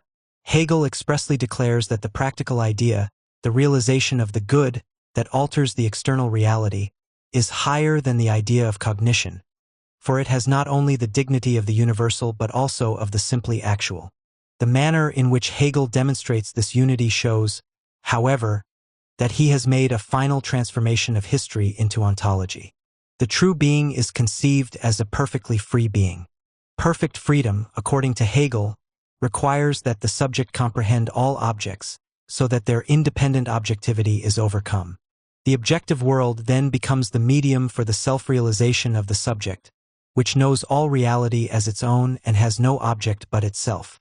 As long as cognition and action still have an external object that is not yet mastered and is therefore foreign and hostile to the subject is not free. Action is always directed against a hostile world and, Since it implies the existence of such a hostile world, action essentially restricts the freedom of the subject. Only thought, pure thought, fulfills the requirements of perfect freedom, for thought thinking itself is entirely for itself in its otherness. It has no object but itself. We recall Hegel's statement that every philosophy is an idealism. We can now understand the critical side of idealism, which justifies this statement. There is, however, another aspect of idealism that ties it up with the reality its critical tendencies strive to overcome. From their origin, the basic concepts of idealism reflect a social separation of the intellectual sphere from the sphere of material production. Their content and their validity had to do with the power and the faculties of a leisure class, which became the guardian of the idea by virtue of the fact that it was not compelled to work for the material reproduction of society. For its exceptional status freed this class from the inhumane relations that the material reproduction created, and made it capable of transcending them. The truth of philosophy thus became a function of its remoteness from material practice. We have seen that Hegel protested this trend in philosophy, considering it the complete abdication of reason. He spoke for the actual power of reason and for the concrete materialization of freedom. But he was frightened by the social forces that had undertaken this task. The French Revolution had again shown that modern society was a system of irreconcilable antagonisms. Hegel recognized that the relations of civil society could, owing to the particular mode of labor on which they were based, never provide for perfect freedom and perfect reason. In this society, man remained subject to the laws of an unmastered economy, and had to be tamed by a strong state, capable of coping with the social contradictions. The final truth had therefore to be sought in another sphere of reality. Hegel's political philosophy was governed throughout by this conviction. The logic also bears the mark of resignation. If reason and freedom are the criteria of true being, and the reality in which they are materialized is marred by irrationality and bondage, they must again come to rest in the idea. Cognition thus becomes more than action, and knowledge, the knowledge of philosophy, draws closer to the truth than does the social and political practice. Although Hegel says that the stage of historical development attained at his time reveals that the idea has become real, it exists as the comprehended world, present in thought as the system of science. This knowledge is no longer individual, but has the dignity of the universal. Mankind has become conscious of the world as reason, of the true forms of all that it is capable of realizing. Purified as it is of the dross of existence, this system of science is the flawless truth, the absolute idea. The absolute idea is not added to the results of the preceding analysis as a separate supreme entity. It is in its content, the totality of the concepts that the logic has unfolded, and in its form the method that develops this totality. To speak of the absolute idea may suggest the conception that we are at length reaching the right thing and the sum of the whole matter. It is certainly possible to indulge in a vast amount of senseless declamation about the absolute idea, but its true content is only the whole system of which we have been hitherto studying the development. Consequently, Hegel's chapter on the absolute idea gives us a final comprehensive demonstration of dialectical method. Here, again, it is presented as the objective process of being, which preserves itself only through the different modes of the negation of the negation. It is this dynamic that eventually moves the absolute idea and makes the transition from the logic to the philosophy of nature and of mind. The absolute idea is the true notion of reality and, as such, the highest form of cognition. It is, as it were, dialectical thought unfolded in its totality. However, it is dialectical thought and thus contains its negation. It is not a harmonious and stable form but a process of unification of opposites. It is not complete except in its otherness. The absolute idea is the subject in its final form, thought. Its otherness and negation is the object, being. The absolute idea now has to be interpreted as objective being. Hegel's logic thus ends where it began, with the category of being. This, however, is a different being that can no longer be explained through the concepts applied in the analysis that open the logic. For being now is understood in its notion, that is, as a concrete totality wherein all particular forms subsist as the essential distinctions and relations of one comprehensive principle. Thus comprehended, being is nature, and dialectical thought passes on to the philosophy of nature. This exposition covers but one aspect of the transition. The advance beyond the logic is not only the methodological transition from one science, logic, to another, philosophy of nature, but also the objective transition from one form of being, the idea, to another, nature. Hegel says that the idea freely releases itself into nature or freely determines itself as nature. It is this statement, putting the transition forward as an actual process in reality, that offers great difficulties in the understanding of Hegel's system. We have stressed that dialectical logic links the form of thought with its content. The notion as a logical form is at the same time the notion as existing reality. It is a thinking subject. The absolute idea, the adequate form of this existence, must therefore contain in itself that dynamic which drives it into its opposite, and, through the negation of this opposite, to its return upon itself. But how can this free transformation of the absolute idea into objective being, nature, and from there into mind be demonstrated as an actual happening? At this point, Hegel's logic resumes the metaphysical tradition of Western philosophy, a tradition that it had abandoned in so many of its aspects. Since Aristotle, the quest for being as such had been coupled with the quest for the veritable being, for that determinate being that most adequately expresses the characters of being as such.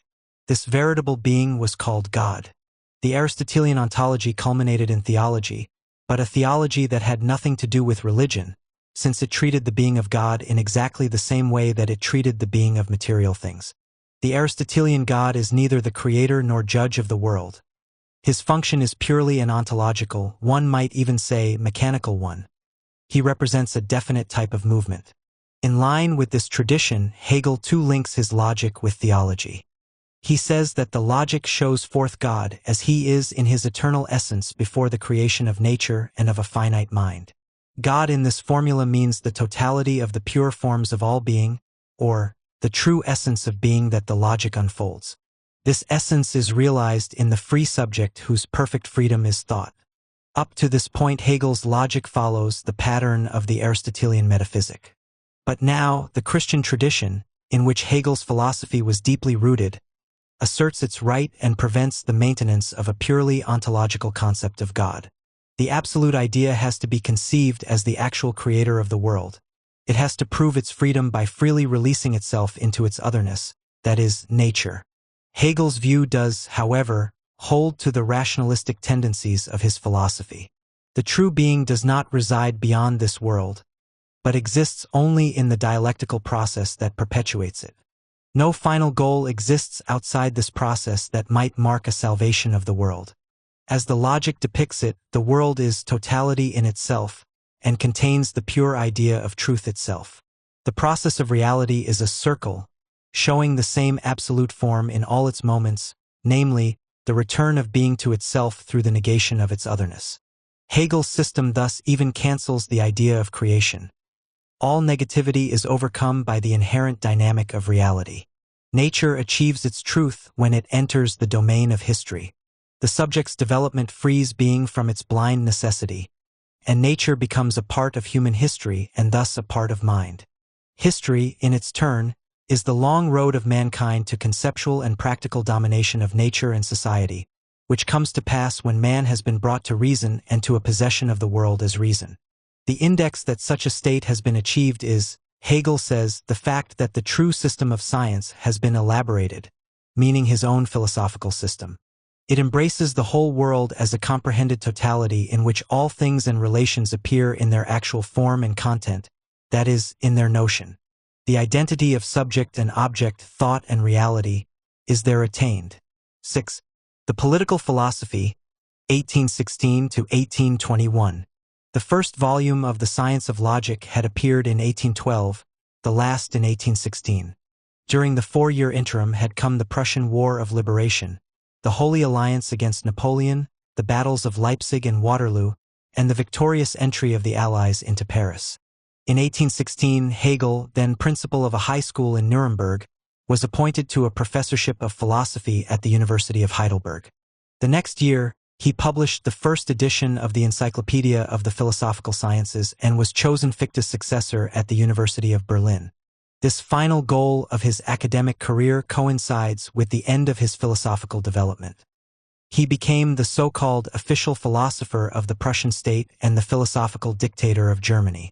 We shall not enter further on an account of Hegel's biography, since we are not here dealing with his personal character and motives. The social and political function of his philosophy and the affinity between his philosophy and the Restoration must be accounted for in terms of the particular situation that modern society found itself in at the end of the Napoleonic era. Hegel saw Napoleon as the historical hero fulfilling the destiny of the French Revolution.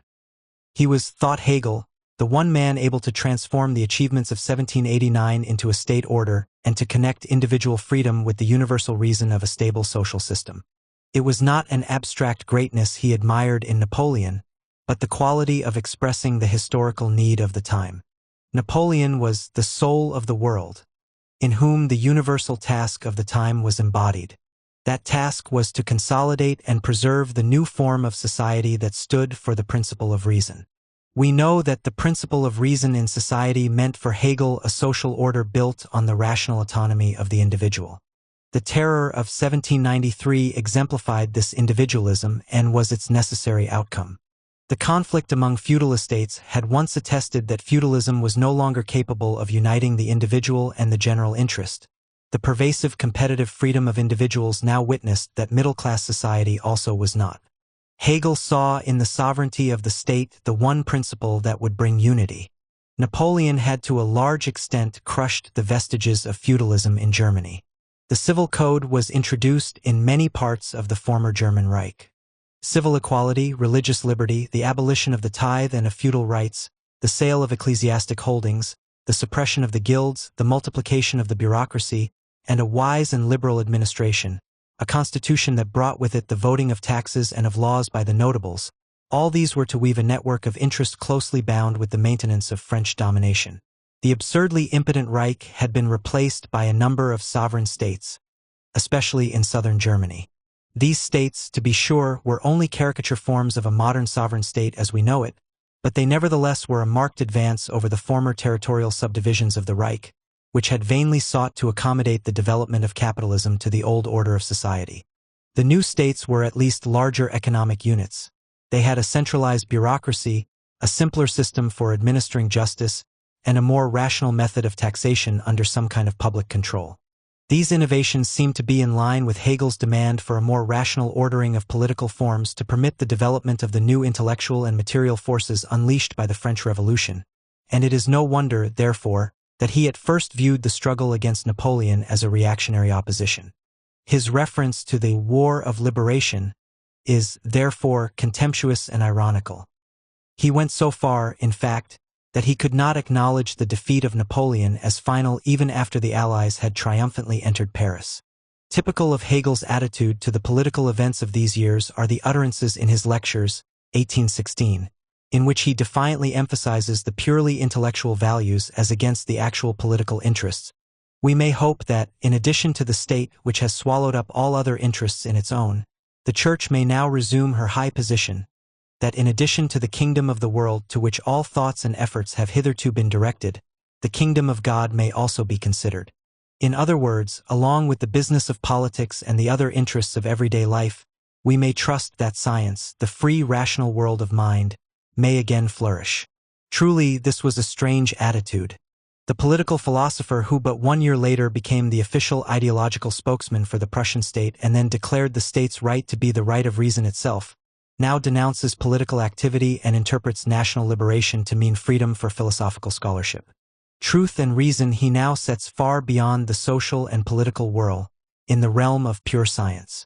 We shall note that Hegel's new position stayed with him. As for his shift from a rather anti-nationalist to a nationalist position, we may recall a similar inconsistency in the early days of modern philosophical writing.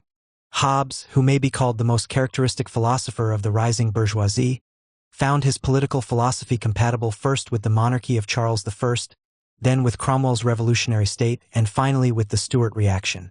It was irrelevant to Hobbes whether the sovereign state assumed the form of a democracy, oligarchy, or limited monarchy, as long as it asserted sovereignty in its relations with other states and maintained its own authority in relation to its citizens. So, too, for Hegel, Differences in political form between nations did not matter so long as the underlying identity of social and economic relations was uniformly maintained as that of middle-class society. Modern constitutional monarchy seemed to him to serve quite well in preserving this economic structure. Upon the downfall of the Napoleonic system in Germany, he consequently was quite willing to hail the ensuing sovereign monarchy as the genuine heir of the Napoleonic system. To Hegel, state sovereignty was a necessary instrument for preserving middle-class society. For the sovereign state would remove the destructive competitive element from the individuals and make competition a positive interest of the universal. It would be capable of dominating the conflicting interests of its members. The point that is here implied is that where the social system requires the individual's existence to depend on competition with others, the only guarantee of at least a limited realization of the common interest would be the restriction of his freedom within the universal order of the state. Sovereignty of the state thus presupposes international competition among antagonistic political units, the power of each of which resides essentially in its undisputed authority over its members. In his published report of 1817 on the debates of the Estates of Württemberg, Hegel's views are entirely dictated by this attitude. Württemberg had become a sovereign kingdom by act of Napoleon. A new constitution was necessary to replace the obsolescent semi-feudal system, and newly acquired territories had to be combined with the original state so as to form a centralized social and political whole. The king had drafted such a constitution and had submitted it to the assembled estates in 1815. The latter refused to accept it. Hegel, in his strong defense of the royal draft against the estates' opposition, interpreted the conflict between the two parties as a struggle between the old and new social principle, between feudal privilege and modern sovereignty. His report shows throughout the guiding thread of the principle of sovereignty. Napoleon, he says, established the external sovereignty of the state. The historical task now is to establish its internal sovereignty, an undisputed authority of the government over its citizens. And this engenders a new conception of the relation of the state to its members. The idea of the social contract must be displaced by the idea of the state as an objective whole. The Genenser system had repudiated any application of the social contract to the state. Now, the main theme that shapes Hegel's philosophy is that the state is separate from society. Out of the irreconcilable conflict of particular interests, which are the basis of modern society's relations, the inherent mechanisms of this society can produce no common interest. The universal must be imposed upon the particulars, as it were, against their will, and the resulting relation between the individuals on the one hand and the state on the other cannot be the same as that between individuals. The contract might apply to the latter, but it cannot hold for the former.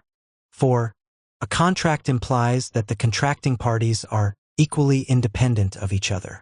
Their agreement is but a contingent relation that originates from their subjective wants. The state, on the other hand, is an objective, necessary relation, essentially independent of subjective wants. According to Hegel, civil society must finally generate an authoritarian system, a change that springs from the economic foundations of that society itself and serves to perpetuate its framework. The change in form is supposed to save the threatened content. Hegel, we may recall, outlined an authoritarian system when he spoke of a government of discipline at the conclusion of the Genenser system of morality. That government form did not amount to a new order, but simply imposed a method on the prevailing system of individualism. Here, again, in elevating the state above society, Hegel follows the same pattern. He gives the state the supreme position because he sees the inevitable effects of the antagonisms within modern society. The competing individual interests are incapable of generating a system that would guarantee the continuance of the whole. Hence, an uncontrovertible authority must be imposed on them. The government's relation to the people is removed from the sphere of contract and made an original substantial unity. The individual bears primarily the relation of duty to the state, and his right is subordinate to this. The sovereign state takes shape as a disciplinary state. Its sovereignty, however, must differ from that of the absolutistic state. The people must become a material part of the state power.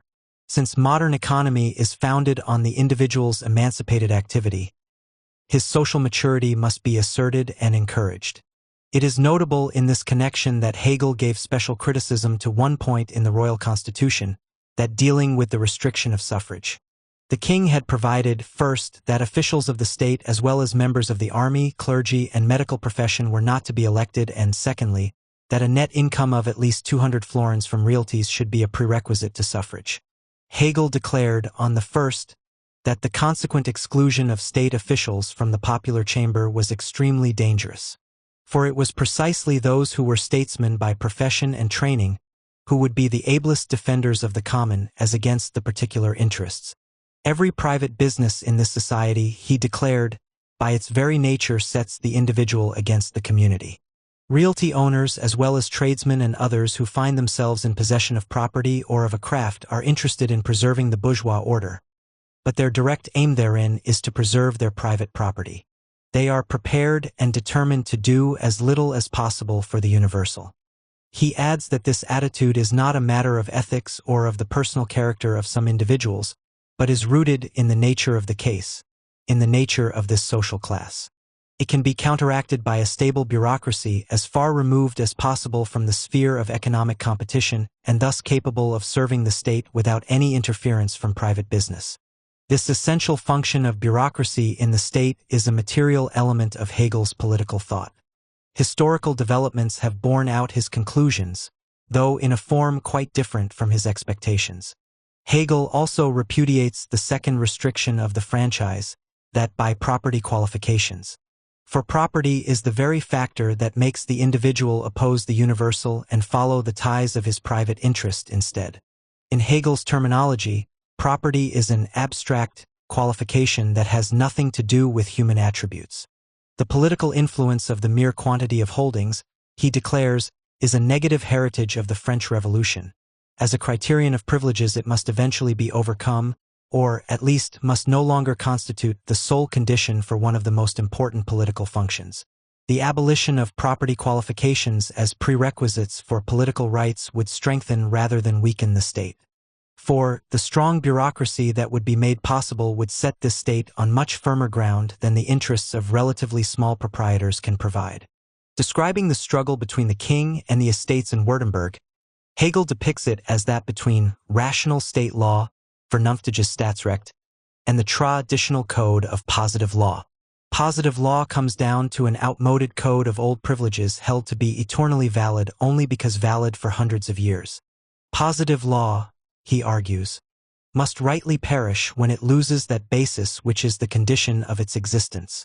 The old privileges of the estates have about as much basis in modern society as have sacrificial murder, slavery, feudal despotism, and countless other infamies. These have been done with as rights. Reason has been a historical reality ever since the French Revolution. The recognition of the rights of man has overthrown old privilege and has laid down the everlasting principles of established legislation, government, and administration. At the same time, the rational order that Hegel is here discussing is gradually stripped of its revolutionary implications and adapted to the requirements of the society of his time.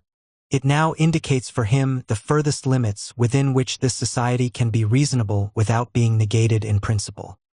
He holds up the revolutionary terror of 1793 as brutal warning that the existing order must be protected with all available means. The princes ought to know, as a result of the experiences of the past 25 years, the dangers and horrors connected with the establishment of new constitutions, and with the criterion of a reality that conforms to thought. Hegel generally praised the endeavor to fashion reality in accordance with thought. This was man's highest privilege and the sole way to materialize the truth. But when such an attempt threatened the very society that originally hailed this as man's privilege, Hegel preferred to maintain the prevailing order under all circumstances. We may again cite Hobbes to show how anxiety for the existing order unites even the most disparate philosophies. The state of man can never be without some incommodity or other, but the greatest that in any form of government can possibly happen to the people in general is scarce sensible in respect of the miseries and horrible calamities that accompany a civil war. The present ought always to be preferred, maintained, and accounted best, because it is against both the law of nature and the divine positive law to do anything tending to the subversion thereof. It is not an inconsistency in Hegel's system that individual freedom is thus overshadowed by the authority vested in the universal, and that the rational finally comes forward in the guise of the given social order. The apparent inconsistency reflects the historical truth and mirrors the course of the antagonisms of individualist society, which turned freedom into necessity and reason into authority. Hegel's philosophy of right, to a considerable extent, owes its relevance to the fact that its basic concepts absorb and consciously retain the contradictions of this society and follow them to the bitter end. The work is reactionary insofar as the social order it reflects is so, and progressive insofar as it is progressive. Some of the gravest misunderstandings that obscure the philosophy of right can be removed simply by considering the place of the work in Hegel's system. It does not treat with the whole cultural world, for the realm of right is but a part of the realm of mind, namely that part which Hegel denotes as objective mind.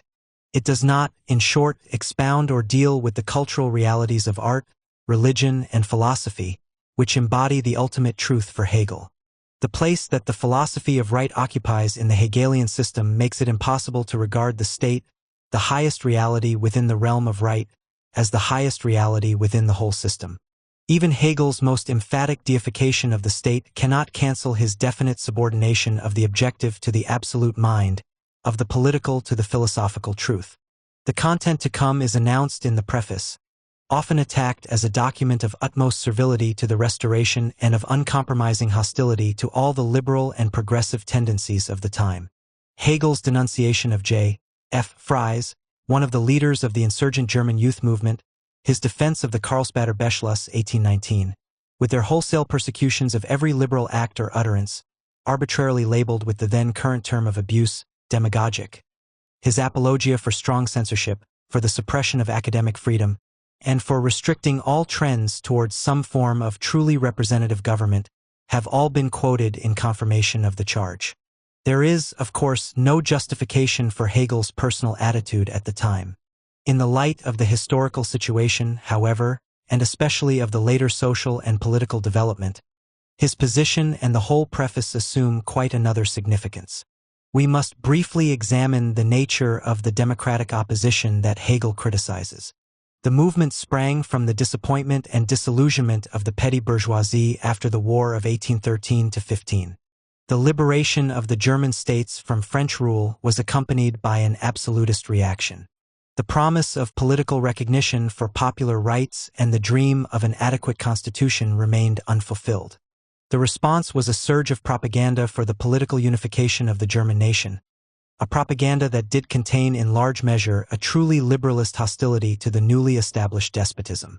Since, however, the upper classes were capable of holding their own within the absolutist framework, and since no organized working class existed, the democratic movement was, to a large extent, made up of resentment on the part of the powerless petty bourgeoisie. This resentment received striking expression in the program of the academic Burschenschaften and of their precursors, the Turnverein. There was much talk of freedom and of equality, but it was a freedom that would be the vested privilege of the Teutonic race alone, and an equality that meant general poverty and privation. Culture was looked upon as the holding of the rich and of the alien, made to corrupt and soften the people. Hatred of the French went along with hatred of Jews, Catholics, and nobles. The movement cried for a truly German war, so that Germany might unfold the abundant wealth of her nationality. It demanded a savior to achieve German unity, one to whom the people will forgive all sins. It burned books and yelled woe to the Jews. It believed itself above the law and the Constitution because there is no law to the just cause. The state was to be built from below, through the sheer enthusiasm of the masses, and the natural unity of the Volk was to supersede the stratified order of state and society.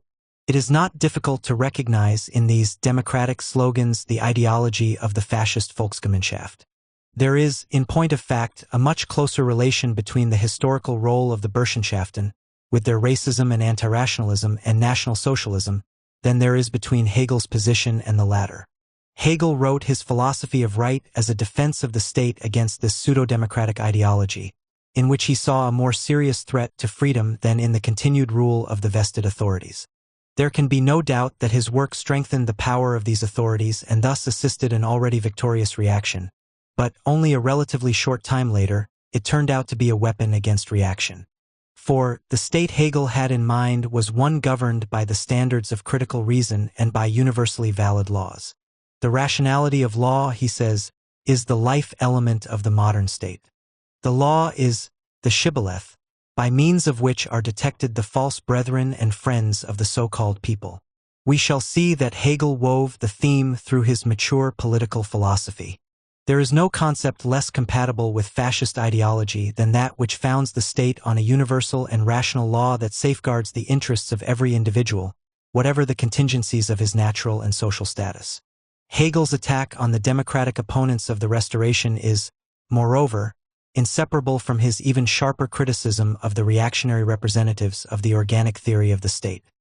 His criticism of the Volksbewegung is linked with his polemic against K. L. von Haller's Restoration der Staatswissenschaft, first published in 1816, a work that exerted great influence on political romanticism in Germany. Haller there had considered the state to be a natural fact and at the same time a divine product. As such, he had accepted without justification the rule of the strong over the weak, which every state implies, and had rejected any interpretation of the state as representing the institutionalized rights of free individuals or as subject to the demands of human reason. Hegel characterized Haller's position as nothing short of fanaticism, mental imbecility, and hypocrisy. If supposedly natural values and not those of reason are fundamental principles of the state, then hazard, injustice, and the brute in man replace the rational standards of human organization. Both the democratic and feudal opponents of the state agreed in repudiating the rule of law. Hegel held, against both of them, that the rule of law is the only adequate political form of modern society. Modern society, he said, is not a natural community or an order of divinely bestowed privileges. It is based on the general competition of free owners of property who get and hold their position in the social process through their self-reliant activity. It is a society in which the common interest, the perpetuation of the whole, is asserted only through blind chance. Conscious regulation of the social antagonisms, therefore, by a force standing above the clash of particular interests, and yet safeguarding each of them, could alone transform the anarchic sum total of individuals into a rational society. The rule of law was to be the lever of that transformation. At the same time, Hegel rejected political theory as such, and denied that it had any use in political life. The rule of law was at hand. It was embodied in the state and constituted the adequate historical realization of reason. Once the given order was thus accepted and acquiesced in, political theory was rendered superfluous. For theories now set themselves in opposition to the existing order and make as though they were absolutely true and necessary. Hegel was impelled to renounce theory because he maintained that theory was necessarily critical, especially in the form it had taken in Western history. Ever since Descartes, it was claimed that theory could plumb the rational structure of the universe and that reason could through its efforts become the standard of human life. Theoretical and rational knowledge of the truth thus implied recognition of the untruth of a reality not yet up to standard. The inadequate nature of the given reality forced theory to transcend it, to become idealistic. But, Hegel now says, history has not stood still. Mankind has reached the stage where all the means are at hand for realizing reason. The modern state is the reality of that realization. Hence, any further application of theory to politics would now make theory utopian. When the given order is taken as rational, idealism has reached its end. Political philosophy must henceforth refrain from teaching what the state ought to be. The state is rational, and there's the finale. Hegel adds that his philosophy will instead counsel that the state must be recognized as a moral universe. The task of philosophy becomes that of reconciling men to the actual. A strange reconciliation, indeed. There is hardly another philosophical work that reveals more unsparingly the irreconcilable contradictions of modern society, or that seems more perversely to acquiesce in them.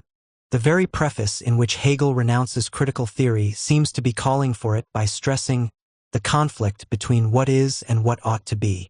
The content to which reason pointed was within reach, Hegel said. The realization of reason could no longer be philosophy's task, nor could it be allowed to dissipate itself in utopian speculations. Society as actually constituted had brought to fruition the material conditions for its change.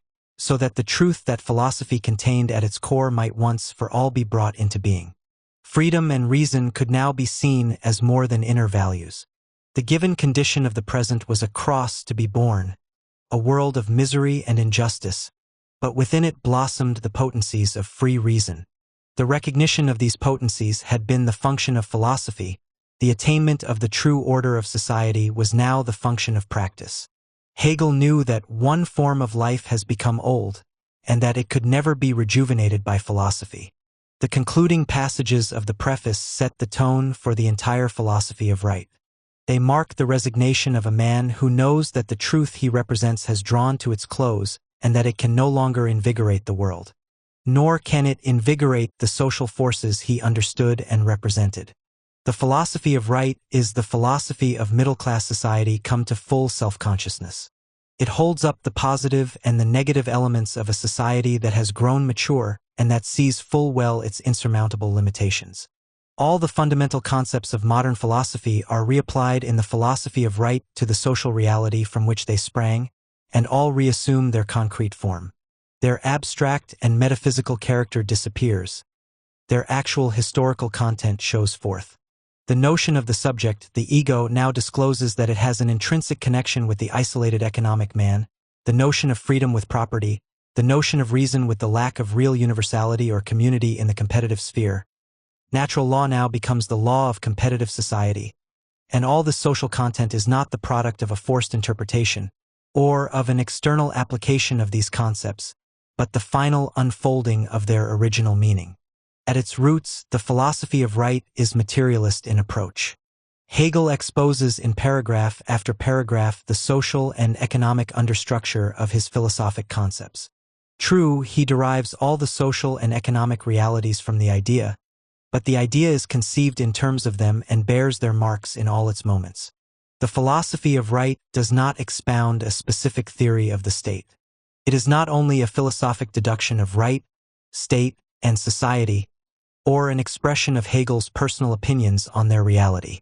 What is essential in the work is the self-dissolution and self-negation of the basic concepts of modern philosophy. They share the fate of the society they explain.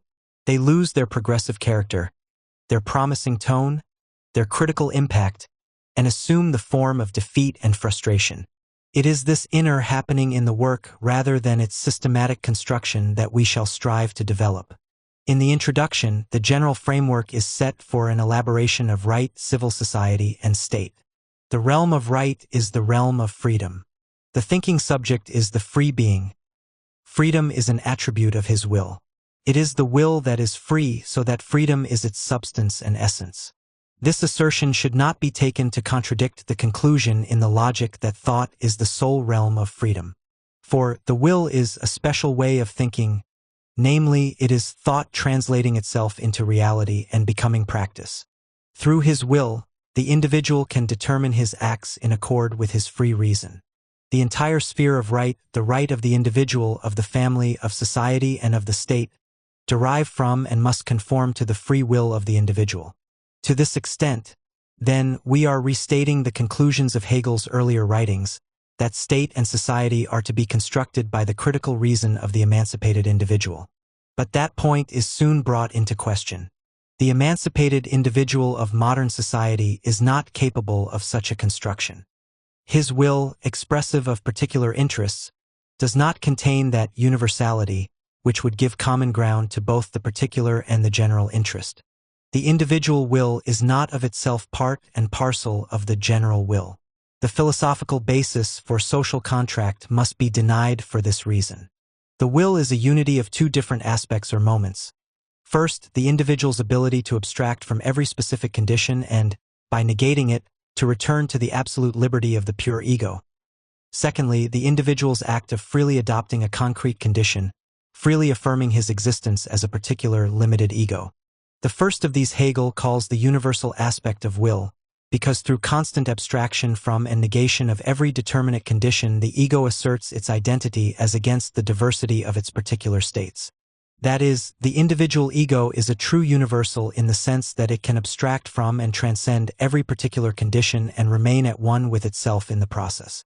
The second sense recognizes that the individual cannot in fact negate every particular condition, but must choose someone in which he carries on his life. He is in this respect a particular ego. The fixation on either mode of will results in a negative liberty. If the individual abstracts from every particular condition and retreats into the pure will of his ego, he will constantly be rejecting all established social and political forms and will get to something like the abstract liberty and equality exalted in the French Revolution. The same was done in Rousseau's theory of the state and society, which predicated an original state of man where the living unit was the abstract individual possessing certain arbitrarily selected qualities such as good and evil, private owner or member of a community without private property, and so on. Rousseau, Hegel says, made the will and the spirit of the particular individual in his peculiar caprice the substantive and primary basis in society. Hegel's notion of the will aims to demonstrate that the will is of a dual character, consisting of a fundamental polarity between particular and universal elements. It aims, moreover, to show that this will is not adequate to give rise to a social and political order, but that the latter requires other factors that can be made harmonious with the will only through the long process of history. The individual's free will of necessity asserts his private interest. It can therefore never of itself will the general or common interest. Hegel shows, for example, that the free man becomes the property owner who, as such, stands against other property owners. His will is by nature determined by his immediate impulses, appetites, and inclinations, and is directed to satisfying these. Satisfaction means that he has made the object of his will his own. He cannot fulfill his wants except by appropriating the objects he wants, thus excluding other individuals from the use and enjoyment of the same. His will necessarily takes the form of individuality, Einzelheit.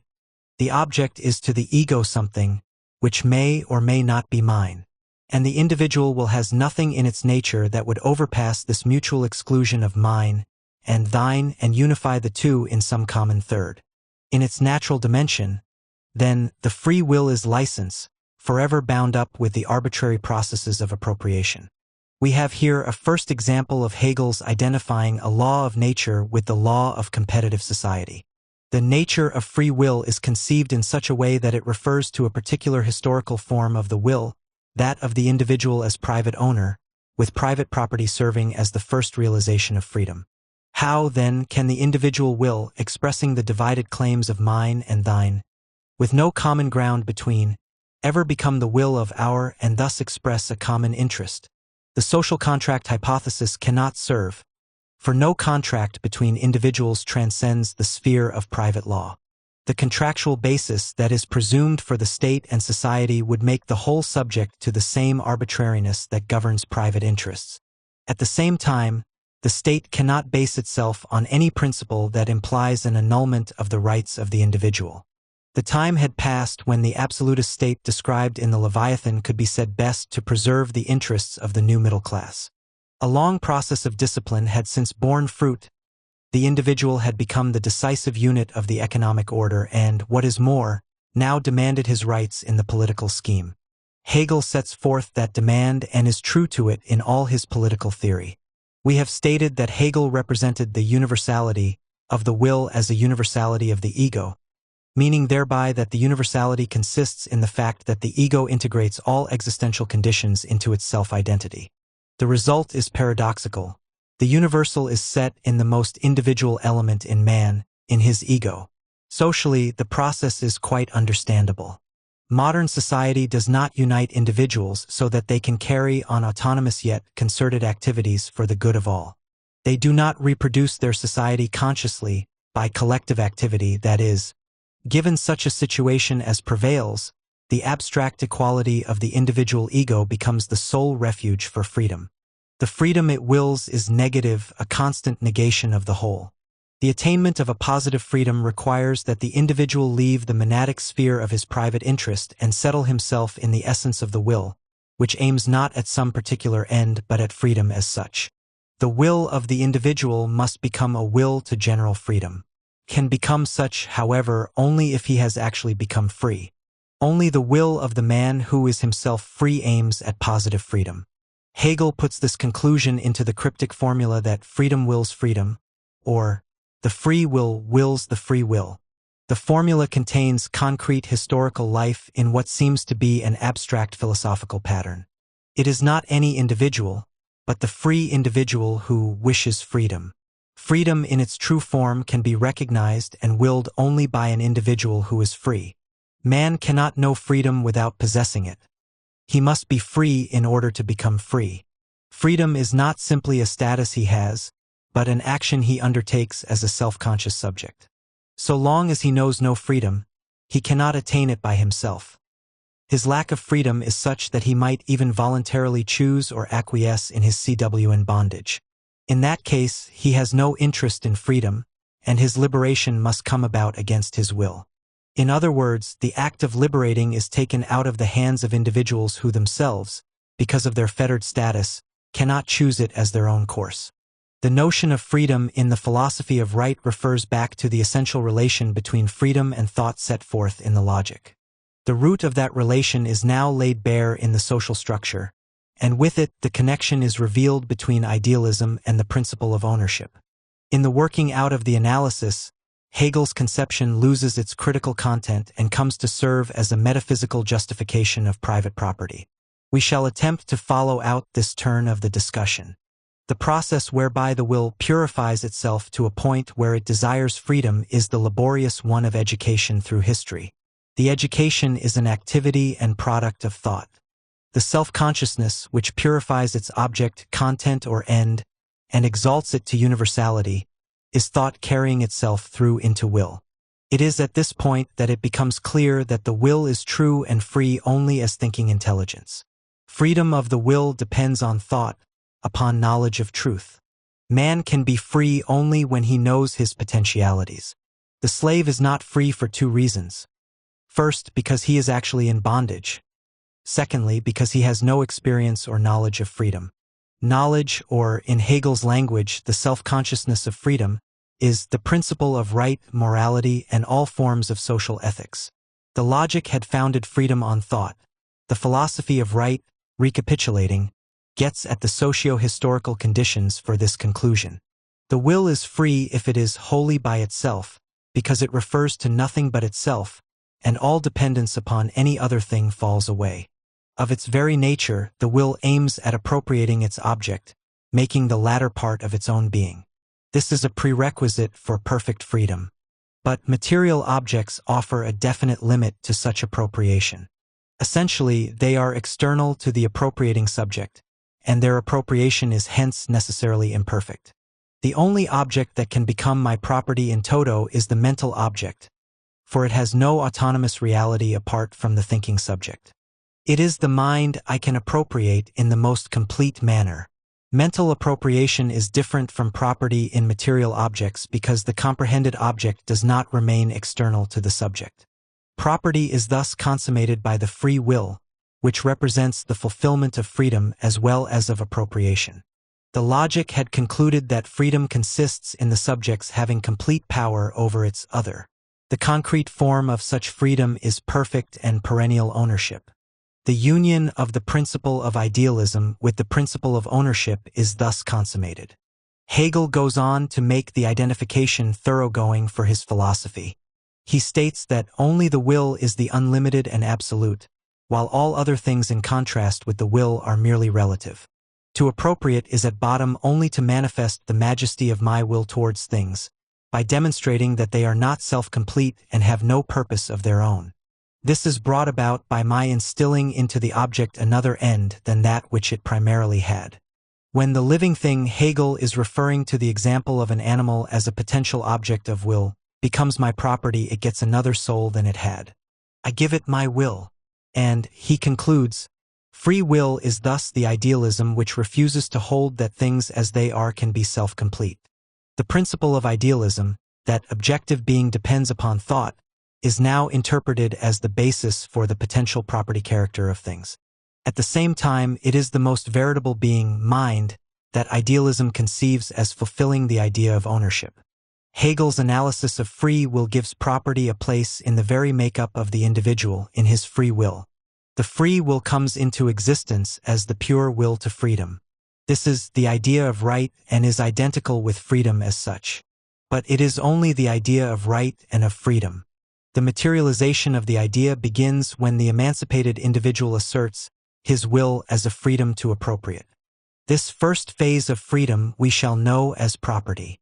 The deduction of property from the essence of the free will is an analytical process in Hegel's discussion. What he does is draw the consequences of his former conclusions about the will. At first, the free will is the single will of a subject, replete with aims that are directed to the variety of objects of a world to which the subject is related as an exclusive individual. He becomes actually free in a process of testing his freedom by excluding others from the objects of his will and making the latter exclusively his. By virtue of his exclusive will, the subject is a person. That is, personality begins when there is a self-conscious power to make the objects of one's will one's own. Hegel has stressed that the individual is free only when he is recognized as free, and that such recognition is accorded him when he has proved his freedom. Such proof he can furnish by showing his power over the objects of his will, through appropriating them. The act of appropriation is completed when other individuals have assented to or recognized it. We have also seen that for Hegel the subject's substance rests in an absolute negativity, insofar as the ego negates the independent existence of objects and turns them into media for its own fulfillment. The activity of the property owner is now the driving power of this negation. A person has the right to direct his will upon any object as his real and positive end. The object thus becomes his. As it has no end in itself, it receives its meaning and soul from his will. Man has the absolute right to appropriate all that is a thing. Mere appropriation, however, results in mere possession, besitz. But possession is property only if made objective for other individuals as well as for the owner. The form of mere subjectivity must be removed from the objects. They must be held and used as the generally recognized property of a definite person. That person must in turn recognize himself in the things he possesses, must know and handle them as the fulfillment of his free will. Then and then only does possession become an actual right. Free will is of necessity the single will of a definite person, and property has the quality of being private property. The institution of private property has rarely been so consistently developed from and founded in the isolated individual's nature. Thus far, no universal order has entered Hegel's deduction. Nothing that bestows the sanction of a universal right upon individual appropriation. No God has been invoked to ordain and justify it, nor have men's needs been cited as responsible for producing it. Property exists solely by virtue of the free subject's power. It is derived from the free person's essence. Hegel has removed the institution of property from any contingent connection and has hypostatized it as an ontological relation. He emphasizes over and over that it may not be justified as a means of satisfying human wants. The rationale of property does not consist in its satisfaction of needs, but rather in the fact that the institution overcomes the mere subjectivity of the person, and, at the same time, fulfills the determination of the latter. The person exists as reason only in property. Property is prior to the contingent needs of society. It is the first embodiment of freedom and therefore a substantial end in itself. In man's relation to external objects, the rational element consists in the possession of property. What and how much a person possesses, however, is a matter of chance and, from the standpoint of right, entirely contingent. Hegel explicitly admits that the prevailing distribution of property is the product of accidental circumstances, quite at odds with rational requirements. On the other hand, he absolves reason from the task of passing judgment on this distribution. He makes no effort to apply the philosophical principle of the equality of men to the inequalities of property, and in fact rejects this step. The only equality that might be derived from reason is that everybody should possess property, but reason is entirely indifferent to the quality and quantity of ownership. It is in this connection that Hegel presents his striking definition. Right is unconcerned about differences in individuals. The definition combines the progressive and regressive features of his philosophy of right. Unconcern about individual differences, as we shall see, is characteristic of the abstract universality of law, which sets a minimum of equality and rationality upon an order of irrationality and injustice. On the other hand, That same unconcern typifies a social practice wherein the preservation of the whole is reached only by disregarding the human essence of the individual. The object of the law is not the concrete individual, but the abstract subject of rights. The process of transforming the relations between men into relations of things operates in Hegel's formulation. The person is submerged in his property and is a person only by virtue of his property. Consequently, Hegel denotes all law of persons as law of property. Clearly, it is only personality that gives us a right to things, and therefore personal right is in essence real right, Sachenrecht. The process of reification continues to permeate Hegel's analysis. He derives the entire law of contracts and obligations from the law of property. Since the freedom of the person is exercised in the external sphere of things, the person can externalize himself, that is, deal with himself as an external object. He can of his own free will alienate himself and sell his performances and services. Mental endowments, science, art, even such matters of religion as sermons, masses, prayers, blessings, also inventions and so forth become objects of a contract. They are recognized and treated in the same way as the objects for purchase, sale, and so on. The alienation of the person, however, must have a limit in time, so that something remains of the totality and universality of the person. If I were to sell the entire time of my concrete labor and the totality of my produce, my personality would become the property of someone else. I would no longer be a person and would place myself outside of the realm of right. The principle of freedom, which was to demonstrate the absolute supremacy of the person over all things, has not only turned this person into a thing, but has also made him a function of time. Hegel struck upon the same fact that impelled Marx later to stipulate the shortening of the labor day as the condition for man's passing into the realm of freedom. Hegel's conceptions carry far enough, also, to touch upon the hidden force of labor time and to reveal that the difference between the ancient slave and the free worker can be expressed in terms of the quantity of time belonging to the Lord. The institution of private property has been derived from the free will of the person. This will, however, has a definite limit, the private property of other persons. I am and I remain proprietor only insofar as I willingly renounce my right to appropriate other people's property.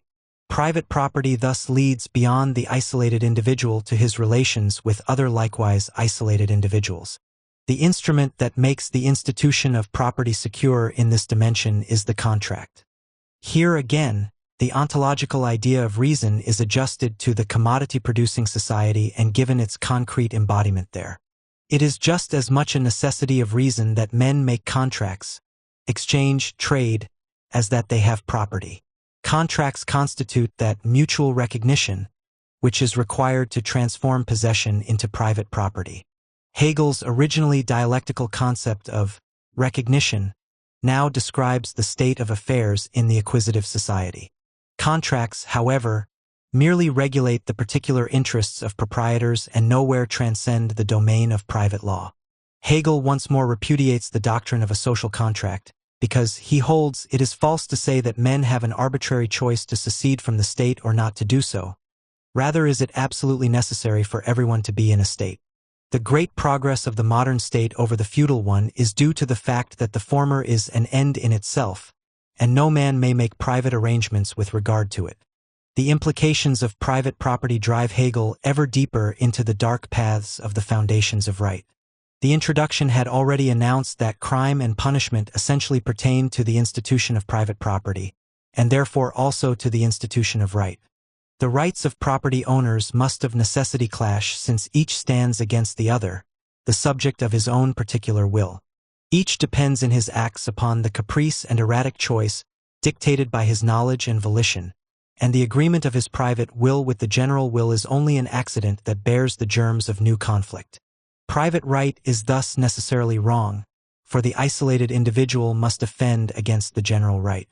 Hegel declares that fraud and crime are an unpremeditated or civil wrong, unbefangens oder bürgerliches Unrecht, denoting that they are a material part of civil society. The right in civil society originates from the fact that there is an abstract generalization of particular interests. If the individual, in pursuit of his interest, collides with the right, he can claim for himself the same authority that the others claim against him, namely that he acts to preserve his own interest. The right, however, holds the higher authority because it also represents, though in an inadequate form, the interest of the whole. The right of the whole and that of the individual do not have the same validity. The former codifies the demands of the society on which depend the maintenance and welfare of the individuals as well. If the latter do not recognize this right, they not only offend against the universal but also against themselves. They are wrong, and the punishment of their crime restores their actual right. This formulation, which guides Hegel's theory of punishment, entirely detaches the idea of wrong from all moral considerations. The philosophy of right does not place wrong in any moral category, but introduces it under the head of abstract right.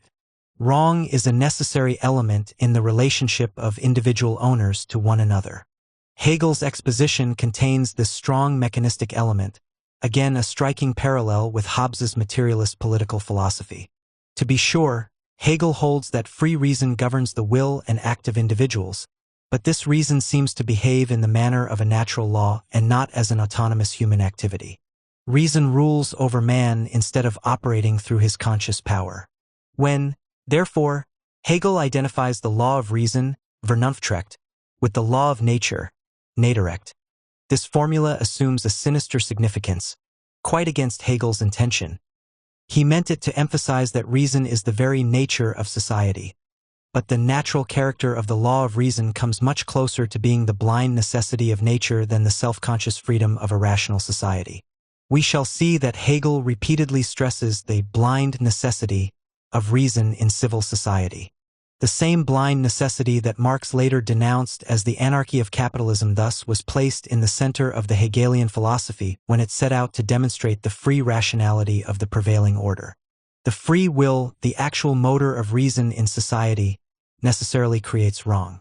The individual must clash with the social order that claims to represent his own will in its objective form. But the wrong and the avenging justice that remedies it not only express a higher logical necessity, but also prepare the transition to a higher social form of freedom, the transition from abstract right to morality. For, in committing a wrong, and in accepting punishment for his deed, the individual becomes conscious of the infinite subjectivity of his freedom. He learns that he is free only as a private person. When he collides with the order of right, he finds that this mode of freedom he has practiced has reached insurmountable limits. Repelled in the external world, the will now turns inward, to seek absolute freedom there. The free will enters the second realm of its fulfillment. The subject who appropriates becomes the moral subject. The transition from the first to the second part of Hegel's work thus traces a decisive trend in modern society, that in which freedom is internalized, verinnerlicht. The dynamics of the will, which Hegel puts forward as an ontological process, correspond to a historical process that began with the German Reformation. We indicated this in our introduction. Hegel cites one of the most important documents that set this message forth, Luther's paper on Christian liberty, wherein Luther maintained that the soul will not be touched nor affected if the body is maltreated, and the person subjected to another man's power. Hegel terms this statement senseless sophistic reasoning, but at the same time agrees that such a condition is possible, that man can be free in fetters. This, he holds, is true only if it is the result of the man's free will, and then only in regard to himself. With regard to another, one is unfree if his body is enslaved and free only if he actually and concretely exists as free. Inner freedom, for Hegel, is only a transitory stage in the process of achieving outer freedom. The tendency to abolish the inner realm of freedom may be said to foreshadow that stage of society in which the process of internalizing values no longer proves efficient as a means of restraining the individual's demands. Inner freedom does at least reserve to the individual a sphere of unconditional privacy with which no authority may interfere, and morality does place him under some universally valid obligations. But when society turns to totalitarian forms, in accordance with the needs of monopolist imperialism, the entirety of the person becomes a political object. Even his innermost morality is subjugated to the state and his privacy abolished. The same conditions that previously called for the internalizing of values now demand that they be fully externalized. Hegel's philosophy of right still shows a balance between these two polar developments. Hegel maintains that the subjectivity of the will remains the ground of the existence of freedom, and he lets freedom terminate in an all-powerful state. Morality, the realm of inner freedom, however, loses all its splendor and glory in Hegel's work and becomes a mere joint between private and constitutional law, between abstract right and societal life. It has often been stressed that Hegel's system contains no real ethics. His moral philosophy is absorbed in his political philosophy. But the submersion of ethics in politics conforms to his interpretation and valuation of civil society. It is not an accident that his section on morality is the most brief and the least significant of any in his work. We shall pass to the last portion of the philosophy of right, that treating social and political ethics, Sittlichkeit. This part of the work deals with the family, civil society, and the state, and we must first sketch the systematic connection that it has with the two preceding sections of the philosophy of right. The will here turns outward to the external realm of social reality. An individual who rejoices in the inner freedom and truth of his morality, we find, has not reached freedom and truth. The abstract good is devoid of power. It is compatible with any given content. The science of logic had demonstrated that the idea is fulfilled only in actuality. Similarly, the free will must overcome the diremption between inner and outer world, between subjective and universal right, and the individual must achieve his will in objective social and political institutions, which in turn must accord with his will.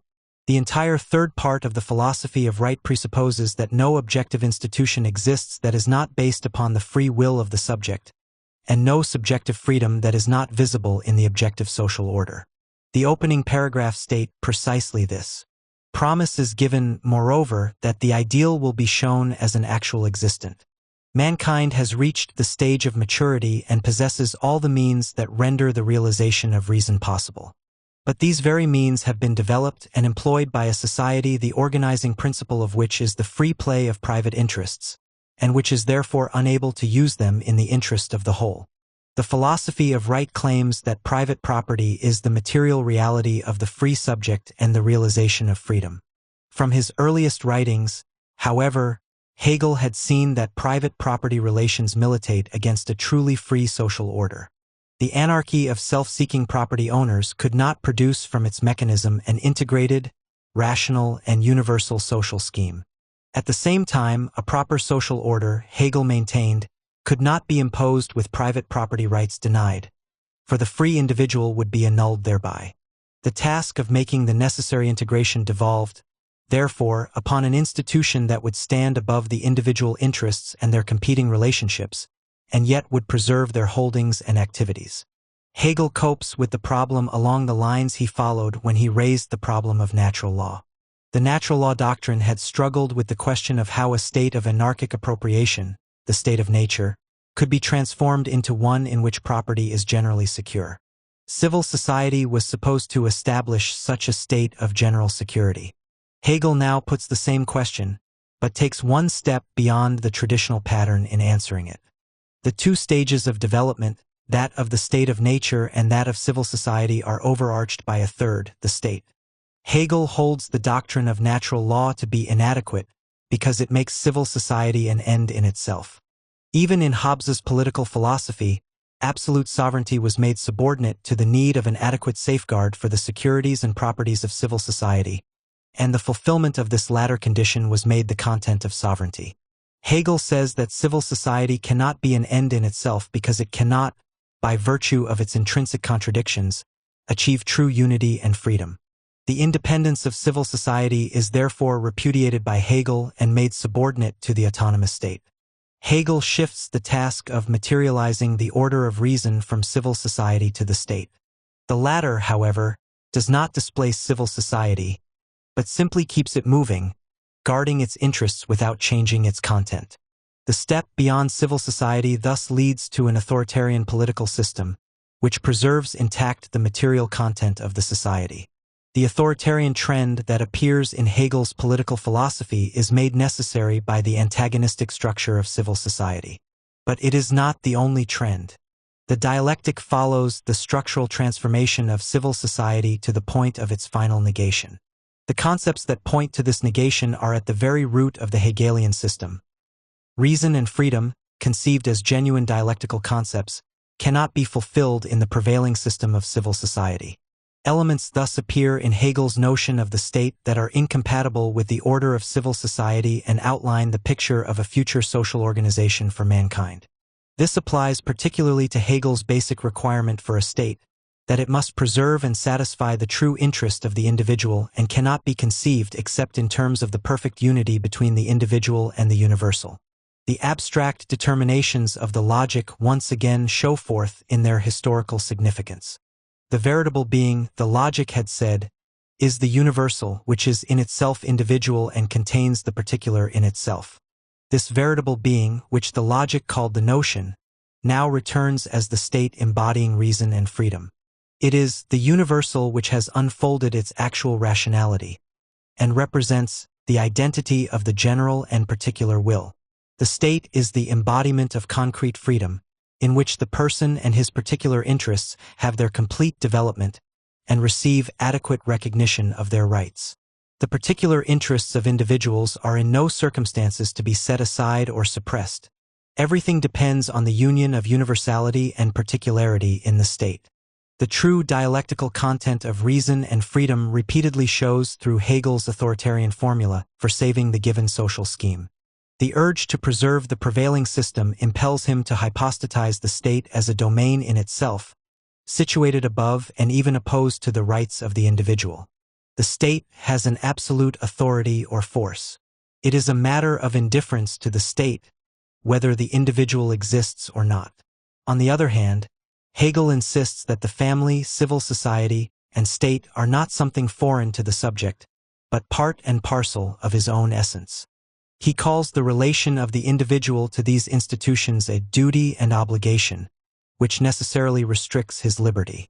But he maintains that it restricts only his abstract freedom, and therefore rather means the liberation of his substantial freedom.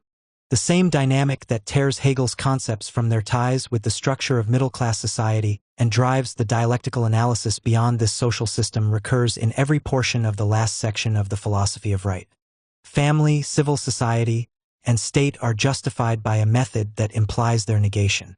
The discussion of the family that opens this section is entirely animated by this paradox. The family is a natural foundation for the order of reason that culminates in the state, but at the same time it is such only insofar as it dissolves. The family has its external reality in property, but property also destroys the family. Children grow up and establish property-holding families of their own. The natural unit of the family thus breaks up into a multitude of competing groups of proprietors, who essentially aim at their particular egoistic advantage.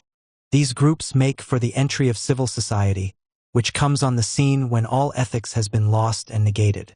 Hegel bases his analysis of civil society on the two material principles of modern society.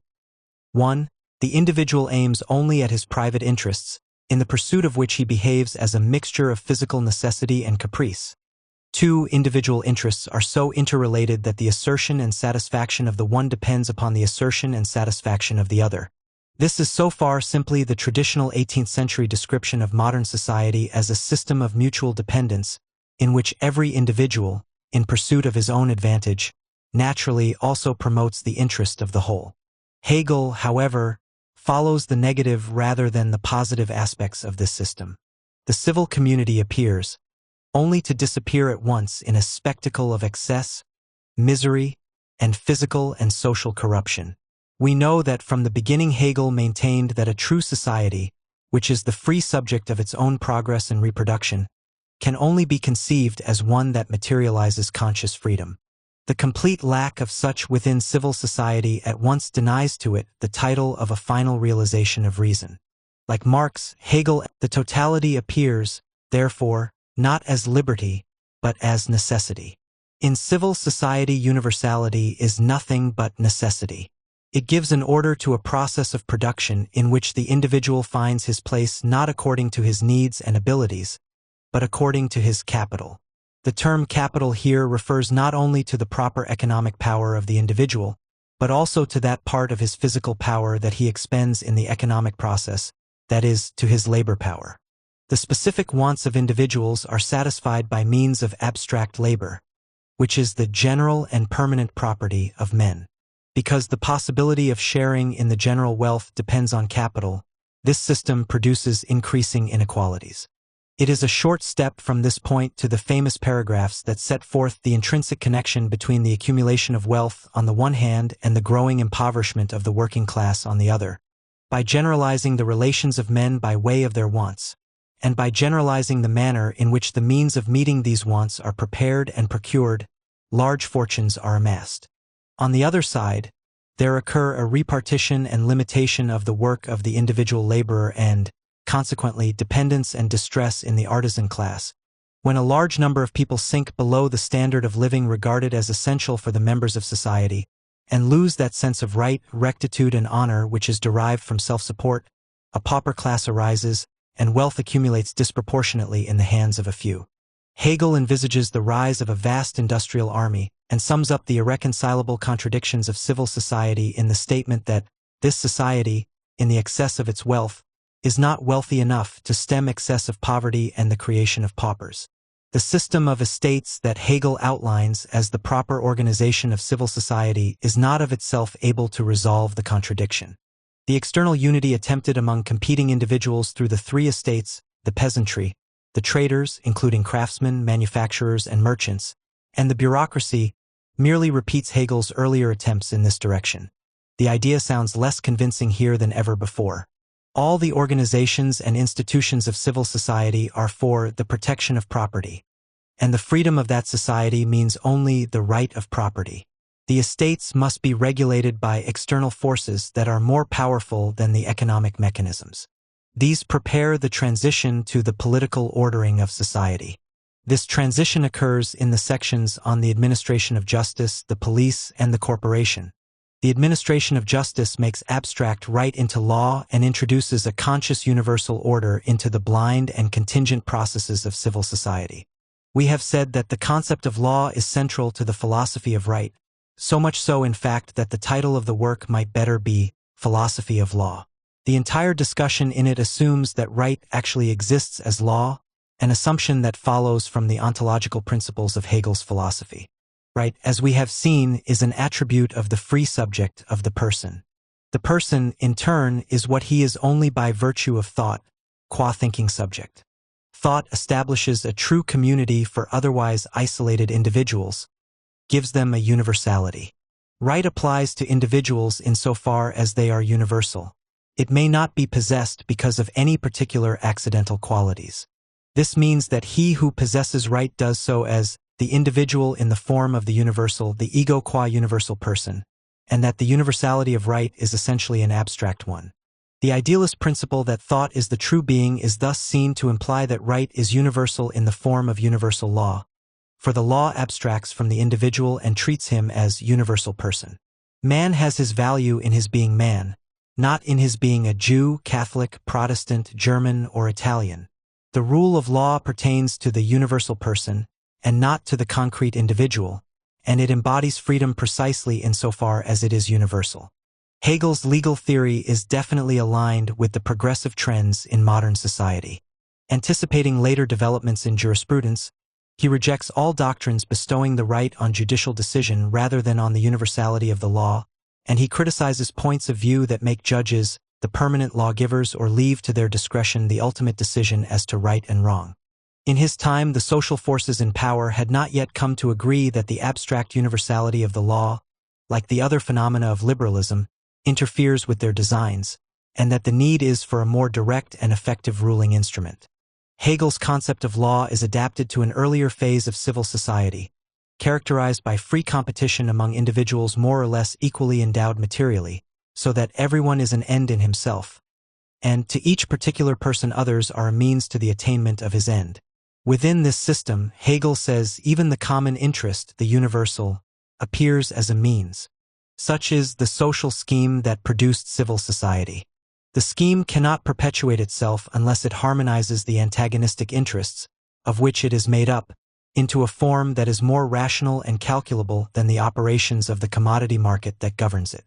Unrestricted competition requires a minimum of equal protection for the competitors and a reliable guarantee for contracts and services. This minimum of harmony and integration, however, cannot be had except by abstracting from each one's concrete existence and its variations. The right does not deal with man's specific determinations. Its purpose is not to advance and protect him in his necessary wants and special aims and drives, such as his thirst for knowledge or his desire to maintain life, health, and so on. Man enters into contracts, exchange relations, and other obligations simply as the abstract subject of capital or of labor power or of some other socially necessary possession or device. Accordingly, the law can be universal and treat individuals as equals only insofar as it remains abstract. Right is hence a form rather than a content. The justice dispensed by law gets its cue from the general form of transaction and interaction, while the concrete varieties of individual life enter only as a sum total of attenuating or aggravating circumstances. The law as a universal thus has a negative aspect. It of necessity involves an element of chance, and its application to a particular case will engender imperfection and cause injustice and hardship. These negative elements, however, cannot be eliminated by extending the discretionary powers of the judge. The law's abstract universality is a far better guarantee of right, despite all the shortcomings, than is the individual's concrete and specific self. In civil society, all individuals have private interests by which they are set against the whole, and none of them can claim to be a source of right. It is true at the same time that the abstract equality of men before the law does not eliminate their material inequalities or in any sense remove the general contingency that surrounds the social and economic status they possess. But by force of the fact that it disregards the contingent elements, the law is more just than the concrete social relations that produce inequalities, hazard, and other injustices. Law is at least based on a few essential factors common to all individuals. We must bear in mind that private ownership is one of these essential factors to Hegel, and that human equality means to him also an equal right of all to property. In standing by its principle of fundamental equality, the law is able to rectify certain flagrant injustices without upsetting the social order that demands the continuance of injustice as a constitutive element of its existence. This, at least, is the philosophical construction, valid only insofar as the rule of law gives greater security and protection to the weak than does the system that has since replaced it, the rule of authoritarian decree. Hegel's doctrine is the product of the liberalistic era and embodies its traditional principles. For laws to be obeyed, they must be known to all.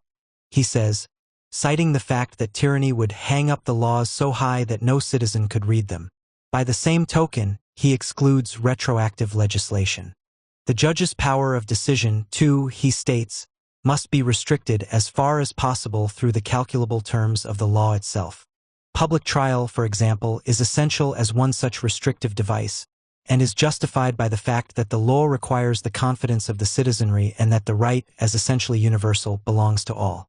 Hegel's conception implies that the body of law is what free men would themselves establish of their own reason.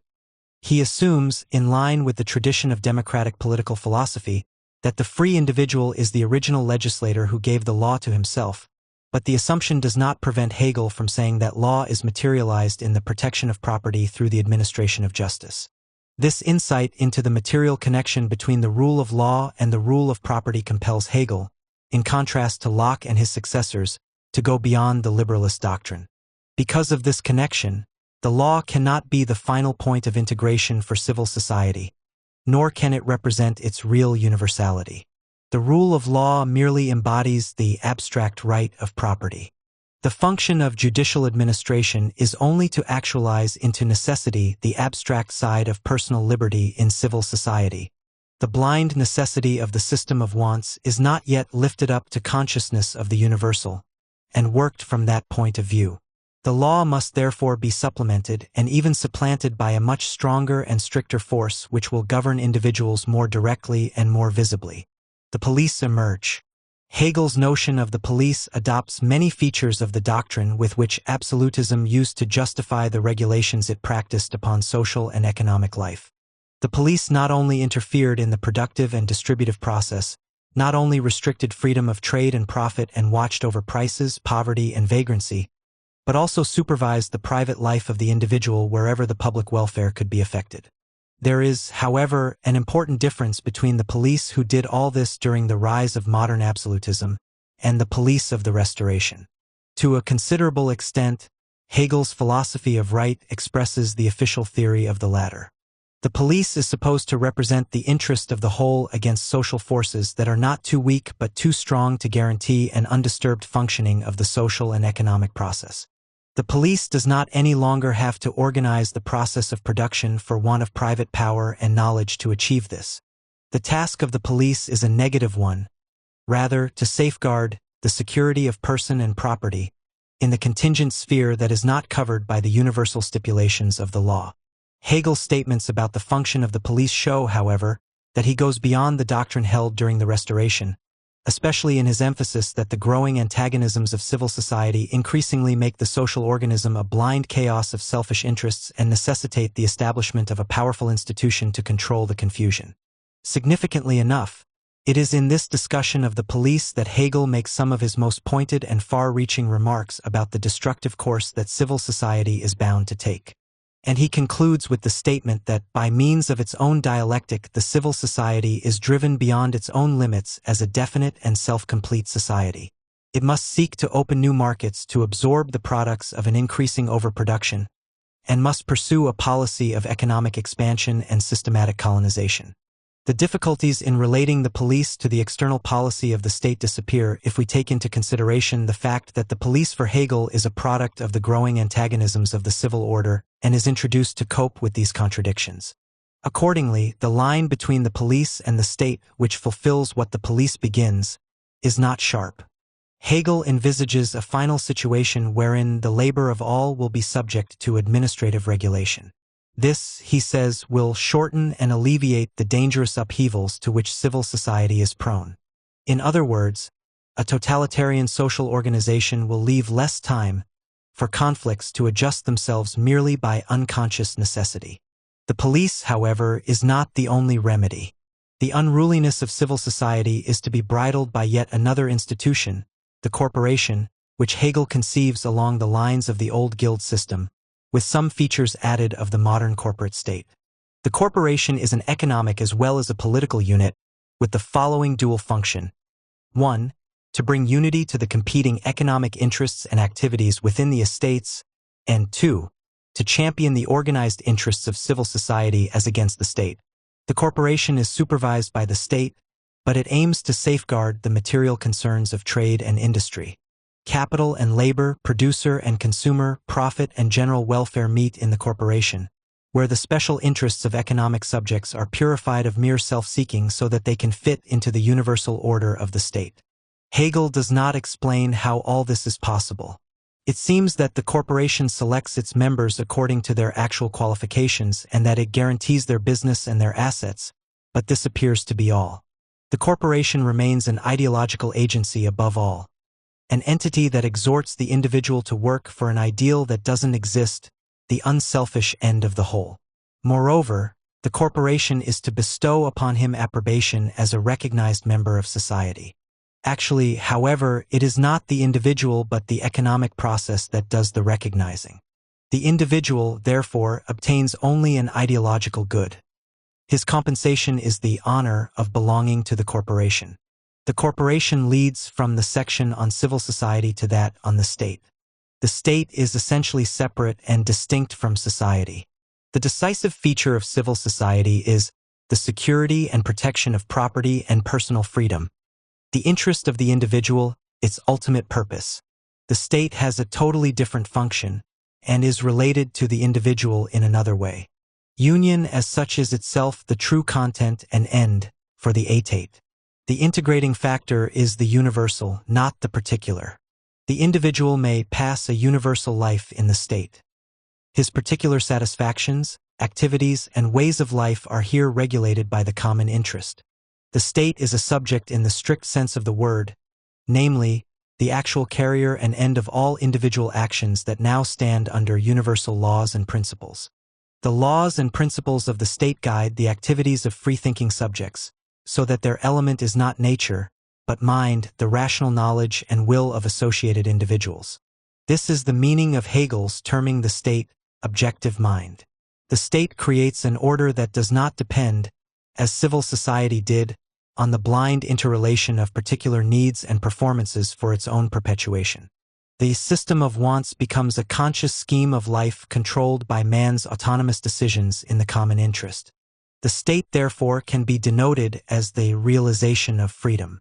We have mentioned that for Hegel, the state's fundamental task is to make the specific and the general interest coincide, so as to preserve the individual's right and freedom. Yet such a demand presupposes the identification of state and society, not their separation. For the wants and interests of the individual exist in society and, no matter how they may be modified by the demands of the common welfare, they arise in and remain bound up with the social processes governing individual life. The demand that freedom and happiness be fulfilled thus eventually falls back upon society, and not upon the state. According to Hegel, the state has no aim other than association as such.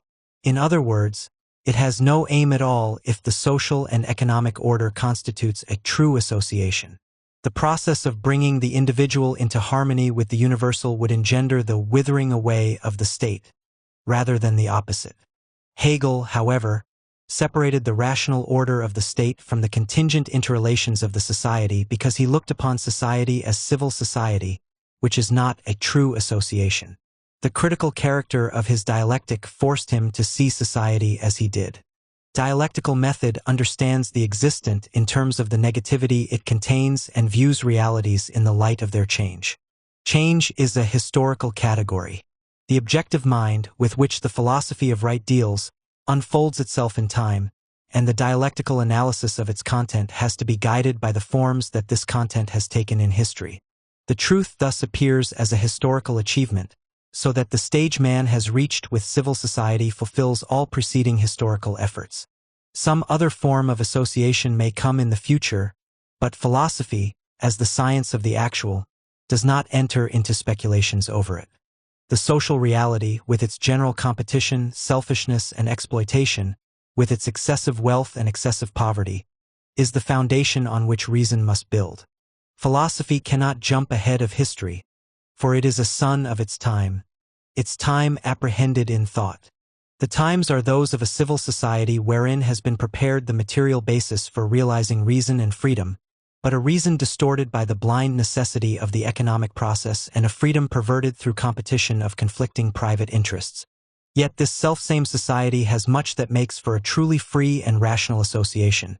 It upholds the inalienable right of the individual, increases human wants and the means for their satisfaction, organizes the division of labor, and advances the rule of law. These elements must be freed from private interests and submitted to a power that stands above the competitive system of civil society, in a specially exalted position. This power is the state. Hegel sees the state as an independent and autonomous power, in which the individuals are mere moments, as the march of God in the world. He thought this to be the very essence of the state, but, in reality, he was only describing the historical type of state that corresponded to civil society. We reach this interpretation of Hegel's state by placing his concept in the socio-historical setting that he himself implied in his description of civil society.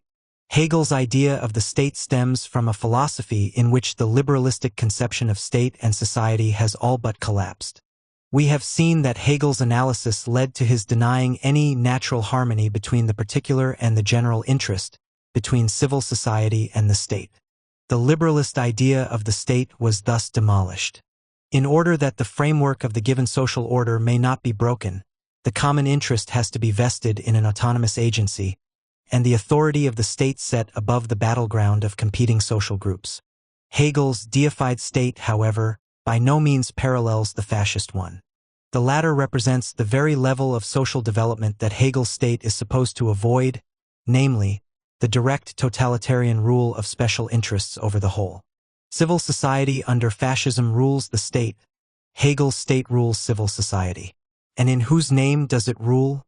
According to Hegel, in the name of the free individual and in his true interest.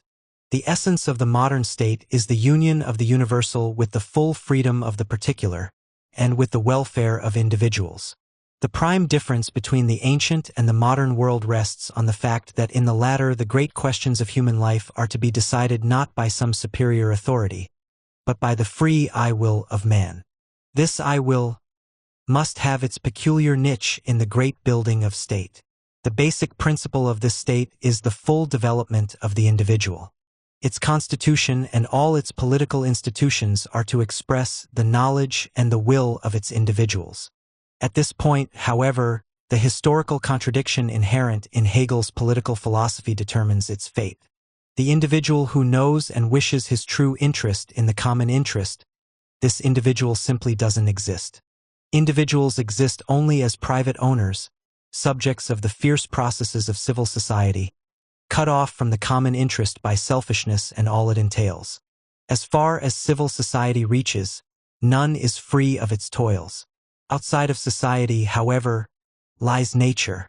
If there could be found someone who possesses his individuality by virtue of his natural and not his social existence, and who is what he is simply by nature and not by the social mechanisms, he might be the stable point from which the state could be ruled. Hegel finds such a man in the monarch, a man chosen to his position by natural birth. Ultimate freedom can rest with him, for he is outside a world of false and negative freedom and is exalted above all that is particular and conditional. The ego of everyone else is corrupted by the social order that molds all. The monarch alone is not so influenced and is hence able to originate and decide all his acts by reference to his pure ego. He can cancel all particularity in the simple certainty of his self. We know what this self-certainty of the pure ego means to Hegel's system. It is the essential property of the substance as subject, and thus characterizes the true being. The use of this principle historically to yield the monarch's natural person again points up the frustration of idealism. Freedom becomes identical with the inexorable necessity of nature, and reason terminates in an accident of birth. The philosophy of freedom again turns into a philosophy of necessity. Classical political economy described modern society as a natural system, whose laws appeared to have the necessity of physical laws. This point of view soon lost its magic. Marx showed how the anarchic forces of capitalism assume the quality of natural forces as long as they are not made subject to human reason, that the natural element in society is not a positive but a negative one. Hegel seems to have had some inkling of this. He sometimes seems to be smiling at his own idealization of the monarch, declaring that the decisions of the monarch are only formalities. He is a man who says yes and so puts the dot upon the I. He notes that monarchs are not remarkable for intellectual or physical strength and that, despite this, millions permit themselves to be ruled by them. Nevertheless, the intellectual weakness of the monarch is preferable to the wisdom of civil society, Hegel feels. The fault with Hegel lies much deeper than in his glorification of the Prussian monarchy. He is guilty not so much of being servile as of betraying his highest philosophical ideas. His political doctrine surrenders society to nature, freedom to necessity, reason to caprice. And in so doing, it mirrors the destiny of the social order that falls, while in pursuit of its freedom, into a state of nature far below reason. The dialectical analysis of civil society had concluded that society was not capable of establishing reason and freedom of its own accord. Hegel therefore put forward a strong state to achieve this end and tried to reconcile that state with the idea of freedom by giving a strong constitutional flavoring to monarchy. The state exists only through the medium of law. Laws express the content of objective freedom. They are an absolute final end and a universal work. Hence, the state is bound by laws that are the opposite of authoritarian decrees. The body of laws is a universal work that incorporates the reason and the will of associated men. The Constitution expresses the interests of all, now, of course, their true, purified interests, and the executive, legislative, and judiciary powers are but the organs of constitutional law. Hegel repudiates the traditional division of these powers as detrimental to the state's unity. The three functions of government are to work in permanent actual collaboration. The emphasis on the state's unity is so strong that it occasionally leads Hegel to formulations that come close to the organicist theory of the state. He declares, for instance, that the Constitution, though begotten in time, should not be contemplated as made by man, but rather as divine and perpetual. Such utterances spring from the same motives that impelled the most far-seeing philosophers to set the state above any danger of criticism. They recognized that the tie that most effectively binds the conflicting groups of the ruling class is the fear of any subversion of the existing order. We shall not spend time upon Hegel's outline of the Constitution, since it hardly adds essentially to his earlier writings on the same subject, although some important features of his system are worthy of brief notice. The traditional trinity of political powers is altered to consist of the monarchic, the administrative, and the legislative power. These overlap so that the executive power belongs to the first two and includes the judicial, while the legislative power is exercised by the government together with the estates. The entire political system again converges towards the idea of sovereignty, which, though now rooted in the natural person of the monarch, still pervades the whole structure. Alongside the state's sovereignty over the antagonisms of civil society, Hegel now stresses its sovereignty over the people, Volk. The people is that part of the state which does not know what it wants, and whose movement and action would be elemental, void of reason, violent, and terrible if not regulated. Here again, Hegel may have been thinking of the Volksbewegung of his time. The Prussian monarchy may well have seemed a paragon of reason compared to that Teutonic movement from below. Yet, Hegel's advocacy of a strong hand over the masses is part of a more general trend, which threatens the whole constitutional structure of his state. The state provides a unity for the particular and the general interest. Hegel's view of this unity differs from the liberalistic, inasmuch as his state is imposed upon the social and economic mechanisms of civil society and is vested in independent political powers and institutions. The objective will is in itself rational in its very conception, whether or not it be known by the individuals or willed as an object of their caprice. Hegel's exaltation of the state's political power has, however, some clearly critical traits. Discussing the relation between religion and the state, he points out that religion is principally commended and resorted to in times of public distress, disturbance, and oppression. It is taught to furnish consolation against wrong and the hope of compensation in the case of loss. He notes the dangerous function of religion in its tendency to divert man from his search for actual freedom and to pay him fictitious damages for real wrongs. It would surely be regarded as a bitter jest if those who were oppressed by any despotism were referred to the consolations of religion. Nor is it to be forgotten that religion may assume the form of a galling superstition, involving the most abject servitude, and the degradation of man below the level of the brute. Some force has to interfere to rescue the individual from religion in such a case. The state comes to champion the rights of reason and self-consciousness. It is not strength but weakness which has in our times made religion a polemical kind of piety. The struggle for man's historical fulfillment is not a religious but a social and political struggle, and its transplantation to an inner sanctum of the soul of belief and morality means regression to a stage long since past. Nevertheless, these critical qualities are dwarfed by the oppressive trends inherent in all authoritarianism, which manifest their full force in Hegel's doctrine of external sovereignty. We have already shown how Hegel elevated the national interests of the particular state to the place of highest and most indubitable authority in international relations.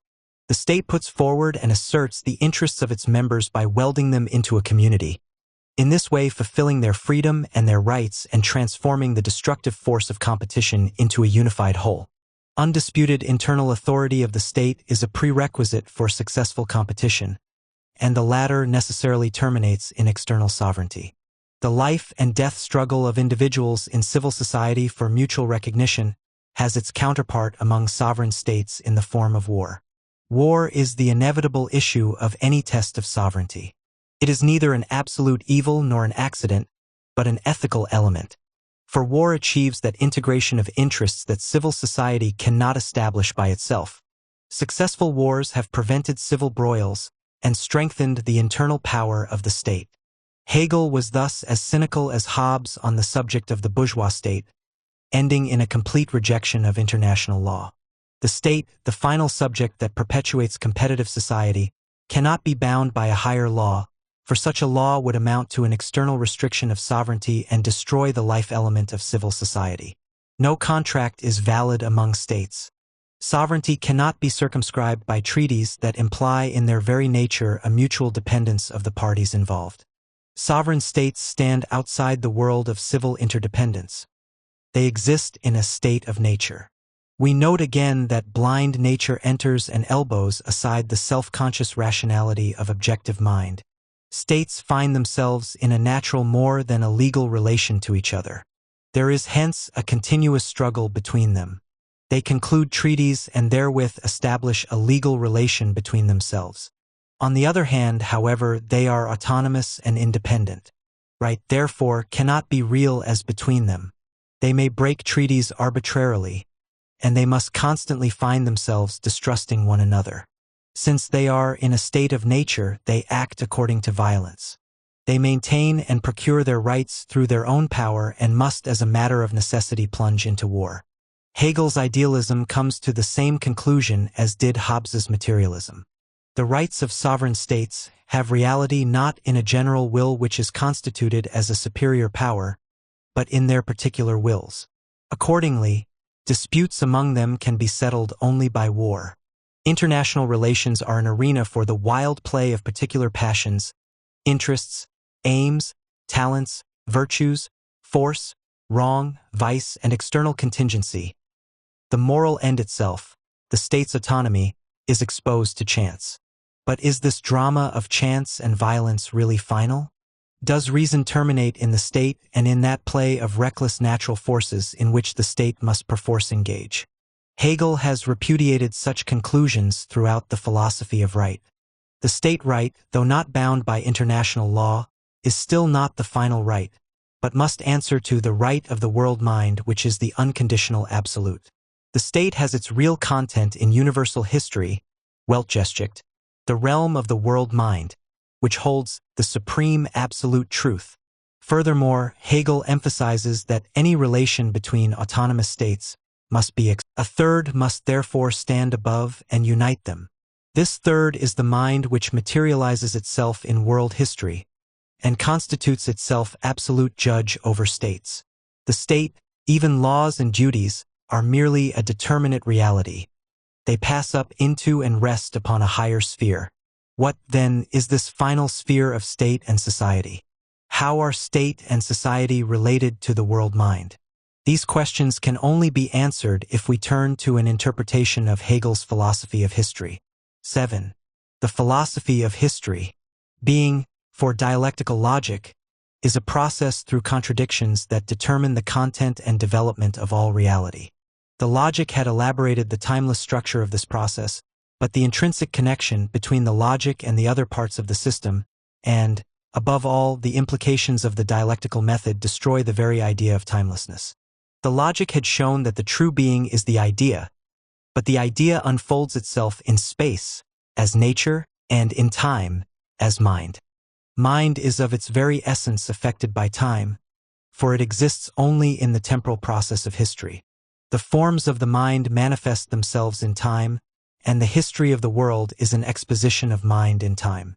The dialectic thus gets to view reality temporally, and the negativity that, in the logic, determined the process of thought appears in the philosophy of history as the destructive power of time.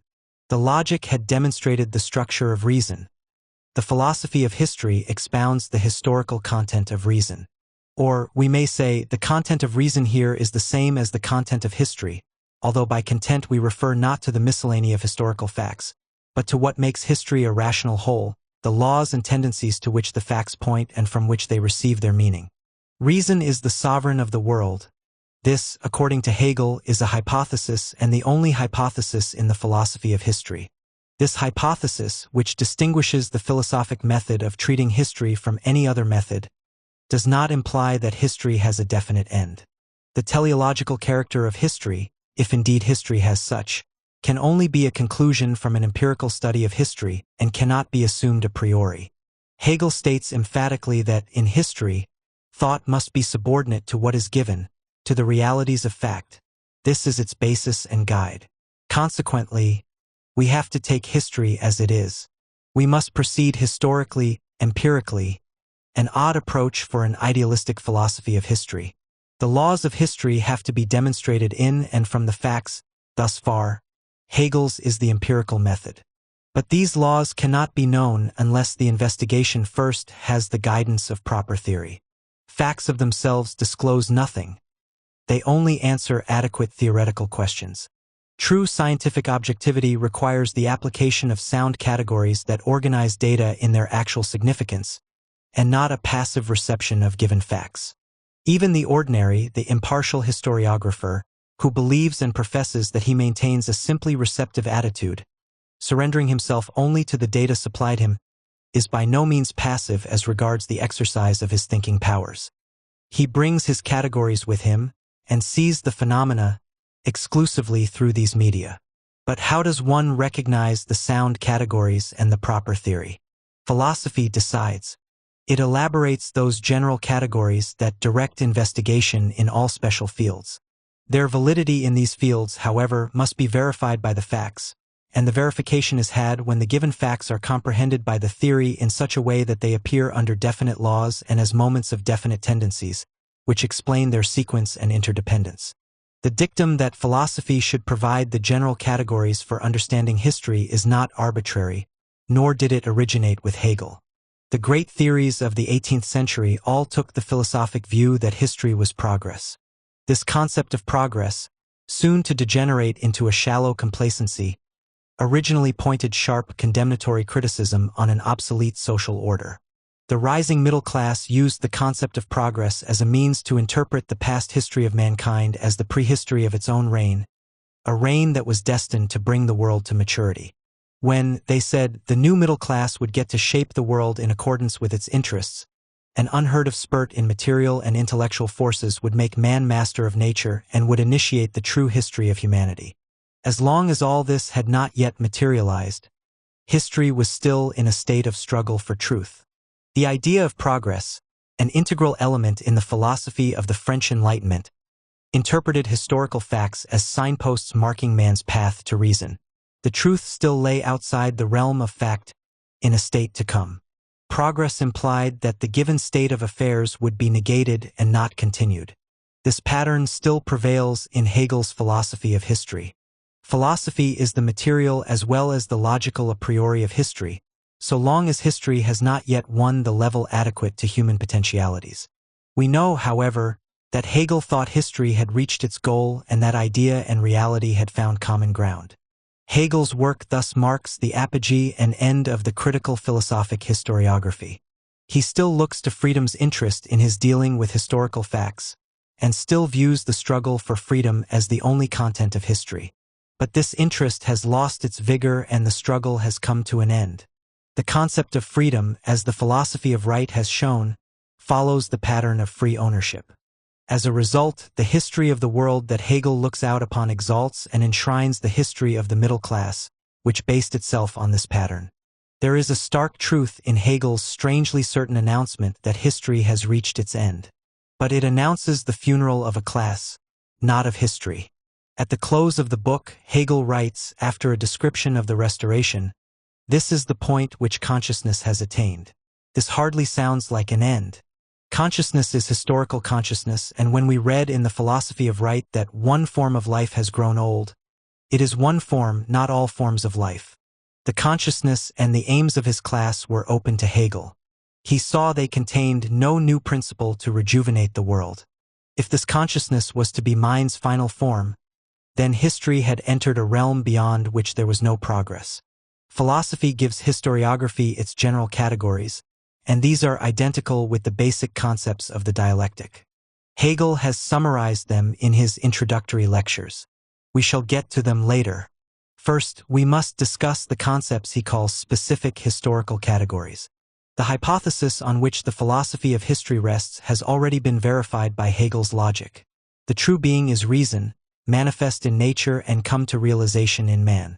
The realization takes place in history, and since reason realized in history is mind, Hegel's thesis implies that the actual subject or driving force of history is mind. Of course, man is also part of nature and his natural drives and impulses play a material role in history. Hegel's philosophy of history does more justice to this role than do many empirical historiographies. Nature, in the form of the sum total of natural conditions for human life, remains the primary basis of history throughout Hegel's book. As a natural being, man is confined to particular conditions.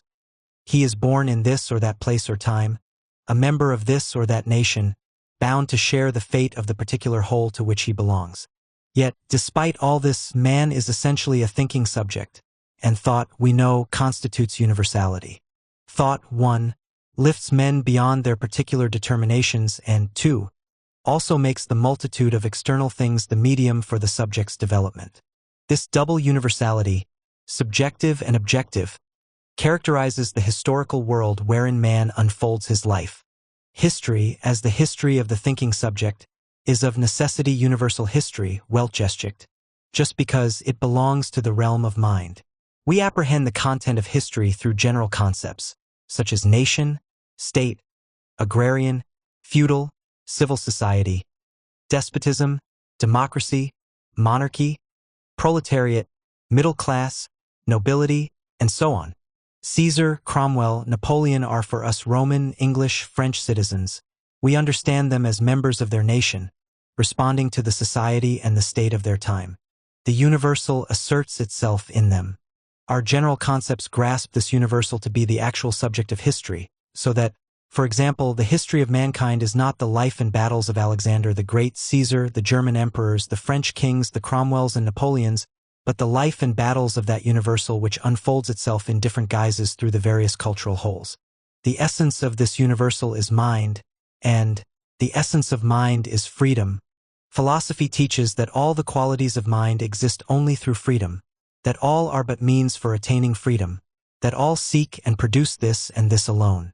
We have discussed these qualities, and we have seen that freedom terminates in the self-assurance of complete appropriation, that the mind is free if it possesses and knows the world as its property. It is therefore quite understandable that the philosophy of history should end with the consolidation of middle-class society, and that the periods of history should appear as necessary stages in the realization of its form of freedom. The true subject of history is the universal, not the individual. The true content is the realization of the self-consciousness of freedom, not the interests, needs, and actions of the individual. The history of the world is none other than the progress of the consciousness of freedom, yet the first glance at history convinces us that the actions of men proceed from their needs, their passions, their characters and talents, and impresses us with the belief that such needs, passions, and interests are the sole springs of action, the efficient agents in this scene of activity. To explain history thus means to depict the passions of mankind, its genius, its active powers. How does Hegel resolve the apparent contradiction? There can be no question that the needs and interests of individuals are the levers of all historical action, and that in history it is the individual's fulfillment that should come to pass. Something else asserts itself, however, historical reason.